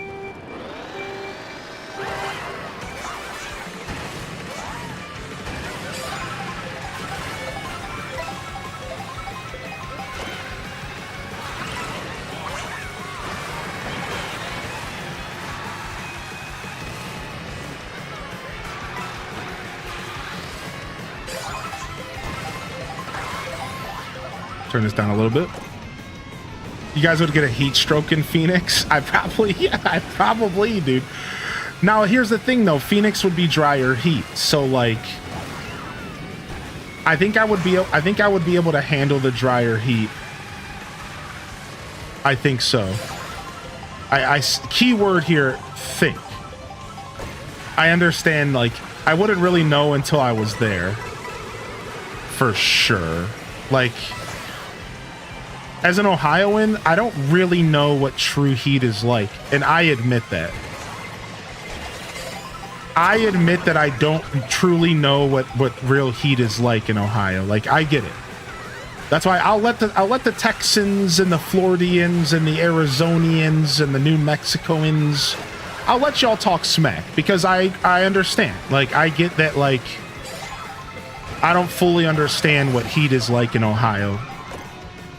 I get it. Like, I definitely respect.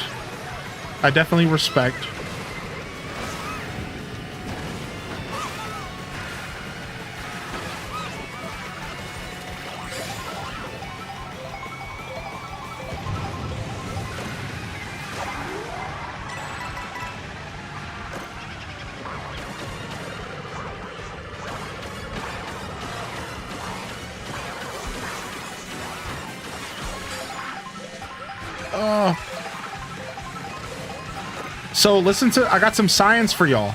So somebody scienced out the coins in this game, and listen to this. You're gonna want to perk your ears up if you care about this game and the stats. So listen to this. Coins are not just half as effective as they are in Mario Kart 8 Deluxe. In fact, somebody did science and found out that every coin has a different value. For example, the first coin you collect increases your speed by 1.3 or something like that, like 1 point something %. After that, the second coin you collect increases your speed by 0.5%. The third coin by 0.4. The fourth coin by 0.3, from there it levels out to 0.2 across the board. But for some reason, randomly, the 10th coin you collect will bounce back up to like 0.4 again. And I think there's even like the 17th or like 18th coin or something is worth like randomly 0.5. So what you need to take away from this is that there's a lot of people talking about how the coins aren't as effective in the game and they're not as useful. They're out of your way. Listen, coins are actually really useful, just as useful, and they're not just half as effective across the board. That is all assumptions that people have been making. Instead, the first 3 coins are actually the most important coins. And if you're going to skip coins, that's fine, but you want to pick up the first 3 to 5 no matter what, always. Because the first 3 to 5 are going to be the most important coins you collect in any race. From there, you can start ignoring coins. But keep in mind that once you get to that 10th coin, it's another pretty decent boost. And then from there, it kind of gets a little bit weak again. So it's not just 10 coins equals 20 coins. That's actually not even close to how it works. 20 coins equals 10 coins. No. In fact, it's like most of the speed is front loaded in the coins and then tapers off as you go.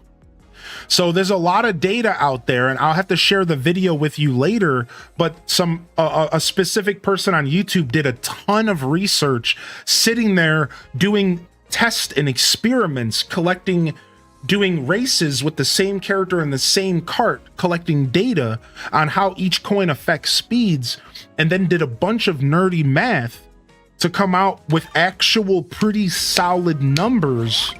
And this is how all this data has been collected so far. So it's really, really cool, and it's really, really interesting. And again, the best thing I can say to you is if you are getting beat up with coins and stuff, and you're like ignoring them because you're busy racing or whatever, you just need to remember that the first 3 to 5 coins are the most important in the game. So don't ignore those. Go out of your way to get your first coin, and go out of your way to get your first 5 in all reality. From there, it's like, okay, if one drops off, you lose some coins, that doesn't matter. Ideally, you have 20 and you're going top speed always. But if you've played this game, ideally doesn't always happen. You get hit a lot, you're always losing coins. So just make sure you have your first 3 to 5, and that'll be a good start to at least kind of give you some boost of speed.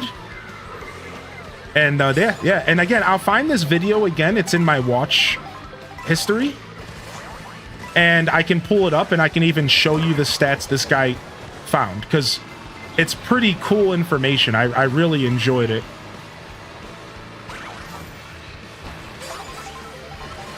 Yeah, I really, really enjoyed what this dude was putting down. The coin speed is permanent. Yeah, so the way coins work in Mario Kart 8 Deluxe and in this game is that every time you collect a coin, you get a permanent speed boost while you have the coins in your inventory. So in Mario Kart 8 Deluxe, 10 coins was the max, and 10 coins would make you like 6 or 7% faster overall. In this game, it all depends on your weight class and stuff. If you're a fat boy, a Bowser or a Wario, no offense, those characters get roughly about a 4.5 to 5% increase of speed for having 20 coins. But if you're a light boy, you can get up to about a 5.3% increase for 20 coins. So again, the easy way to say this is if you have 20 coins, you are going roughly 5% faster. Coins matter. 5% is a lot. Coins matter.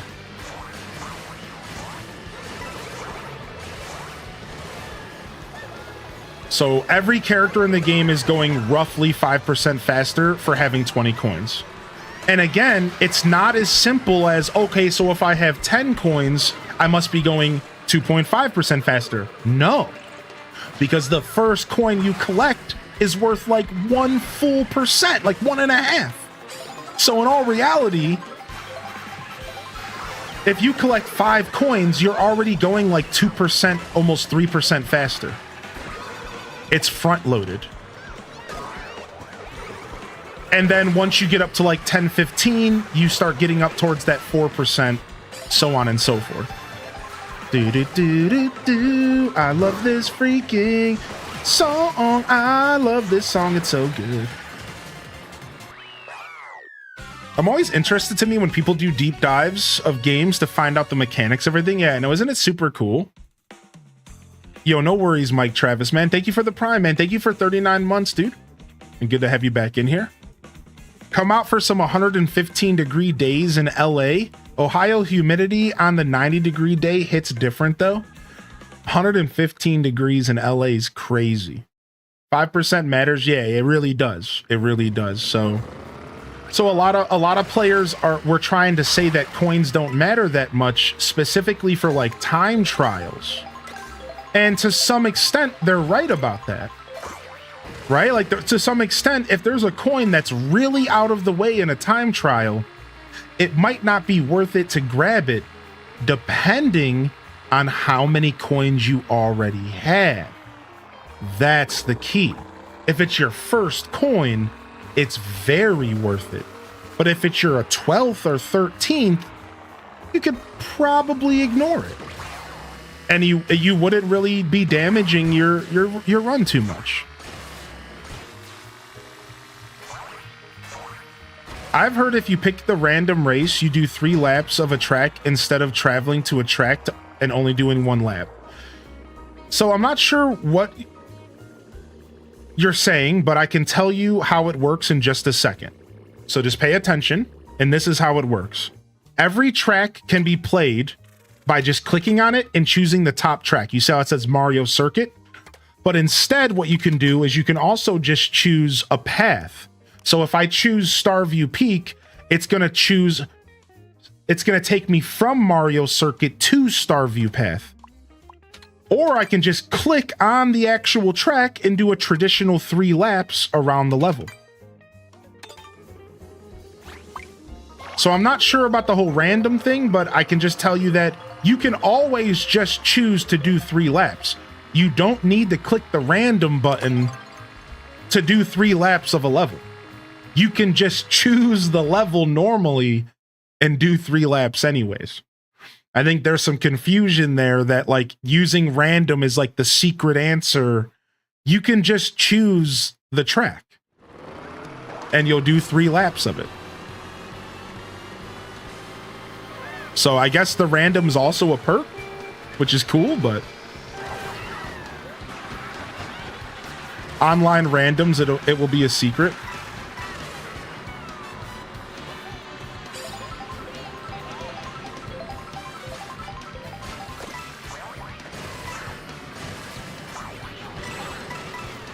Yeah, but I didn't know that about the random button, so that's cool to know. But yeah, you can just press the plus button and you can just choose a track.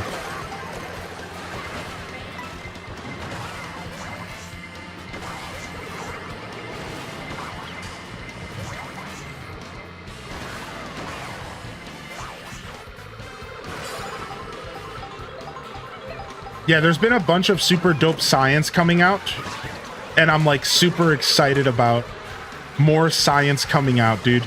I can't wait till somebody breaks the Switch 2 open so that we can get data mined and we can figure out all the different abilities that characters have. Like we already found out that the cow on Moo Moo Meadow. Dang it, I almost had that perfect. The cow on Moo Moo Meadow, the cow can go faster on dirt roads. Yeah, the cow is faster on dirt roads. So we've already found that like there's really weird stuff going on. And like I can't wait until we find out like the dolphin is faster on water. Like I can't wait till this stuff starts to get fleshed out, dude. I'm so excited for like people to find out these like little details. Yeah, of course it is, silly. Yeah. Somebody hacked it on day one. No, it's not hacked yet. Go watch a video from Modern Vintage Gaming or from Austin John, I think talks about it. There's a difference between the Switch being hacked and hacked. Yes, somebody has figured out how to run their own code on the Switch 2. But the Switch 2 has yet to be jailbroken yet. It has not been jailbroken. People cannot dump their own games. You cannot mod the Switch 2 yet. That is yet to be figured out. But yes, somebody has figured out how to run their own code on the Switch 2, which is step number 1 to a full jailbreak. So yes, you are right. It has been hacked on day 1. I wasn't challenging that. But to clarify, in order for us to get data mined information, we need it to be fully jailbroken. And that's what I'm talking about. Because once it gets jailbroken, we can look into the game's code and we can dump the games and then we can really know what's going on. But no, I don't think it's been fully jailbroken yet, at least the last I checked. But yeah, somebody already cracked it open. I can't remember how they did it, but it was pretty funny when I watched the video. Yeah, there was, I can't remember how they did it, but it was pretty silly how they managed to find an exploit. Yo, what's up, Water Lily? We're doing regular right now, but we can do some knockout round here at some point. I just got hit by your bomb. Did you post your Switch 2 breakdown clip? No, but I do have the timestamp. I do have the timestamp, I think. Did I make a timestamp for that? Let me check real quick. That would have been this day, I believe. Let me check real quick.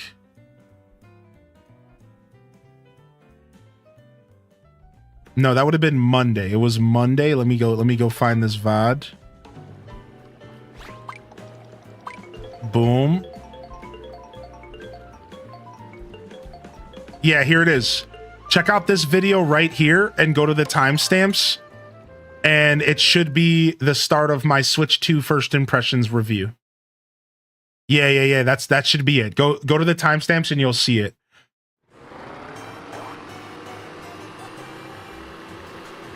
You rule? Yeah, no problem. Thank you, man. Thanks for your patience.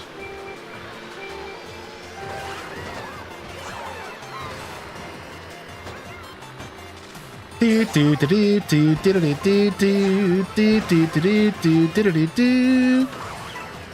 will say one of the criticisms of this game that I agreed with on the internet was I hate that you can't hear the music. I actually hate it so much. I haven't complained a lot about this game because I don't feel like adding to the negative conversation on the internet. So I keep my opinions to myself.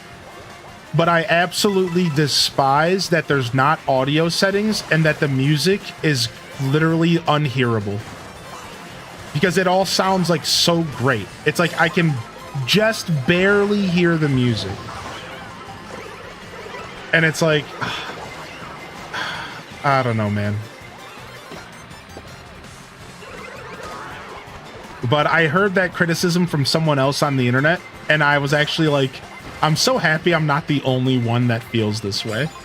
I did feel very validated. I was like, I'm so happy somebody else mentioned this because, like, you put all this effort into the game's music, and all I can hear is the sound of my car's motor. Like, this isn't a real racing game. I don't need to hear my V8 engine revving up to get, you know, to get off on it as like, because that's like racing car, like car fans, like get off on that stuff. They're like, oh, you hear the sound of that V6 Excel 37X? Oh, it's like I'm playing Mario Kart. Like I don't care about the sound of the motor. Like, let me hear the music. Like, like, what are we doing here? Like,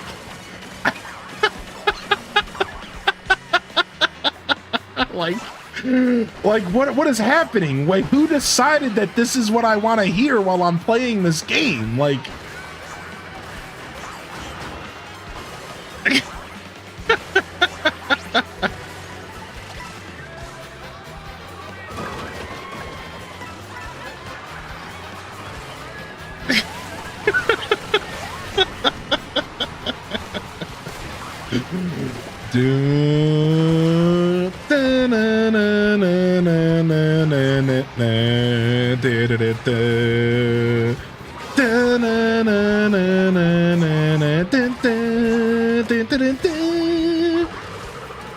oh, that was a bomb.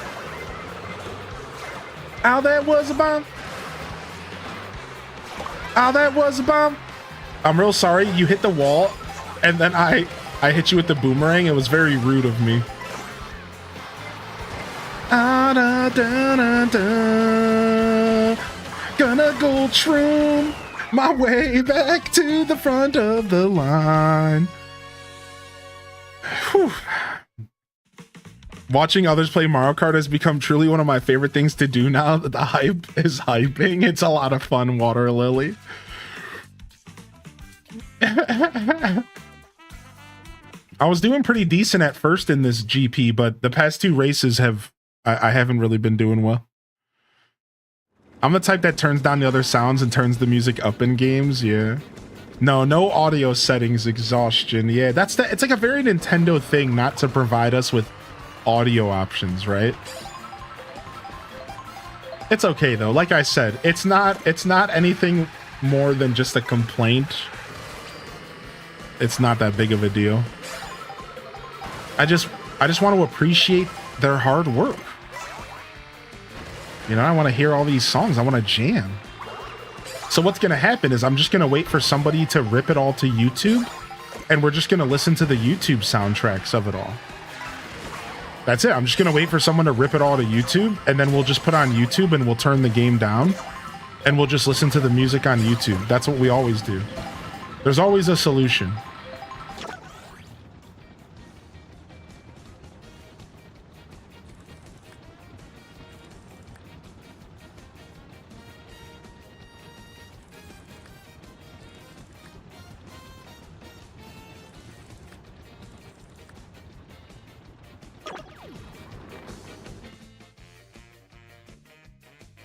Need a jukebox selection like in sports games.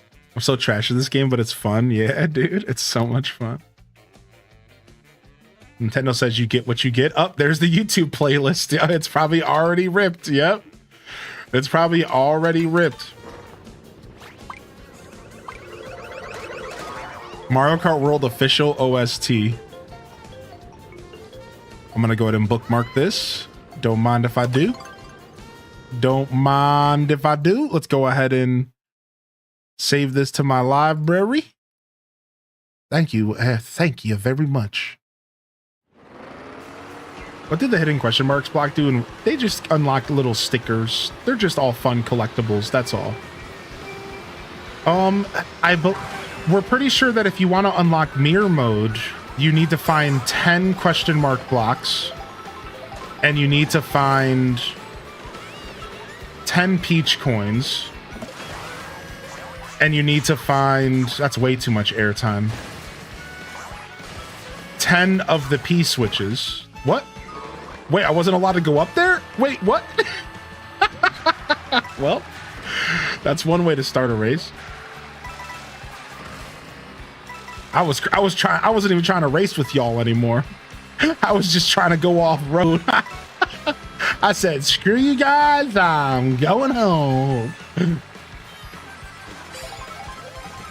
All right, now it's time for my comeback.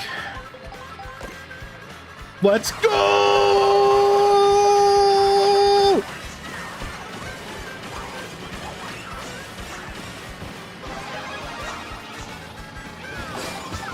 Get out of the way!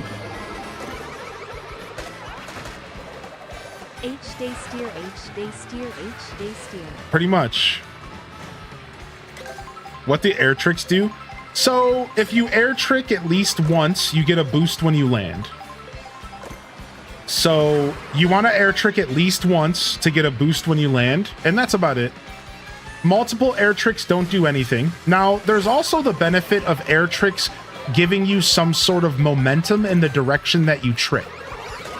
So, for example, if you were to trick to the left or the right, your character actually jumps to the left or the right, and that could really help you kind of orient yourself in a situation where maybe you needed to like fix yourself in the air. So there is some extrinsic like value to the air tricks outside of the boost, but in all reality, the main reason to do a trick in the air is for the boost when you land. And also keep in mind that you get a boost when you go off of something. So like at the end of a ramp or the end of a rail, you can do a boost there. And that will give you more airtime and like kind of be a useful thing as well. So that's all tricks are for though. Just speed stuff. Just giving you some boosties. Nothing too intense.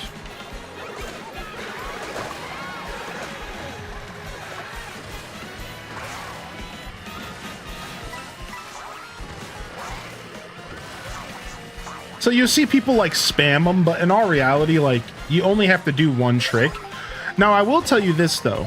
This game obviously has put more thought into physics.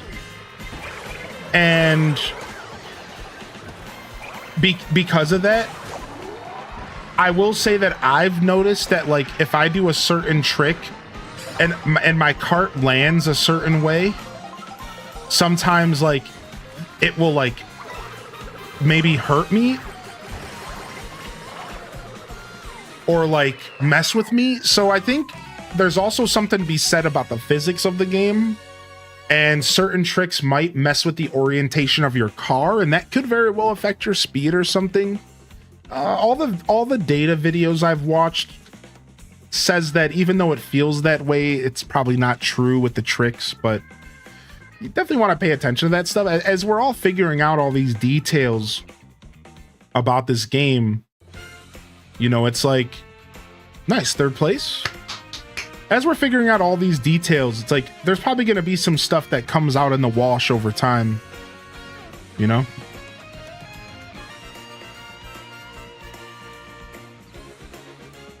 The physics are so funny. Getting blue shelled and your character landing on their face cracks me up.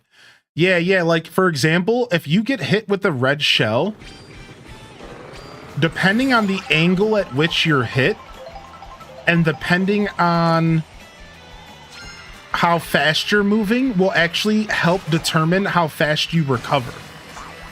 So like if I get hit by a red shell on the side, it might make me tumble to the left, but if I get hit with a red shell from the back, it might help me tumble forward, and I might not even lose that much speed. So the physics engine actually gets pretty deep in this game, because when you get hit with an item, you're not just guaranteed to lose a set amount of time. Sometimes you can get hit and you can just like tumble forward and you're right back at top speed again. And it's like really interesting. So it adds a lot of variety and variance in the game. And through that variety and variance, it's always going to change every circumstance you're in. You're gonna have matches and rounds where like you get hit by something and you recover instantly, and that's the difference in you winning the race. It's really cool stuff. Were those bots in your race? Yeah, we have some bots. Yeah. If I use NPCs because I like it. Yeah. If I don't fill up my lobby with humans, we'll have NPCs joining us.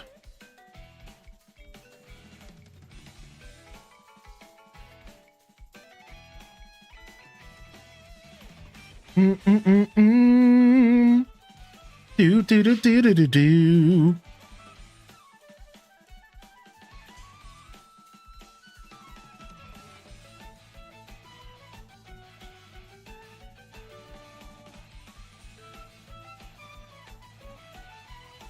Yeah, there's room right now, Amelia. What's up, man? If I can get my toddler to cooperate, I might join. How was day 3? Thank you, Lazy Stoneheart, for 45 Prime, by the way. And it was really good. It was actually really good. AC day 3 was fun. We got Blathers. We went to a Nook Miles Island. It turned out pretty cool. Charles, my mortal enemy. Charlie's creating a lot of mortal enemies. Soon we're gonna have a Magneto showing up in here.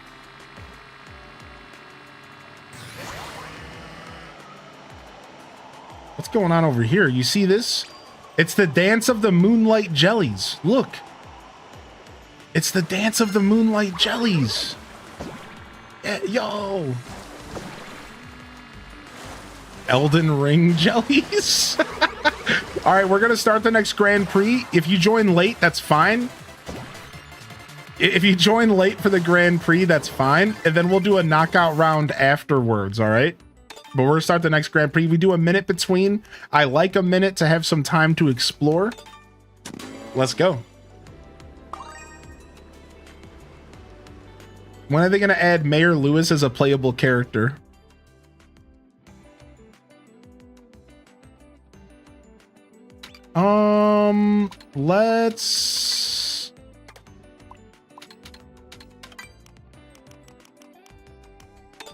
Let's do that. I got the code wrong. Rip. You should still be able to join. Where's Pam? Yeah, you remember, you can always join mid Grand Prix and you should be good to just pop straight in. You know, but as long, even if you have to wait for one race to finish. They should add Pokemon Trainer with Miraidon and Koraidon. Dude, honestly, Pokemon Kart would be sick. Oh, exclamation point code DJ. Pokemon Kart would be sick, right? Pam's not allowed to drive because of the DUI. Shut up. Imagine Pokemon Kart, but you ride on Pokemon. And like some people have Dodoros and some people have like I don't know, wasn't there an episode in the Pokemon anime that I'm basically talking about at this point? Just that, but a video game. Dang it, stop moving, Luigi!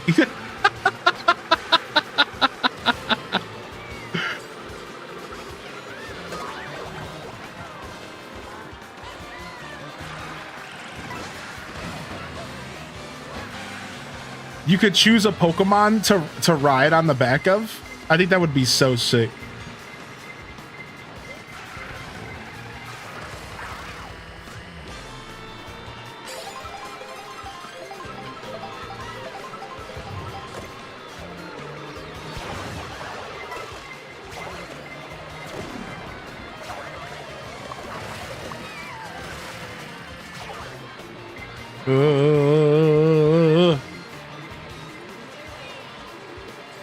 Do-do-do-do-do-do. Do-do-do-do-do-do.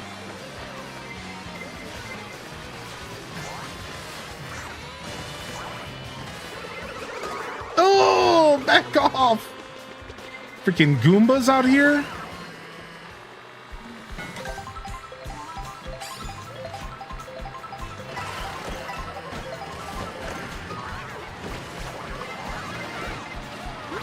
Oh, no bueno. Honestly, the boomerang's mad OP though, for sure. Like, especially in like, dude, you can hit like 4 or 5 racers with the boomerang at once. If you're like in the right scenario, it's pretty gnarly, dude.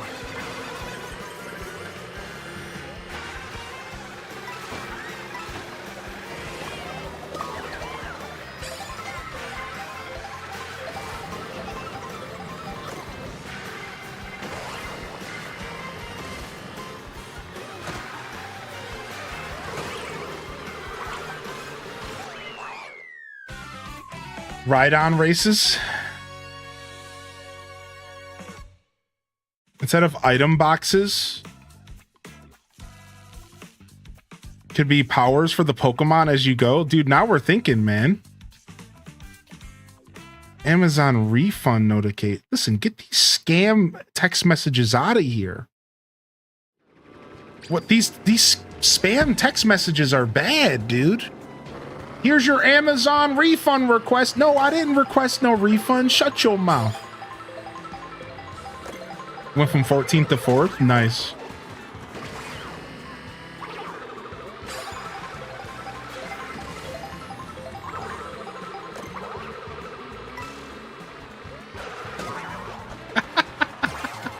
Back up, punk. Sorry, Kita. I'm sorry, Kita.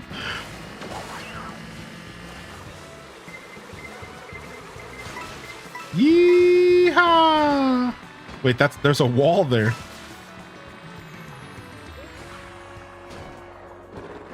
Hold on, let me fill her up real quick. Hold on, I gotta fill her up for the next race. Gotta fill her up real quick. I'll take 3 gallons of unleaded. A lot of spam toll tag text. Like, no, my account is not past due. I have a credit on my account. Yeah, I also got one from the DMV yesterday. I was real confused. Ooh, let's go to Toad's factory. Let's see if that one works out. Yeah, the USPS delivery failed message. They're just trying to get you to click links, Chad. Don't be clicking no links. What's up, J-Vog? Have you tried Civ 6 with the mouse functions? No, I don't own Civ 6, Lushu. I don't own Civ 6, but I have tried the mouse functionality on a couple other scenarios, and it's been good overall. But Civ 6 is not one of them. Like, dog, I don't even drive.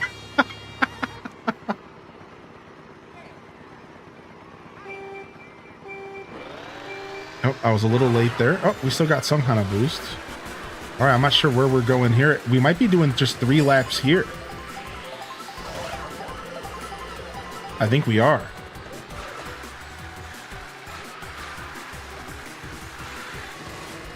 Which is cool. I like to brush up on my single tracks every once in a while.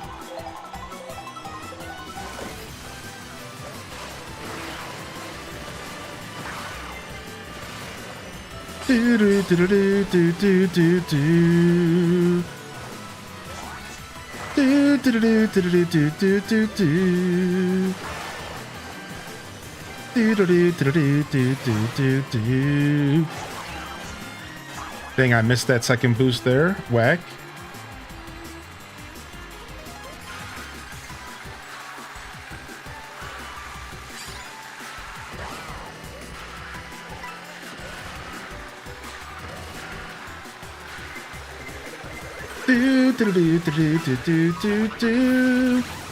Lightning bolt.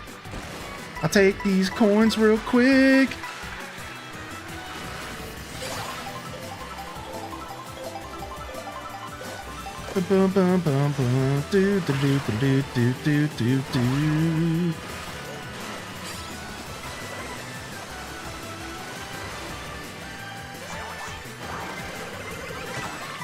Nice. Success. Oh! Nice. Do-do-do-do-do-do-do.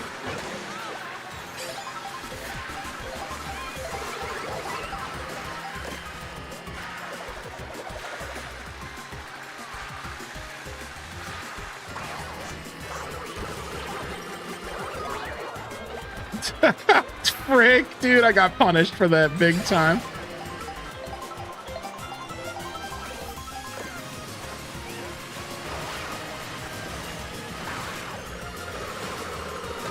Ow!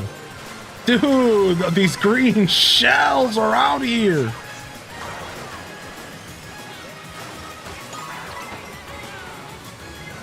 Dang, dude. Coasted in first the whole game. And then just a series of unfortunate events there to drop me into 15.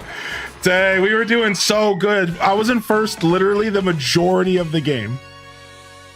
But just those couple green shells and that cow that drove past me. Who's the freaking cow? Nicole!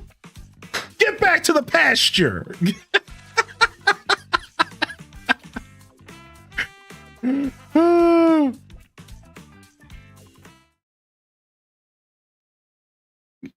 Can't figure out the turning. Sometimes I go flying, turning. Other times I don't. It took me a little bit of time. It's the physics, man. Sorry, I'm the cow. No need to apologize. You're okay, dude. Yeah. I think it's a physics random. It took me a little while to get to it as well, but I'm starting to like get it down now. But I was falling off the cliff left and right at the first couple days of this game. I was falling off the edge of the cliff left and right, dude. Constantly taking too sharp turns or not taking sharp enough turns. Like, it was happening a lot. No!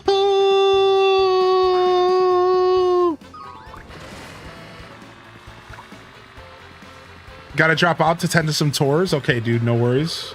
Oh. Crown City's question night panels were a pain to find since there's 10 of them.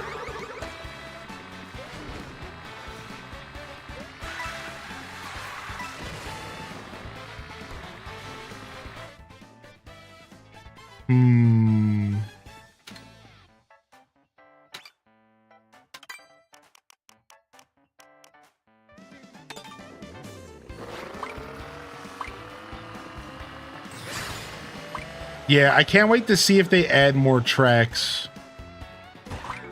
I can't wait to see if they add more tracks in the near future, or if they're gonna make us wait a while.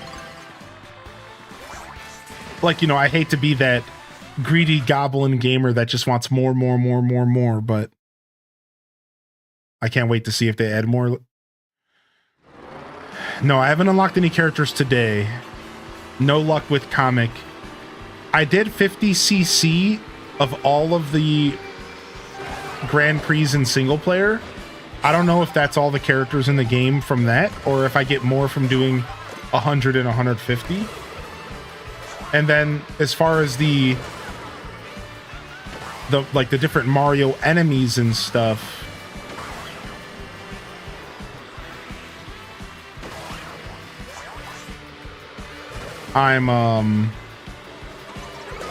I'm sure I still have plenty to unlock. Bum, bum, bum. Dun, dun, dun, dun, dun, dun.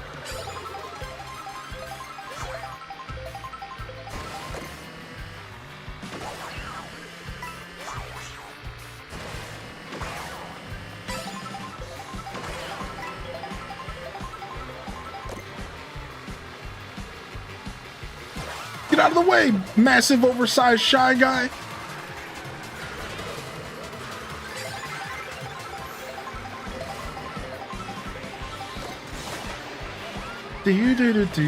Whoa, that's not the right way. I almost went completely the wrong direction.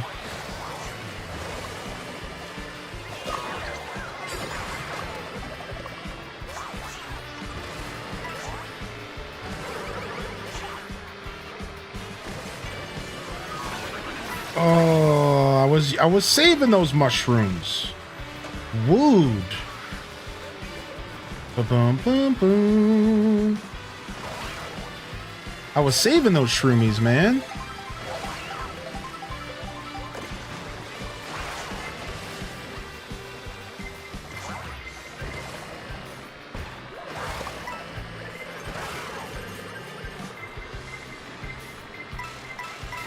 Nice. Rack 'em up, rack 'em up.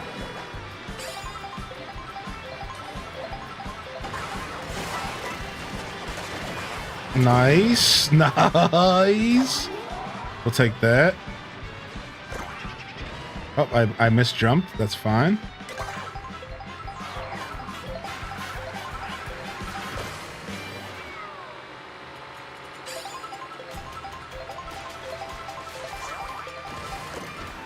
What? There was just a feather sitting on the ground? What? Where are these feathers coming from? Are these always here? What the heck, dude? I don't remember that.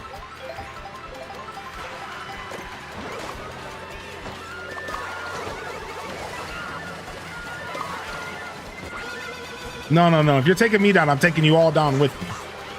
Yeah, if you guys are gonna beat me up, I'm hitting that sound box and I'm taking you down with me. That's called crab in the barrels. Crabs in the barrel right there.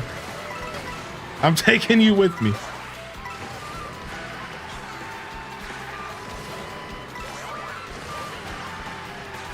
I think this level has a bunch of really cool tech that ought to be explored for sure. A big one being like following the running water is huge on this map. And there's a bunch of scenarios where finding the direction of the water will totally increase your speed through here.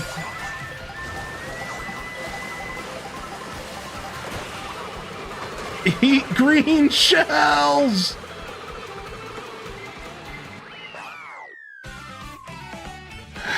Oh, no worries, Lindsay.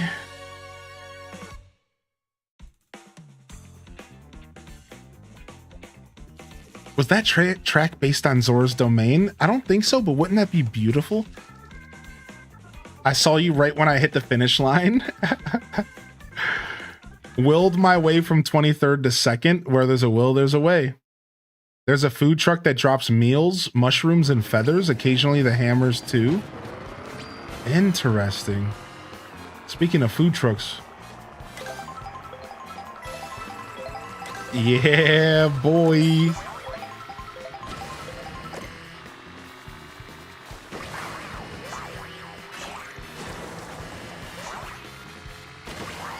And apparently there's different tiers of food you can get, but I don't exactly know how it works.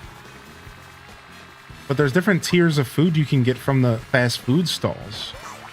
I don't know if it's just RNG or not, but like sometimes I'll get 3 meals surrounding me, like green shells.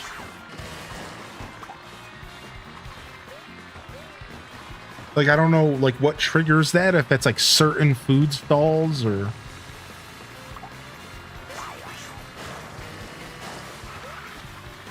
I like the intermission personally, whereas a minute maybe feels kind of like a lot. I really enjoy the minute-long intermission. I really, really like it.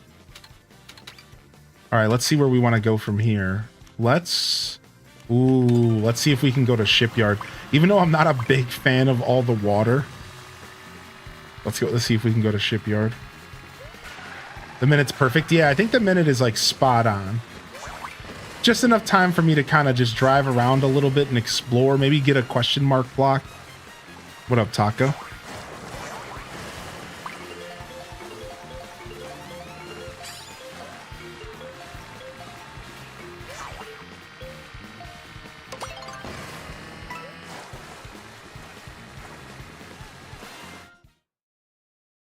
All right, sick. They need a DLC that's nothing but Zelda tracks. That would be so dope.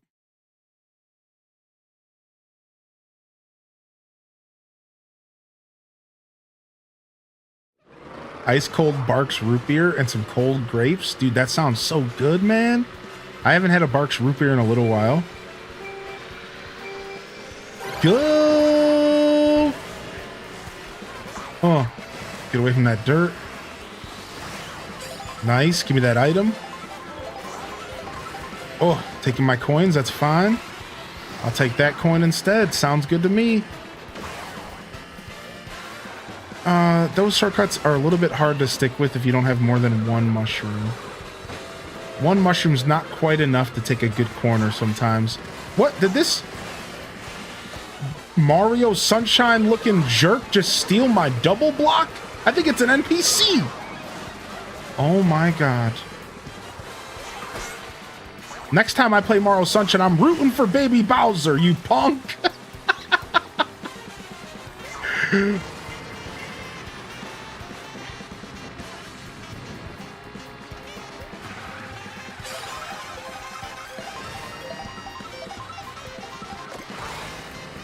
All right, we'll take this. Sure. Honestly, should have saved it, I guess. Take that! Dude, why was that so satisfying, actually? Seeing everybody in front of me lightning bolted? Pure havoc.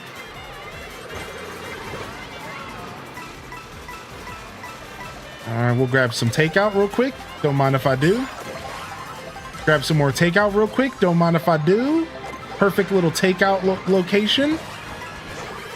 Whoa, we'll do that turn real quick. Oh, I jumped over the items. Not ideal, but don't worry.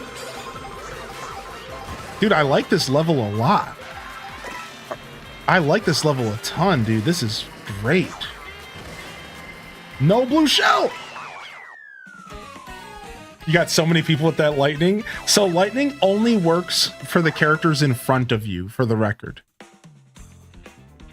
So nobody can get lightning bolted from behind you. So yeah, like because I was in like 20th place, I got everybody. The Hylian comeback of the century. We did pretty well there. 3-time champion. Do Captain Fox can't be taken down? Nice. I'll take my crown, though. Thank you very much. Adios. Ooh.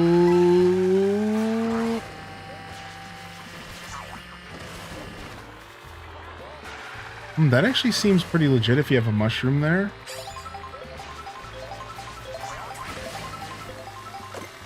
Oh, see, that's not worth it at all, because, like, you're still on the turn there, huh?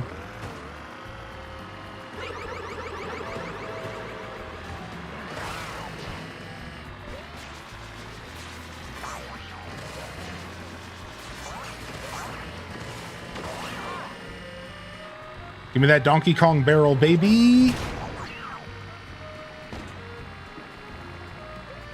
Let me go hang out at this Toad house.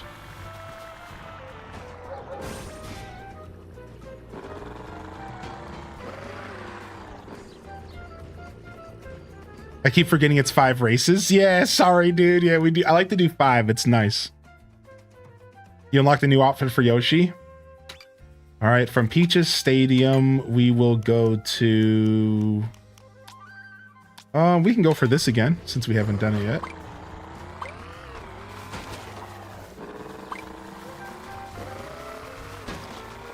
Hey! I like that every once in a while the music's playing is just like some smooth jazz. Every once in a while you'll just hear some Yaz flute while you're driving in this game. It's crazy, dude. No, I haven't been playing. You want to know a fun fact? I haven't unlocked a single outfit in this game. Because I haven't played any real characters. I only play Spike. I haven't unlocked a single outfit in this game. For a single character. Fun fact.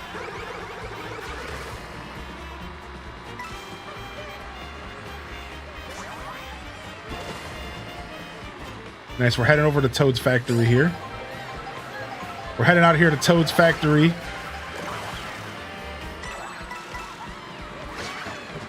Nice. Someone got banana peeled. Somebody peeled out because of my banana. Ooh!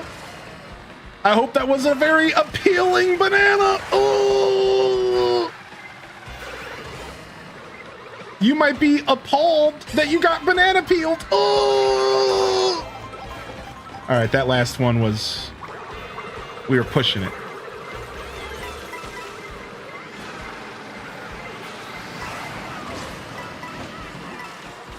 Nice.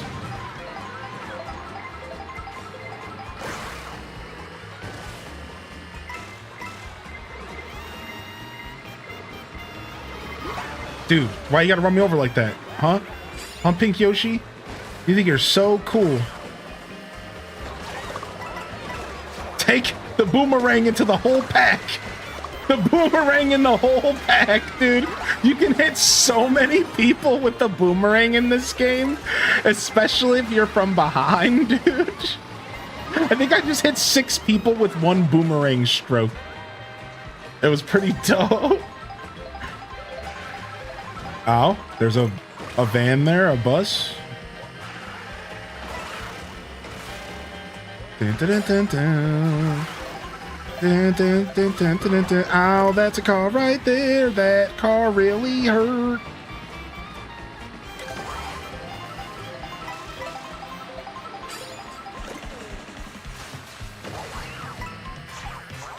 That's a lot of airtime. All right, we made it to the factory, and all that airtime didn't do anything for me, to be honest. You really don't want to be all up in the air like that in this game.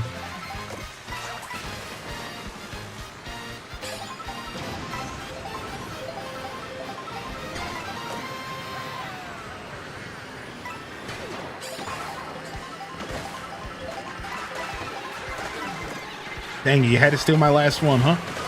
Oh, you had to do me like that, Wario in a construction hat.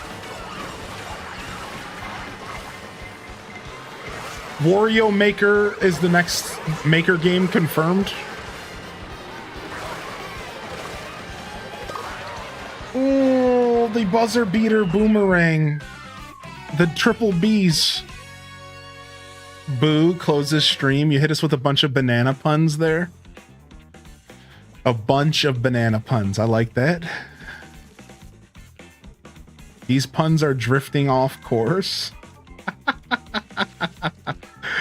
Anthony takes it, dude.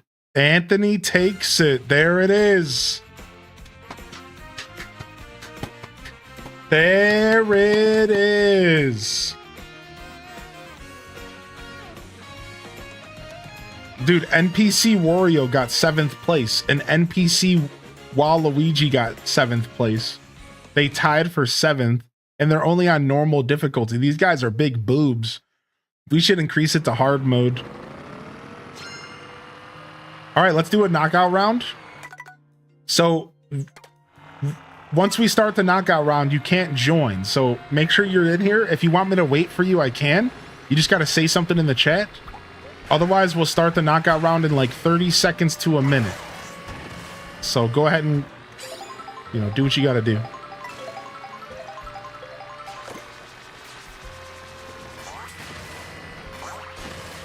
Oh, that was sick. Not sure how I did that, but dope. Dun, dun, dun, dun, dun.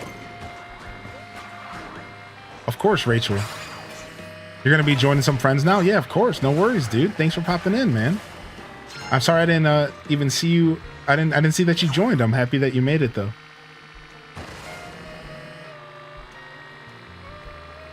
All right, what's going on over here?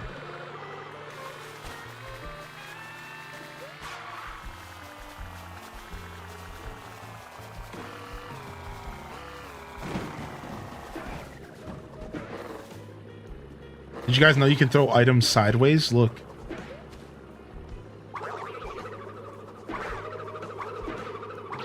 You can throw them in any direction that your camera's facing.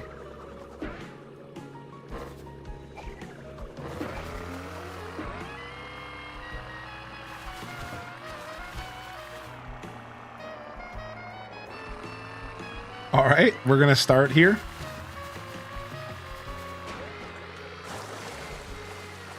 I honestly love the Toad Factory area. Enjoy your lurk. Ghostly's food truck. It's Toad.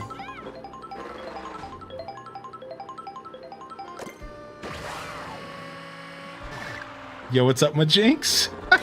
You're a fish, dude.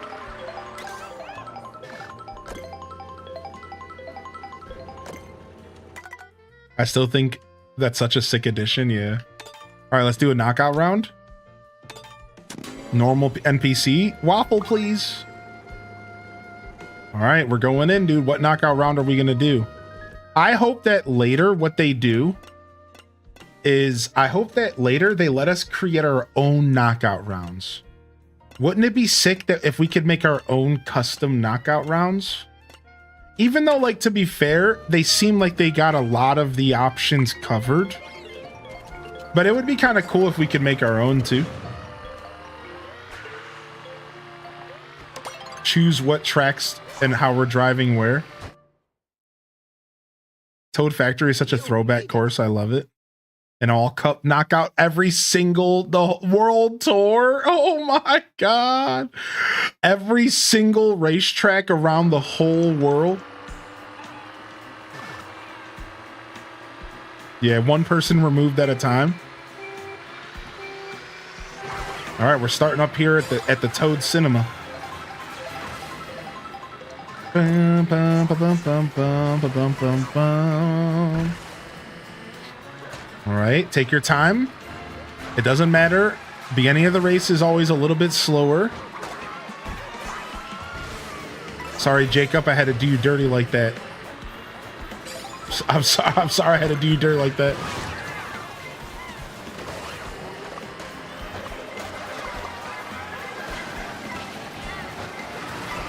Just got to make sure you're in top 20. You don't got to be in first. You just got to be in top 20.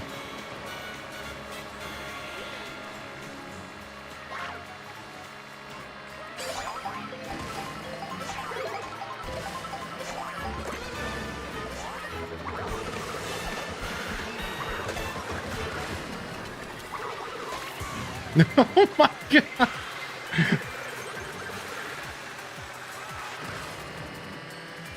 No, I saw that, Anthony. No. All right, let's go. Top 20. Whoa, frick. Back up, green shells.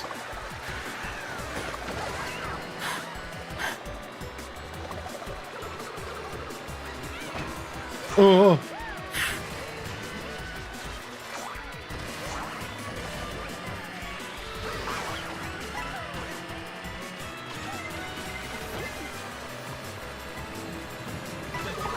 Oh, oh, give me them coins, baby. They give me them coins, baby.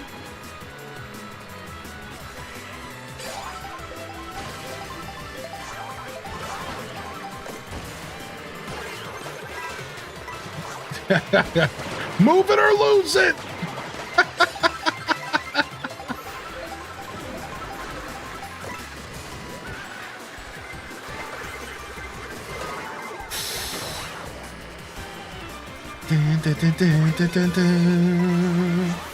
Whoa, that bullshit bill got close. Anthony's still in. Hey, don't bounce on my head. Nobody said you had permission to do that. That wasn't consensual. Oh, whoa, whoa.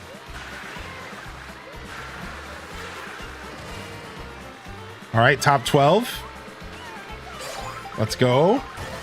16 racers remain. Throw one out for the boys out there. Will that green shell go? Oh, dang it. Thank you for the boost. That was actually so fly what I just did. I hit Majinx with my red shell, and then I grabbed a use of his mushroom on his back that he was carrying. I like that you don't take the mushroom from the player when you bump in to use it. That's how I thought it was going at first, but that's actually not what's happening. You don't like steal it. You just like, you essentially just get a use of it.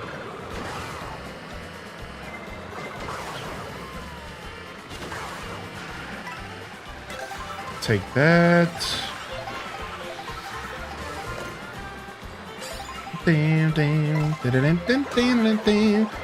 Oh, I'm going for that. I'm going for that. No, I missed it. Where am I going? Okay, dang it.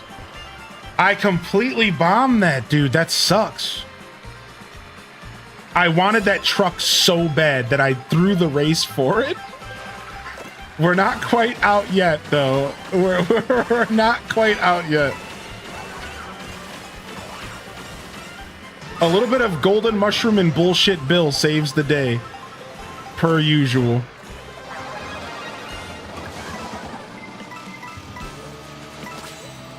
Oh, I don't know what's happening, dude. Dude, being giant there sucks. I'm glad that's over. That sucks, dude. All right, somehow we're back. We're fine. All right, 12 racers remain.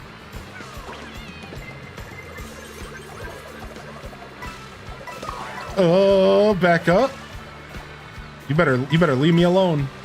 You better leave me alone. Dude, what the heck? Get these swimming Goombas out of here. What are these swimming Goombas? What the frick, man?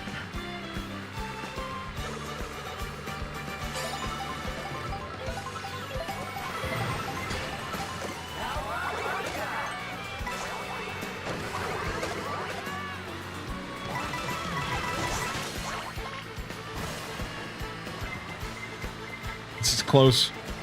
It's gonna be tight, dude, and I have a bullshit Bill behind me. Oh, we'll take that. Thank you very much, Mr. Roboto.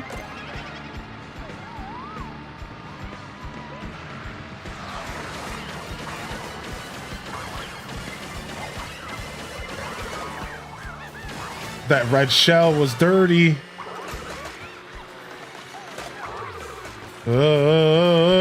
I don't know what was up with that nonsense. Whew. All right, top 8. Here we go. 8 racers remain.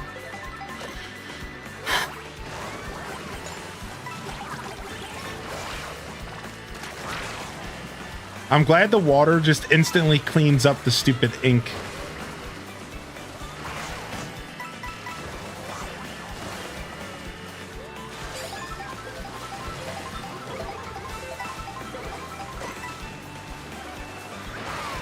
Screw it. I guess I'm going for this. Guess I'm going for this. I guess I'm going for this.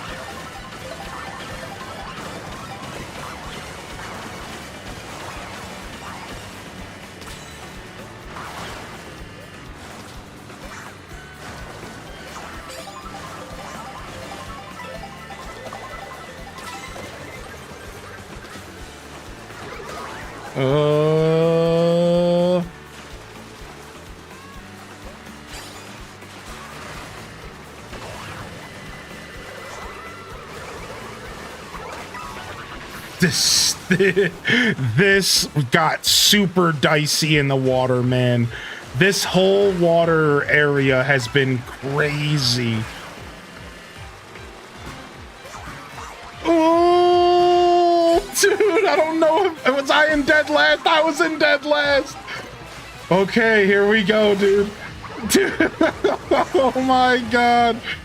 All right, dude. 4 racers remain. That was intense stuff, chat. I'm on the edge of my seat. Oh, get off of me, man. With your blue boomerang BS. Where are all these shells coming from? It feels like there's still 20 racers on the track. Get all these shells and stuff out of here.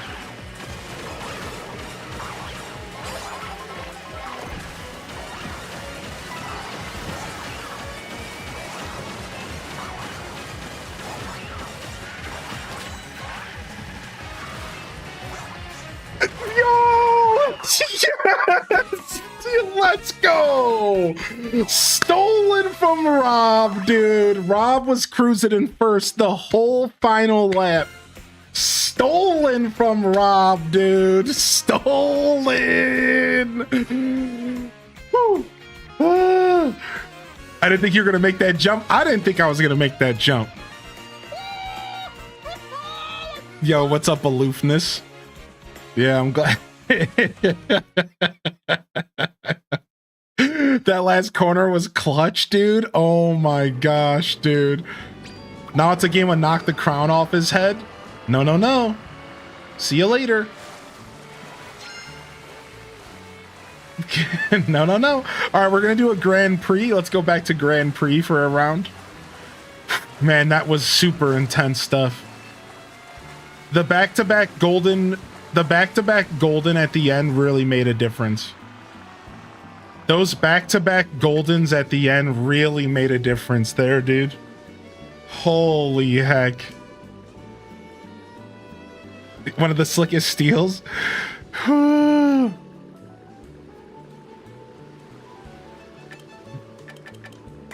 right, here's our code. And we're going to do a Grand Prix next. I'm going to stand up. Give me just a sec. I'll be right back.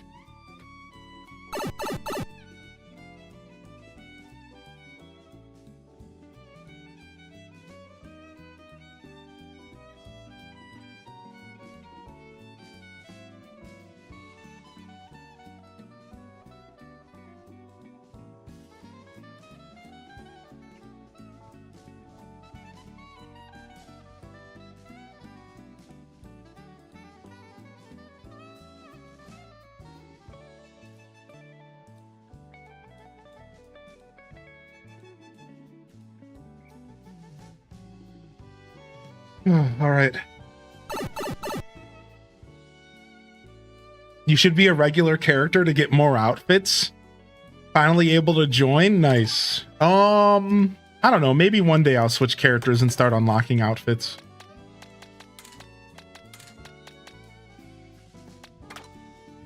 Yeah, maybe one day. Hey.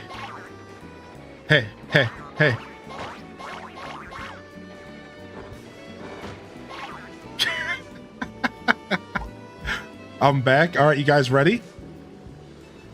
Let's start this Grand Prix.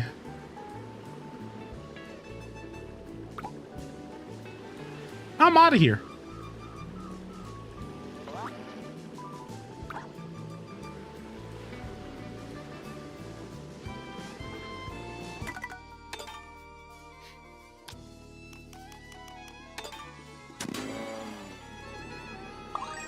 I apologize if this has been asked. Is the HEG Discord for streamers now? Yes. It has not been asked a lot, for the record.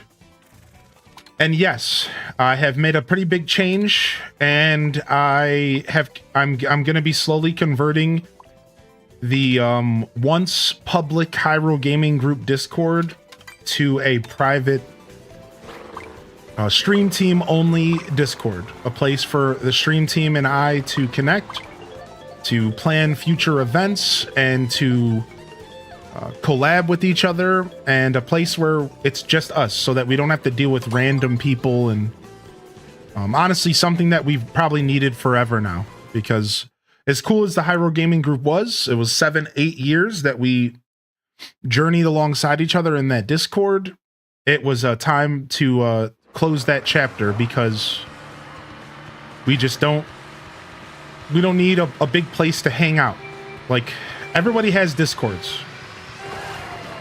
For every streamer Discord, there's another 3 for friends. And the original concept of Hyrule Gaming Group Discord, while very cool, right? Like, I was there at the beginning of Discord, and we created one of the coolest gaming and socializing places on the internet. But people don't really do that anymore.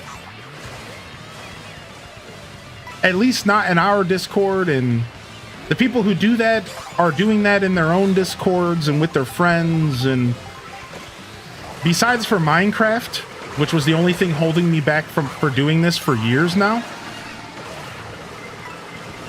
you know, I'm not sitting in Discord all day anymore like I used to be. The people that used to hang out in the Hyrule Gaming Group Discord ain't sitting around anymore like they used to be. So it was time. It was time for a change. And so Hyrule Gaming Group Discord no longer exists as you know it. It is gone. And it is now just a place for me and the stream teams to connect. I've called over 2,000 people from the Discord in just 24 hours. We went from 1,800 people down to 400. And soon enough, it'll be down to about 100 to 150. Just people who are going to be using it to connect as creators. So, yeah.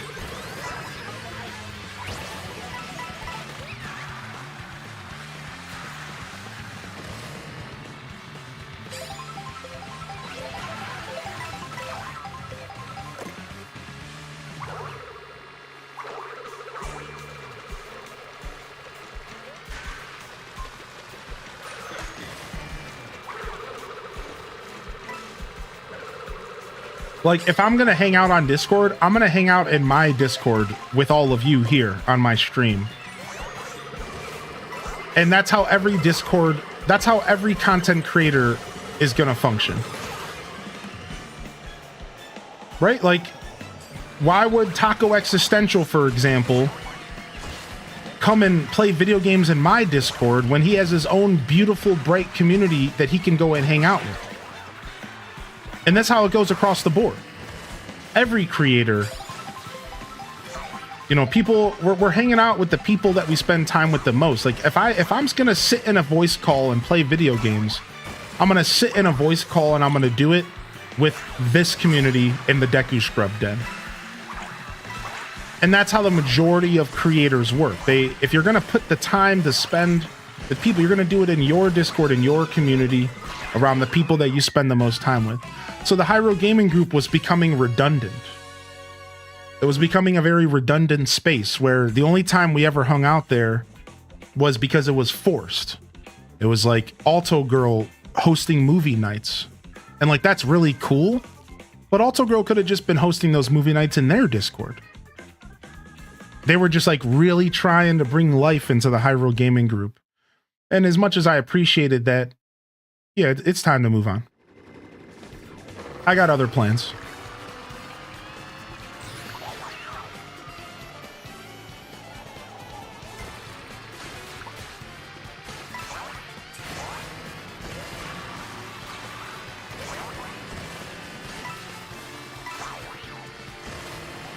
I wish I wasn't working. I'm sorry, dude. The FOMO must be real.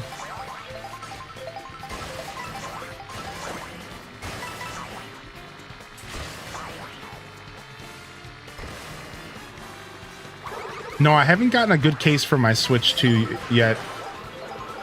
I'll probably eventually get one, though, for sure.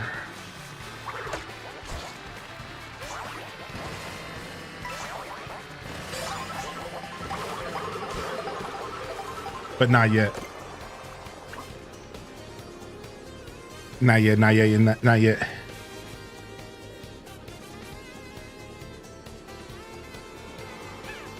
Yeah, it was pretty crazy doing the conversion, though. Like I said, this has been a long time running. And to delete people from the Discord that have been there for 7 years was a pretty crazy experience last night. Like I'm like removing people that have been there and like in that Discord who, you know, I haven't talked to them in 6 years, mind you. But I remember their name from 7 years ago, sitting there gaming with them in voice chat. And I was just laughing to myself, and I'm just like, wow, dude, our Discord had a lot of history, man. It was one of the oldest Discords out there. We had people from all walks of life collect in that Discord for all sorts of reasons, from League of Legends to Fortnite to the beginning of my stream journey, and it was pretty crazy. It's definitely the end of an era. I can remove myself. You're probably already removed, if not, there's probably a reason for that. Either way, you do whatever you want, dude. I don't care. Don't overthink it.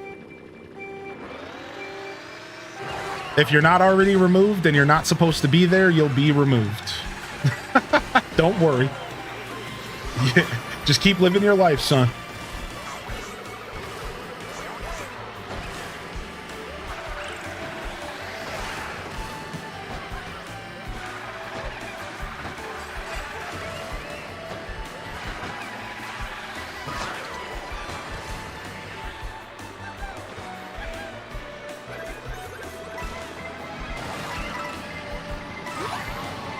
That sucked.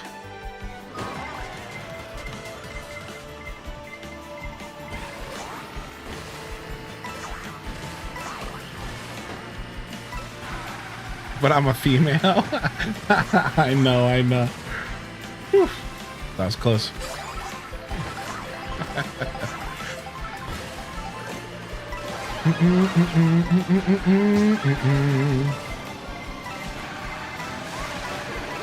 So yeah, if you're somebody who got grandfathered in as a featured creator, I'll be opening up a couple channels here in the future, and I'll be adding all the feature creators. and inviting them to either join the team or get removed from the Discord. And then those who don't reply will get removed, and then those who do will go through a screening process and we'll invite you to the affiliate team. So if you are somebody who's in the Hyro Gaming Group Discord and you are not a part of the team, but you have that featured creator role that we would give people to just share their stream, just know that I'll be setting some stuff up over the next 2 weeks. I'll do a big and I'll everybody, and I'll tell them to reply if they're interested. And then again, all the people who don't reply will just get removed. And then all the people who do, we'll sit down and we'll talk about getting you on our team officially. So otherwise, outside of that, we actually have no plans on opening up applications anytime soon. But I figure we'll go ahead and we'll take care of the featured creators as one last invite. And then from there, we're going to take a breather from all of that, and we're just going to actually focus on our core team and the people that we have already there, and it should be pretty chill.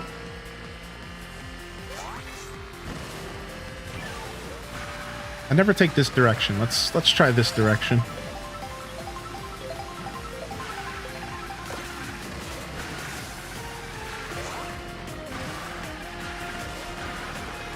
But even if you do get removed, it doesn't mean you can't rejoin.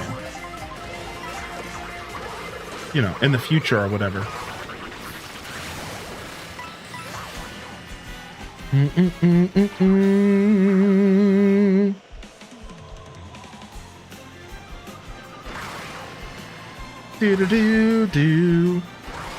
But the goal is to just get it down to the point to where it's just the people that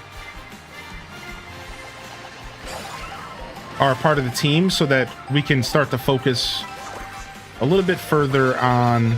Oops, didn't mean to use that.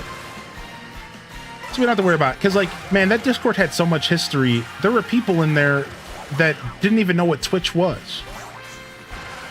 You know, so it was like, it was hard to use the Discord effectively when there were people there that, like, were there for 7 years from something we did 7 years ago. You know, there was hundreds, I mean, about 500 people who had Minecraft roles from Minecraft. Like, those people don't care about our streams. Those people don't care about content. They were there to play Minecraft. So, like, we really did have to clean house. Otherwise, we were just going to keep having this massive, oversized Discord of people that most of them didn't even care what we were doing. We would, like, host an event and people would just jump into the chat and say, who cares? Because they were there from like 6 years ago. It's like, hey, everybody want to get together and do a movie night? And people were just like, no, stop pinging me. Like it was just all weird. Like, it was just time to clean house. Very old Discord, man. I'm proud of how old that Discord is, though. 2017, November 2017 is when that Discord was created.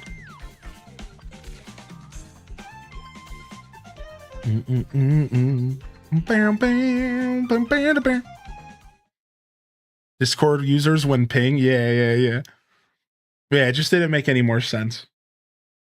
I think in the grand scheme of things, I think if there's one thing people probably don't need more of, is more Discords to hang out in. Because, like, we all have 1,000 of them to hang out in.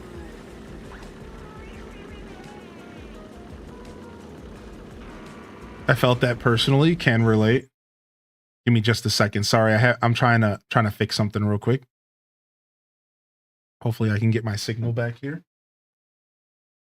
Oh, you know what? If I pick it out of my... No, we'll be fine. I'm on Wi-Fi. Hopefully I don't disconnect anybody. Sorry about this. I had to adjust something. Okay, no, we didn't kick anybody out. Okay, good. I'm barely social in Discords I'm in. post every now and then. Yeah, like, you know, just come to a realization. It's like all Hyro Gaming Group ended up turning into is just another Discord for you to ignore. And after we ended Minecraft, I just started feeling some type of way about that. I'm like, why am I sitting here trying to perpetuate this thing where like there, it's just another Discord for people to ignore because we all have too many of them. And I'm like, I have my Discord for my stream. I have the Deku Scrub Den. It's like and then I realized even I don't need Hyro Gaming Group. Because I was like, what am I using Hyro Gaming Group for? You know what I mean? Like, I'm like, I don't even need it. Like, if I have my own little community Discord now with over 3,000 people in it. Like, so I just like slowly came to the realization, like, as much as I loved Hyro Gaming Group Discord, like that era's over. Like, we don't really need that anymore. Like, we don't need that social space like we used to. Like, we have that in my personal Cord and the other personal Cords. So, but what we did need is a place to connect as a stream team. What we did need was a place for where we could freely share our thoughts and talk about our content and it not feel like we were shilling. You know what I mean? Like, in a big public Discord, you're kind of embarrassed to share your stream. But like, this is a community, this is a stream team Discord now. Now you can openly talk about your content. Hey, I'm doing this with my show tomorrow. What do you guys think? Because we're all in this together. It's a creator-only, invite-only Discord. No longer do we have to worry about people joining just to share their link and never talk to us. Because that's what people would do, right? They would join, share their stream, and then never actually do or say anything with anybody. It's like now we can finally start to build something where we can connect as creators. We have a place for our show and our content, a place for us to connect. I'm like, we didn't have that. We've never had that in Hyro Gaming Group. And I feel like that's been missing, man. I feel like we have needed our own space for a long time where we can feel comfortable with each other and not, you know, have it be surrounded by a bunch of people that are like confused by what we're doing. You know what I mean? Like, I don't know. I'm excited. I'm honestly super excited for this next era.